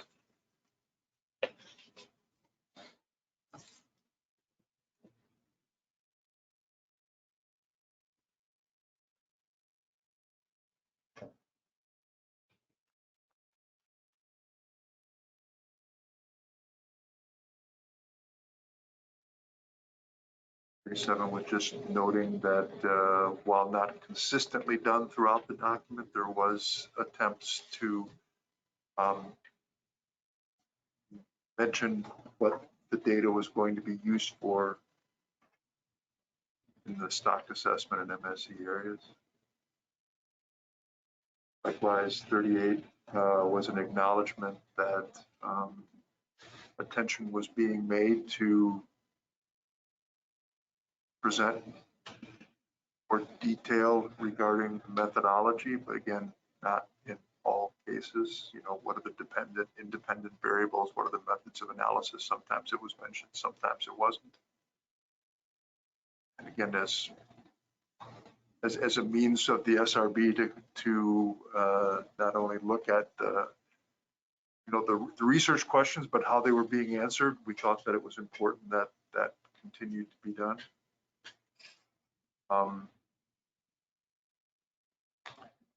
just a suggestion. Again, there was what here in the area of migration and distribution, there was talking about settlement habitat. What was going to be done? What was the goal of identifying settlement habitat? And this is an example. And this doesn't have to be, all this detail doesn't have to be there, which is why the yellow wasn't there, but it was an example of, sort of a stream of consciousness of, well, what are you going to be doing? And here's some ideas of what maybe could be done about how you'd use it, what you would be measuring, what would you take away from it if, but anyway, it's just an example of a statement of an idea of a research goal, but very little that the SRB has to really provide feedback on without additional details about where you were going. So I don't know if that example would be helpful or just a general statement regarding the observation and the request.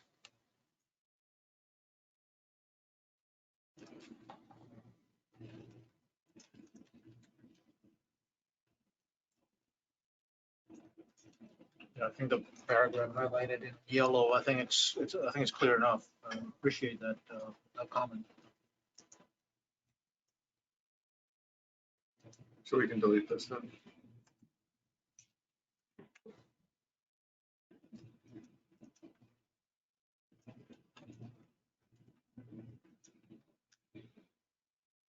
What is in this offered in a, with a similar request?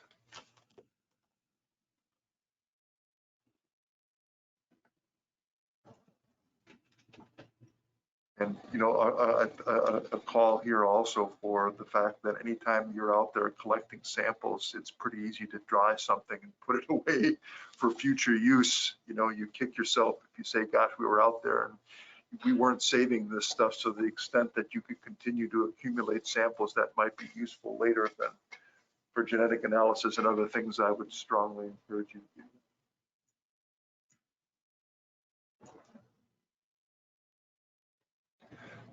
41, there are a variety of different measures of female quality. Egg size is one of them. And it's fairly easy to collect the information. So we got, so number of eggs, but egg size is also in many fish species, I don't know about halibut, but really is highly correlated with survivorship.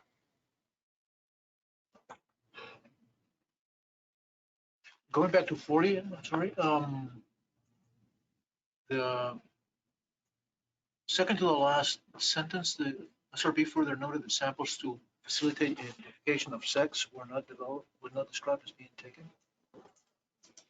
Well, just a statement that, it would be useful to collect information on sex of those animals that were coded wire tagged if you weren't already doing so. We are actually doing that already. So all fish that are actually encountered by the FIS this year, that includes the subset that are tagged and released. All those fish are having a fin clip taken for future genetic analysis. Then the second sentence, the second to last sentence certainly could be.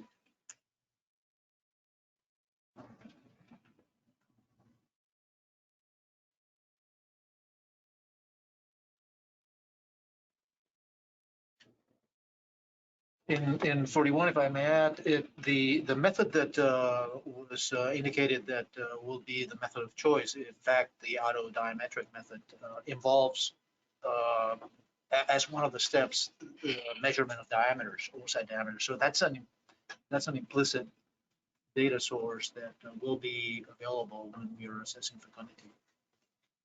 I don't recall that being mentioned in the document. If you recall, in the June meeting, I described the method in a little bit of detail in the presentation, particularly. It was indicated there that oocyte diameters are actually taken. So that information will be incorporated anyway in our fecundity assessments. So it's not, the other point is to use it as a additional variable characterizing the damage. So, Correct. Well, if it's not needed because it was mentioned in the previous document, guess we don't need to recommend it if it was already stated in the previous document that it was being collected. I didn't recall. It wasn't in the document this time. No, it was not in the document this time, but it was in the previous document and presentation in the June meeting. It's one of the characteristics of the auto diametric method.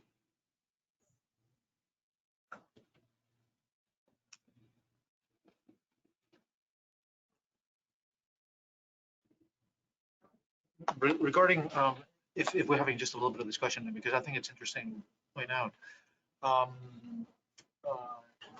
the relationship between, the potential relationship between oocyte size, measuring diameters, and size or age or weight of fish. We actually took all the fish that were analyzed for the seasonal reproductive development study. So we had a total of 380 females. We only looked at mature females. So females that, from our information, we were fairly certain that those females would actually spawn that year. And we looked at the relationship or lack of oocyte diameter with size, age, and weight. And there was no relationship whatsoever. Did you use Julian date as another covariant? Julian date? No, we did not. They No, might not mature- be, they might not be maturity fully is developed, or the stage of development in terms of the size may vary as a function of the date that the samples were taken. So I would analyze the data with date as Mhm. well. survey. Yes.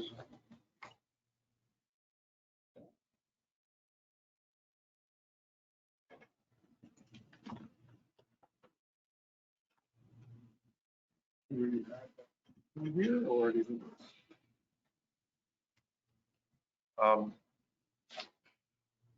If it would be No, I useful to have it in there, I mean, it would, but we I don't. think I think the have to point is have- well taken. So where are we putting this here?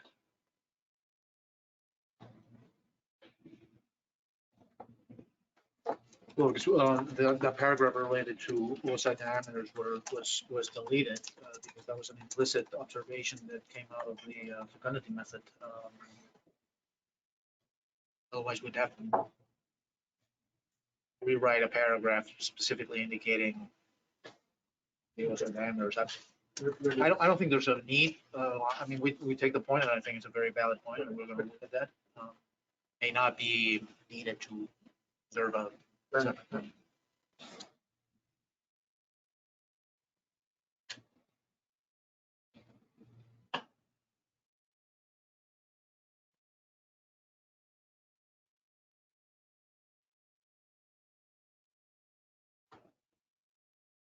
Forty-one is just looking for additional clarification of what you're going to be doing, what covariate it's going to be taking.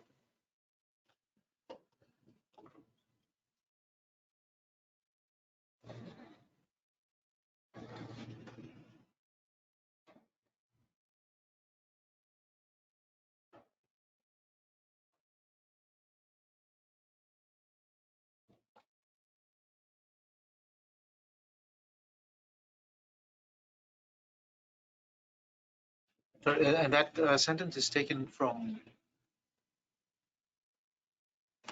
the documentation? What's in quotes, yes. Yeah. I mean, it's a laudable goal, but I mean, what specifically was planned? You know, how the data was going to be collected, what are the variables that you're going to be measuring, what were the methods of analyses that were going to be.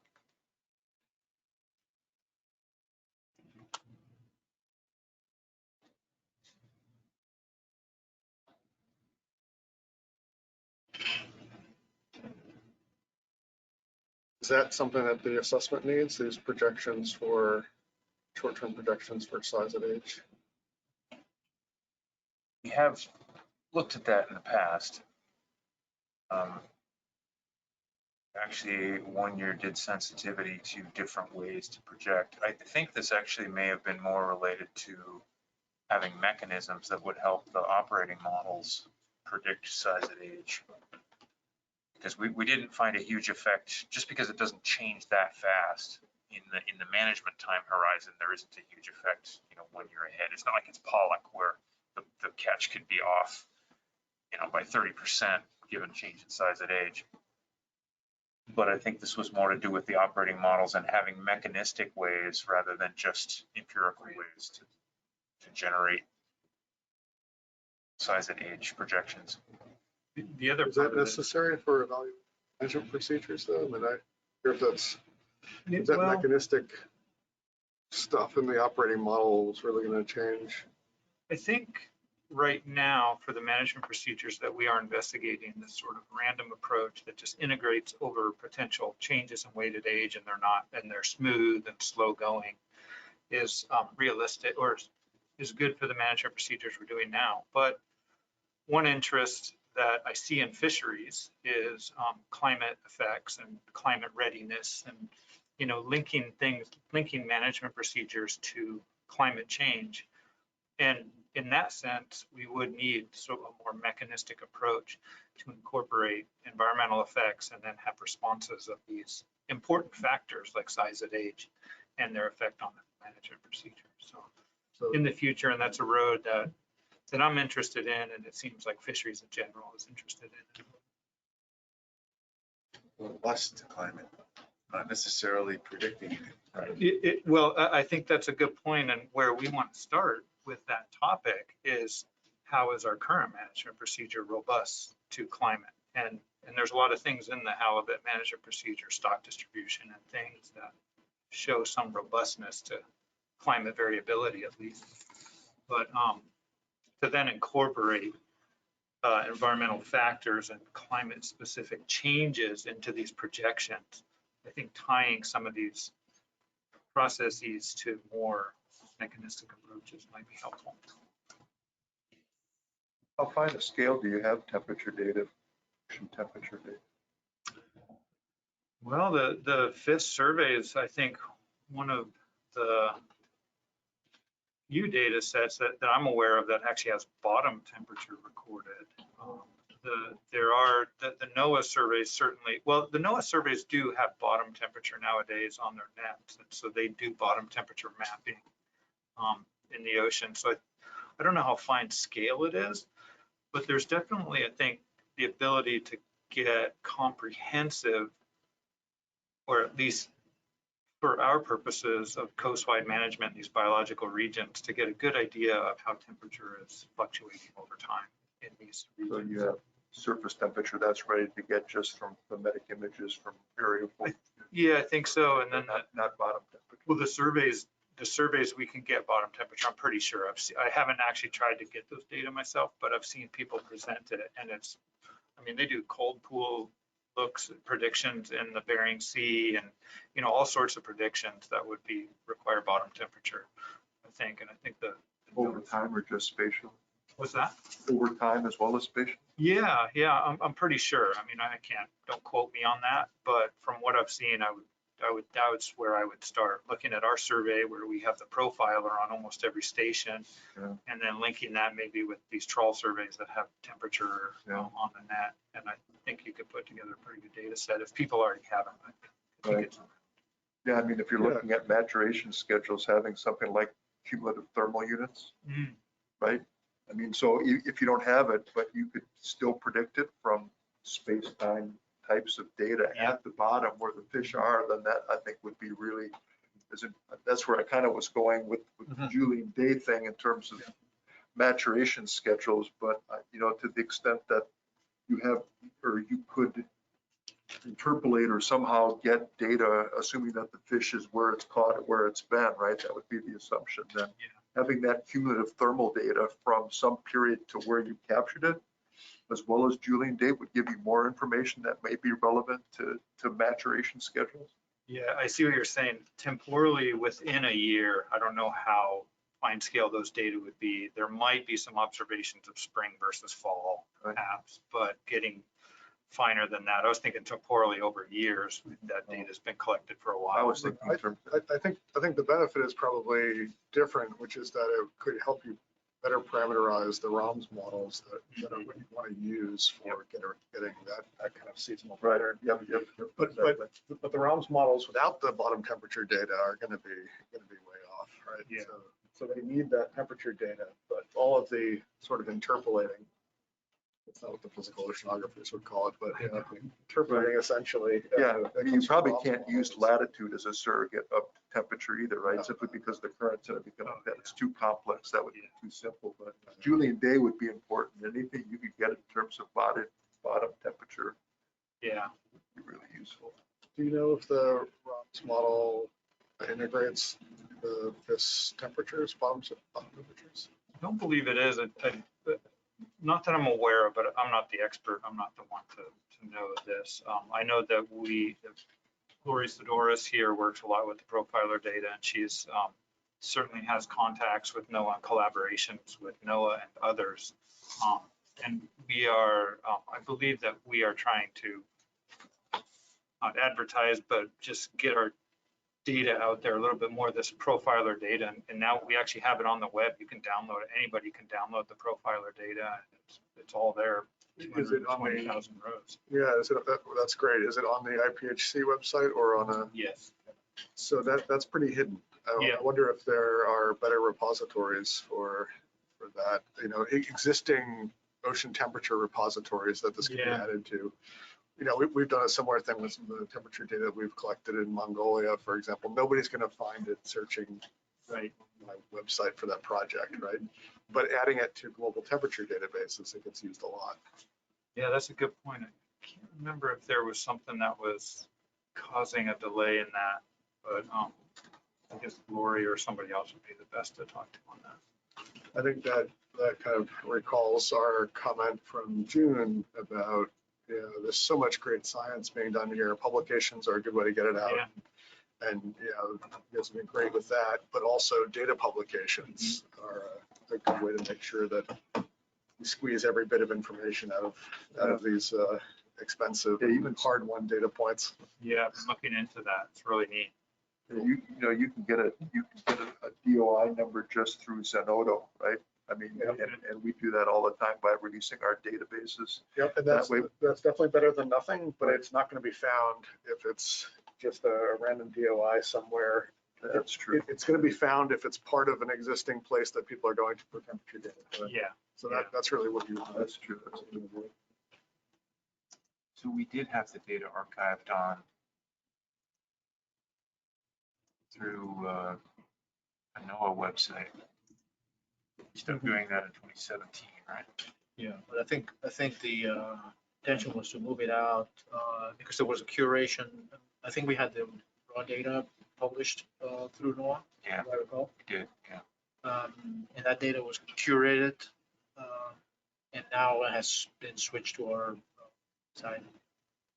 Yeah, but that's part of an ongoing discussion in order to better, as Alan was saying, better advertise and distribute our data, make it usable.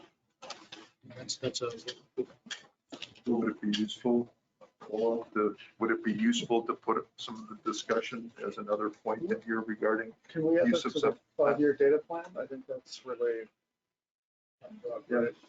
because it's fish data and it's biological program data. It's, kind of cross-cutting. yeah, other data publications, yeah.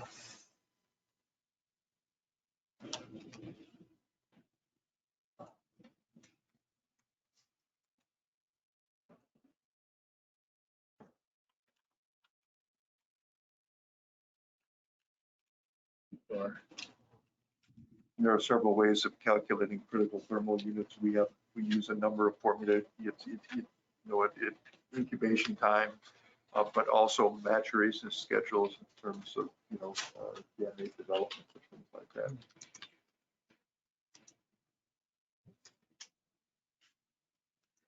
Would it help to put something in here, Joseph, as a suggestion of doing that, or just this discussion of the notes that you take?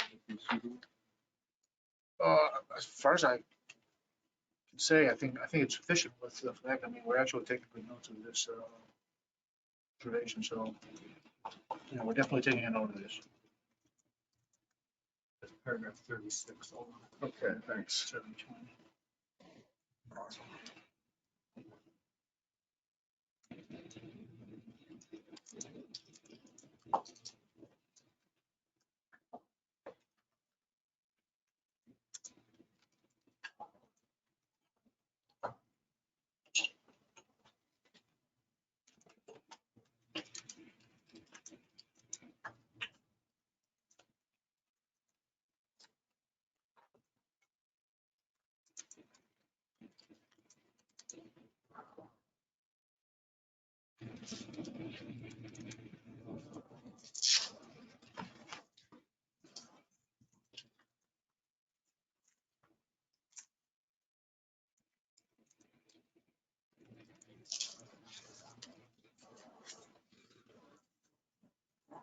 I don't know if that's quite the right wording, but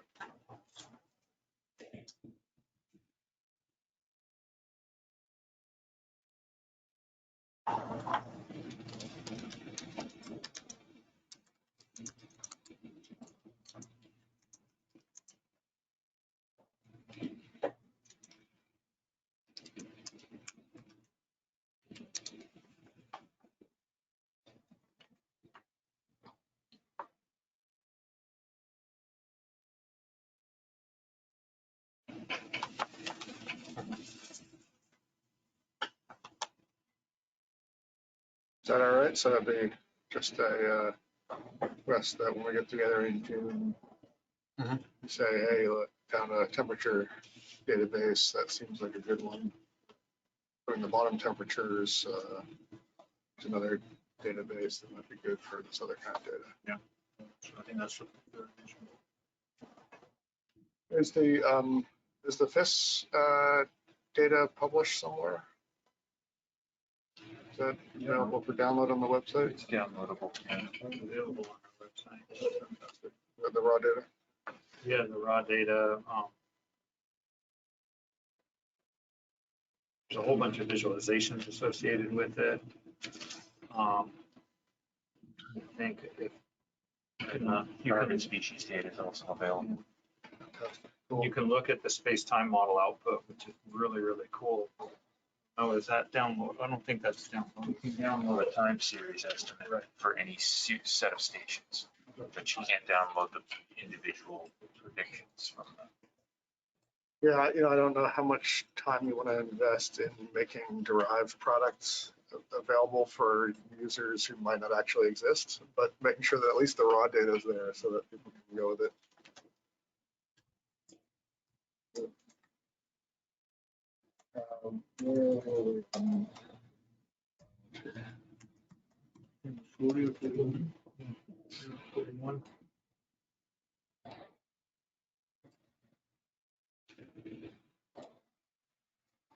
Actually, 43, actually.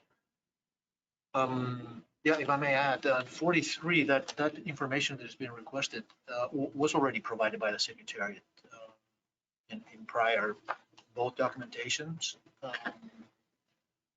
through SRB meetings. So the specification of whether the physiological stress indicators would be collected, when that information was provided in previous documents.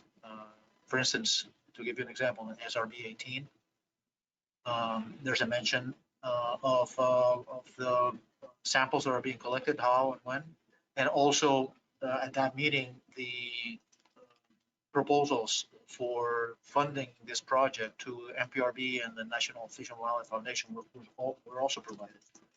And all that information is in there. Okay, then I guess it does not need to be in there this time.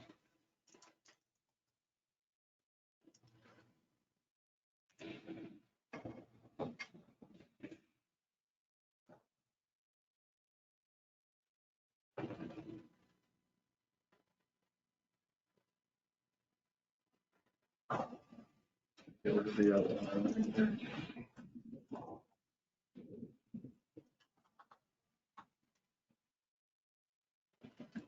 Good shot. Huh? Let me hold highlighting. I know, it's good. 1143 is Secretariat. Oh, yeah, that's throughout. Yeah, change that.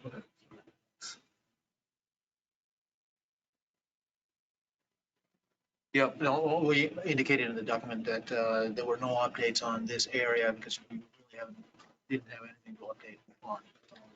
There's a paper that's being worked on right now on the validation, development and validation of those growth markers, but no further work has been done in that area.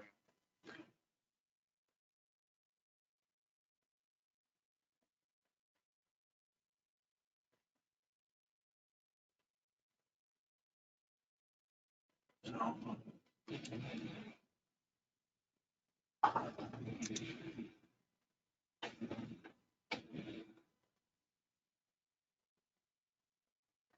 Sorry, Joseph, were you suggesting a change?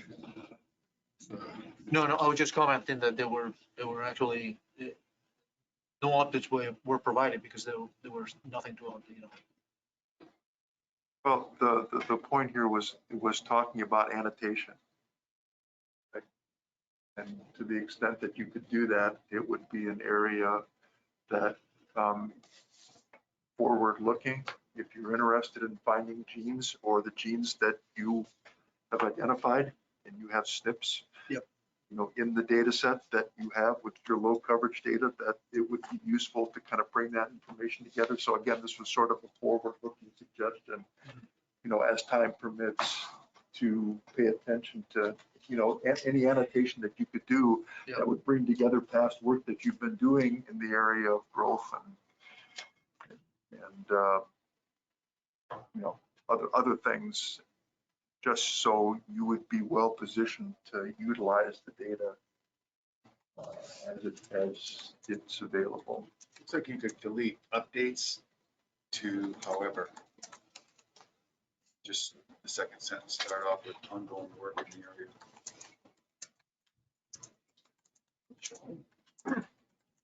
Delete however. Well,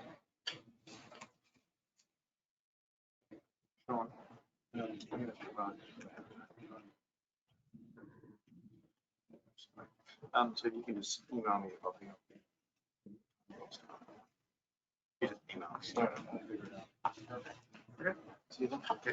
Thanks.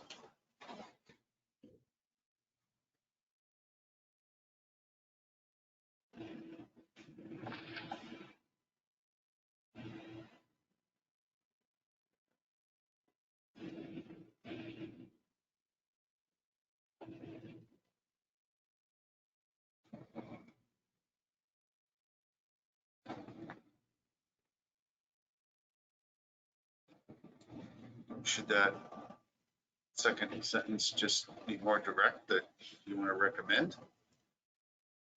SRB recommends attention be paid to annotation of sequence data. Yeah, that's okay.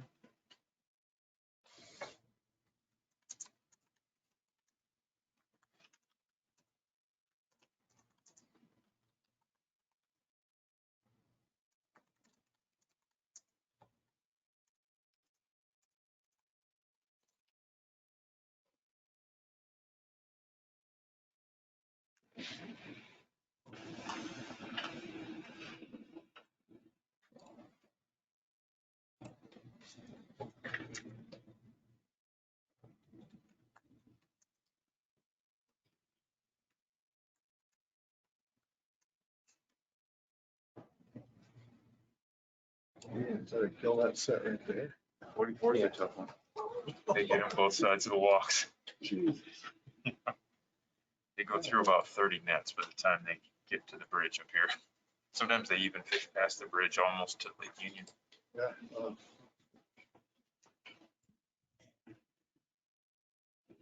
Just put a fish wheel, attach a fish wheel to the lock. Well, they If do they put come out through the they do locks. put the gill nets right at the base of the locks. It's pretty efficient. Or at the fish ladder there, at the fish ladder, yeah. Get a dip net or something. The second sentence in 44.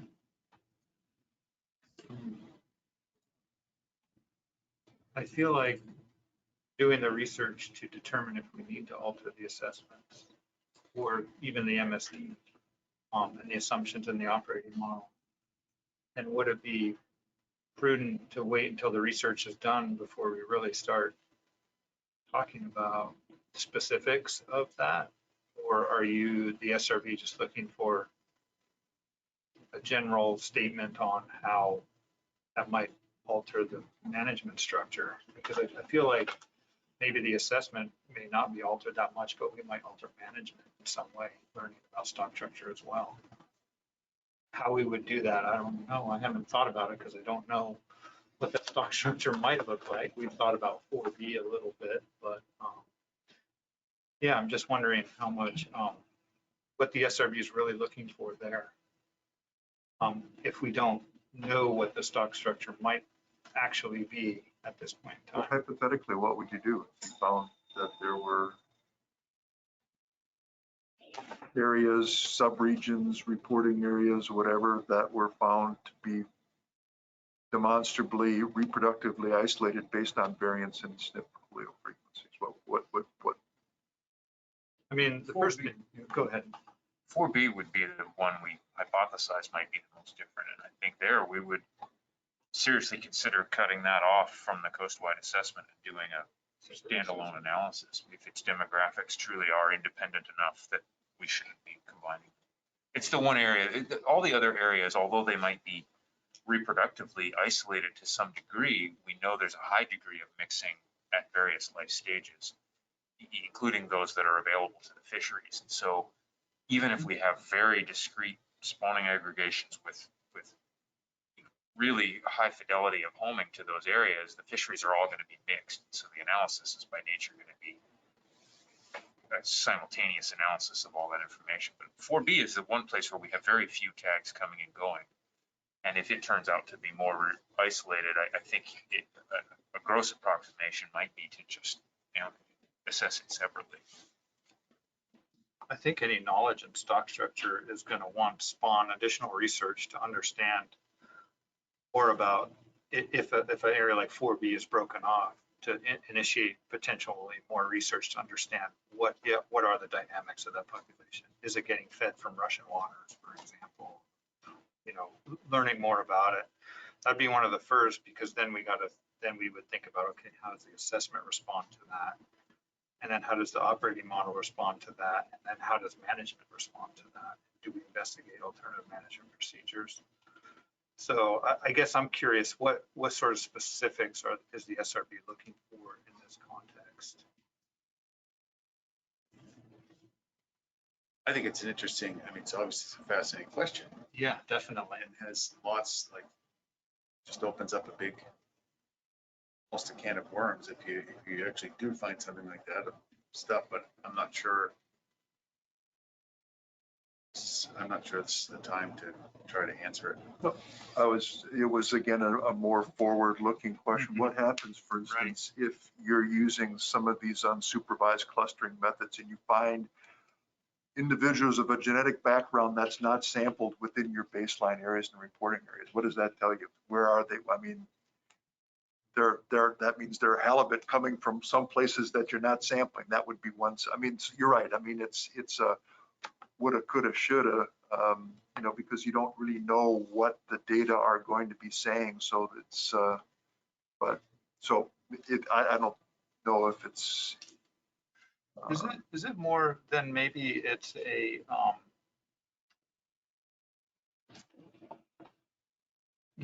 I'm wondering if it's more of a, maybe it's where might responses occur, or is that, 'cause I don't think we can get into any sort of specifics how to alter the assessments, but maybe more generalizations of what I was just mentioning is that research could spawn additional research to understand the connectivity with areas outside the convention area. It could initiate research on modifying the assessment in ways to model stock structure appropriately, changes to the operating model, and potential changes in management of the stock. And have those sort of general categories before we know the specifics of it, but where we might begin to Yeah, I mean, you're to right. do the I mean, work. without knowing the specific details of what you're going to be finding, it's hard to project what changes you may anticipate. But I guess it wasn't clear how this would be used in the stock assessment of for your MSE if you did find that structure. How functionally Yeah. would it change your worldview, and how would it affect the stock assessment or MSE?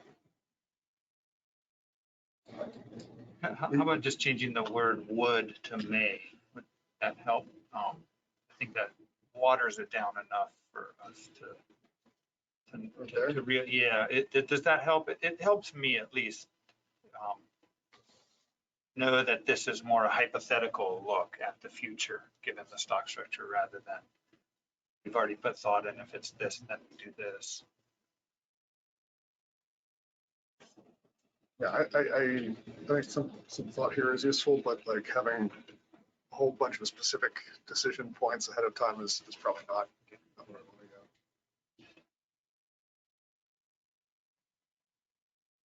Hopefully they're all Russian fish out there, and we can just take them. 45 was just a observation. 46 is probably more detailed. It was a specific thought and other things that weren't measured, but something that I want to consider doing, and for the reasons I specified there. The ordination techniques that were suggested are fine. It gives you some idea in multidimensional space how different individuals are.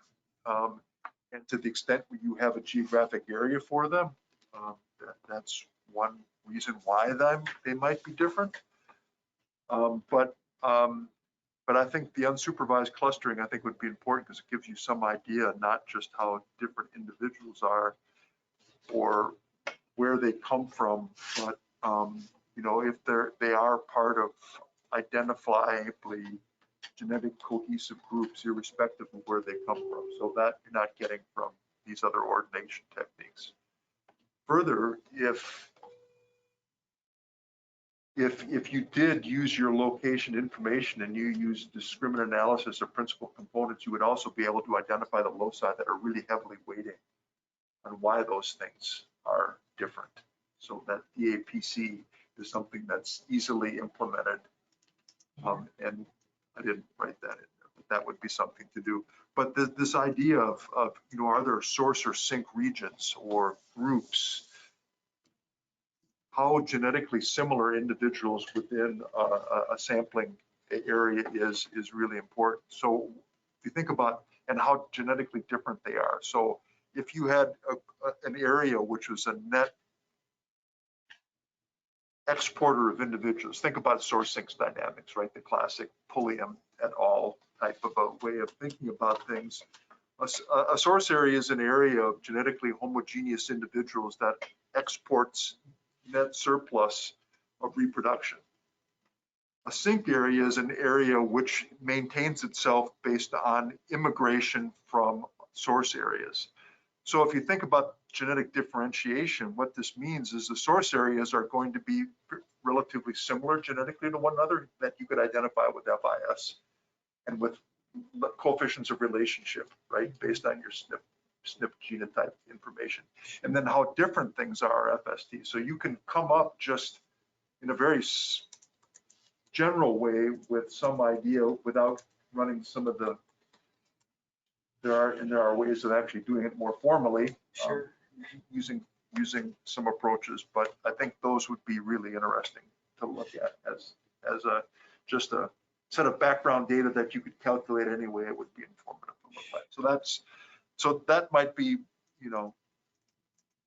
a recommendation or a note saying that there are other general summary statistics related to diversity within and among sampling units. Maybe that would be sufficient, but this was just detail for Andy, I guess, or Andy and Joseph about some of what they could do and why it would be important to do it, but we could make that much more general.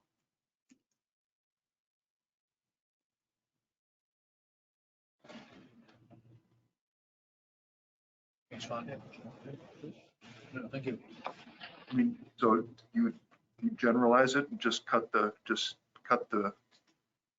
detail, or? No, Ross, We just make a note and you can do that tonight. I think you'd be in the best position to do that. I can do. Is that 46?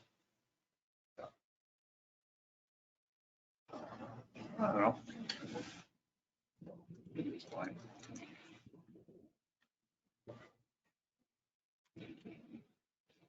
I just sent Andy a flurry of documents, Oh, did you? Okay, great. Thanks. including one that deals with this next comment here. So the document talks about site frequency data with SNP Okay. data. And the point is using information about observed and expected levels of diversity. So site frequency data, or the site frequency spectrum, have like the number of SNPs and the frequency or the counts of individuals for each, right? Yeah. So that's what you have. So in a situation where you could have that site frequency data spectrum, you could have the same patterns, but it could be for different reasons, right? Demographic growth versus selection, these types of things. And this statistic that you can estimate with low frequency data based on the paper I just sent you Okay. would be one way of coming at that a little bit better. So it might be interesting, for instance, if there's a signature of population expansion based on the site frequency spectra that you can summarize using Tajima's D that you can get with your low frequency data. And that was the paper out of Ramus Nielsen's lab Okay. some years ago. So that's would be really interesting and would be important to do. So I just putting a little bit more meat on your site frequency spectra statement in there about thoughts about how you might move forward with that. Oh, yeah, definitely.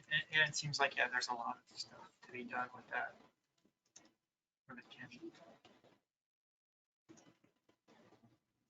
So there again, I mean, that could be, that was really pretty specific, and it's pop gen jargon that the commission won't really have any understanding. So I don't know how useful it was. It's not in the speak of what they're used to seeing. So I don't know. You guys are the ones that are going to be answering questions about this. So I don't know how useful that level of detail is. It could be whittled down into a generic comment about there are other things that you ought to think about using site frequency spectra data that would be important in terms of interpretation and not deal with the details, but the details are in the statements here. Yeah, I don't know strategically whether that just means that then Andy's gonna have to tell them about the details and it'll be easier if we leave it. Sean, do you have a preference for that? Leave the details in. Just leave it. Yeah, I think these are. I mean, one of the things that I've been noticing here is sometimes it's like, well, this was brought up in some other document or something like that, and it might be There's no record of it. good just to have it. I mean, yeah.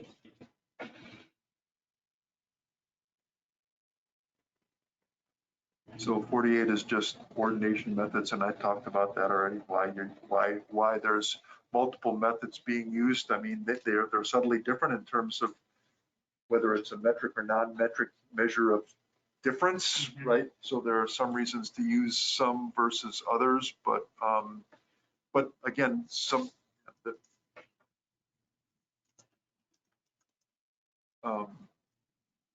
but importantly, you have a scatter plot of individuals from different places, and you want to, you have a description. That's all ordination is a description, right? What you really want to do is bring information to bear about why some individuals are more different from one another than others.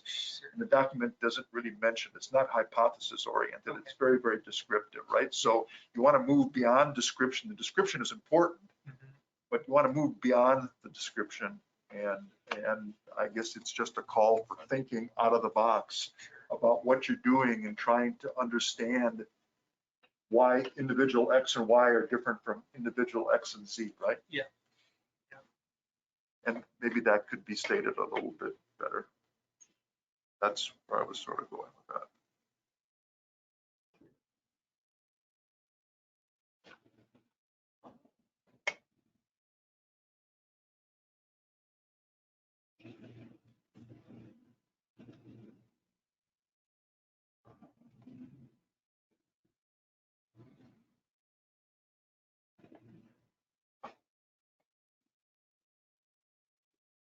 Nine is annotation.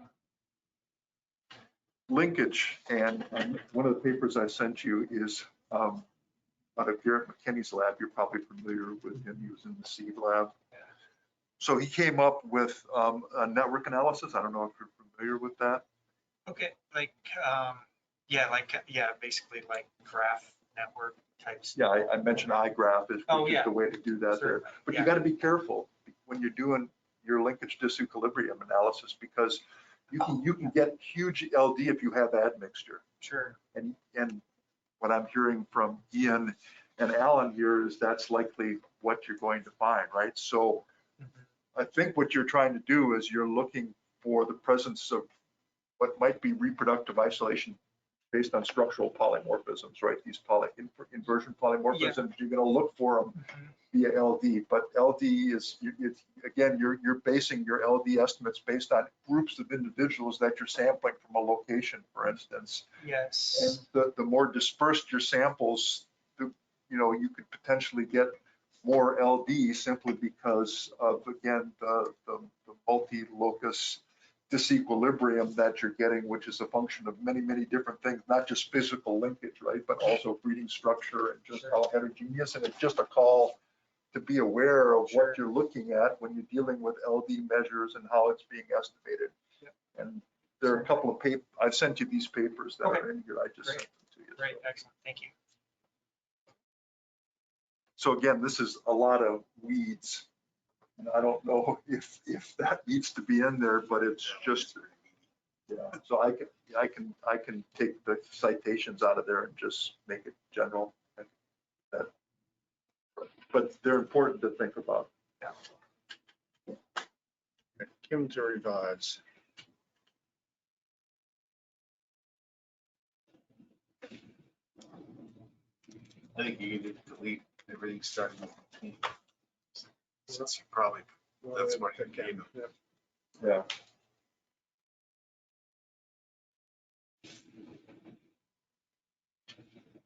So 51 is really important. So you're going to develop, I mean, you've got millions of SNPs, right? And, got a million, want to use maybe 600 for all sorts of stuff, right? For stock recruitment, close kin, stock structure. I mean, there are a whole variety of things, but generally speaking, there are some measures that speak to the power of the suites of loci that you're going to use for, say, pedigree and close kin. And then there's another suite of loci which have characteristics that are better for stock structure, right? So stock structure, you want loci which are discriminatory, right? High FST. Pedigree analysis, you're going to want loci that have high diversity. So high minor allele frequency, high heterozygosity. But I think it's going to be really important because if you're going to use GTC, you're going to be restricted to about 600 loci, right? And what we've done before is we've had mixtures of high FST and high diversity loci, right? So all of one, all of another, 50-50, 75, 25, 25, 75. Sure. And then you could do some simulations and actually take a look, and you want sort of the best generic suite of loci that'll give you your best bang for your buck with all the jobs that you want to do with these loci, because you don't want to use a panel and develop and go through the optimization issues of of multiplexing with this, right? So 500 to 600 is about what you're going to have. So I would really suggest that you find microhaplotypes, increase the allelic diversity, because with two allele SNPs, you could have high heterozygosity, but you're going to be really limited, right? And given that these are massively, probably wide-ranging you don't have a lot of structure, then be able to identify multi-generational relationships or individuals of the same family pedigree is going to be difficult unless you're using microhaplotype data. So I would really encourage you, again, when you have the data available, to start searching for these loci. You want them independent, right? So if not on the same chromosome, some distance apart, you know, so many megabases. We usually use 5 or 10 megabases as, you know, they make them as independent as possible. But, you know, start thinking about developing microhaplotypes. So I could reword that as well to infuse that thought about the importance of why I have something. I could state that a little bit more clearly, but that's sort of where I was coming from with that. And again, to the extent that you can do these things as you're preparing for, you know, turning the crank and trying to do some of these things, then that would be useful to get in the queue. Great. I think that's it then. Shall I send this out just to us now for to do a little bit more editing, or will it go to Dave as well? You can send it straight to Dave. If there's, you have things we want Kim to wordsmith anymore? Yes, or- yeah, there's a number of things there. We just, yeah. I send it to you, Kim, and you can send it to Dave and all of us. Yeah. All of us, everybody here too? No, I think just the three of us and Dave, right? Yeah. So goes to Kim, Kim sends it. I don't know if you want to see it again, Olaf, but you can send it to me. I can take a pass through and send it to Dave. Come back.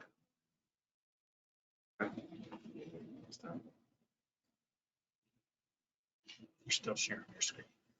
Oh, thanks.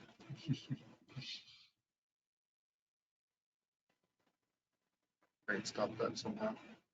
We can probably shut the meeting down now. Sounds good. So you're familiar with the Beakstra papers, How do I about stop sharing? microhaplotype development? Which Yeah, one? Ed, I think we're done. Thanks. Beakstra. He had several papers with Eric Anderson and with Oh. Carlos Garcia. Are, Ed. have, You guys like, read it? you know, I'm not, it's not ringing any bells. I've seen those like, I think Diana Bacher, she did some work with She did, rockfish, right, yep. and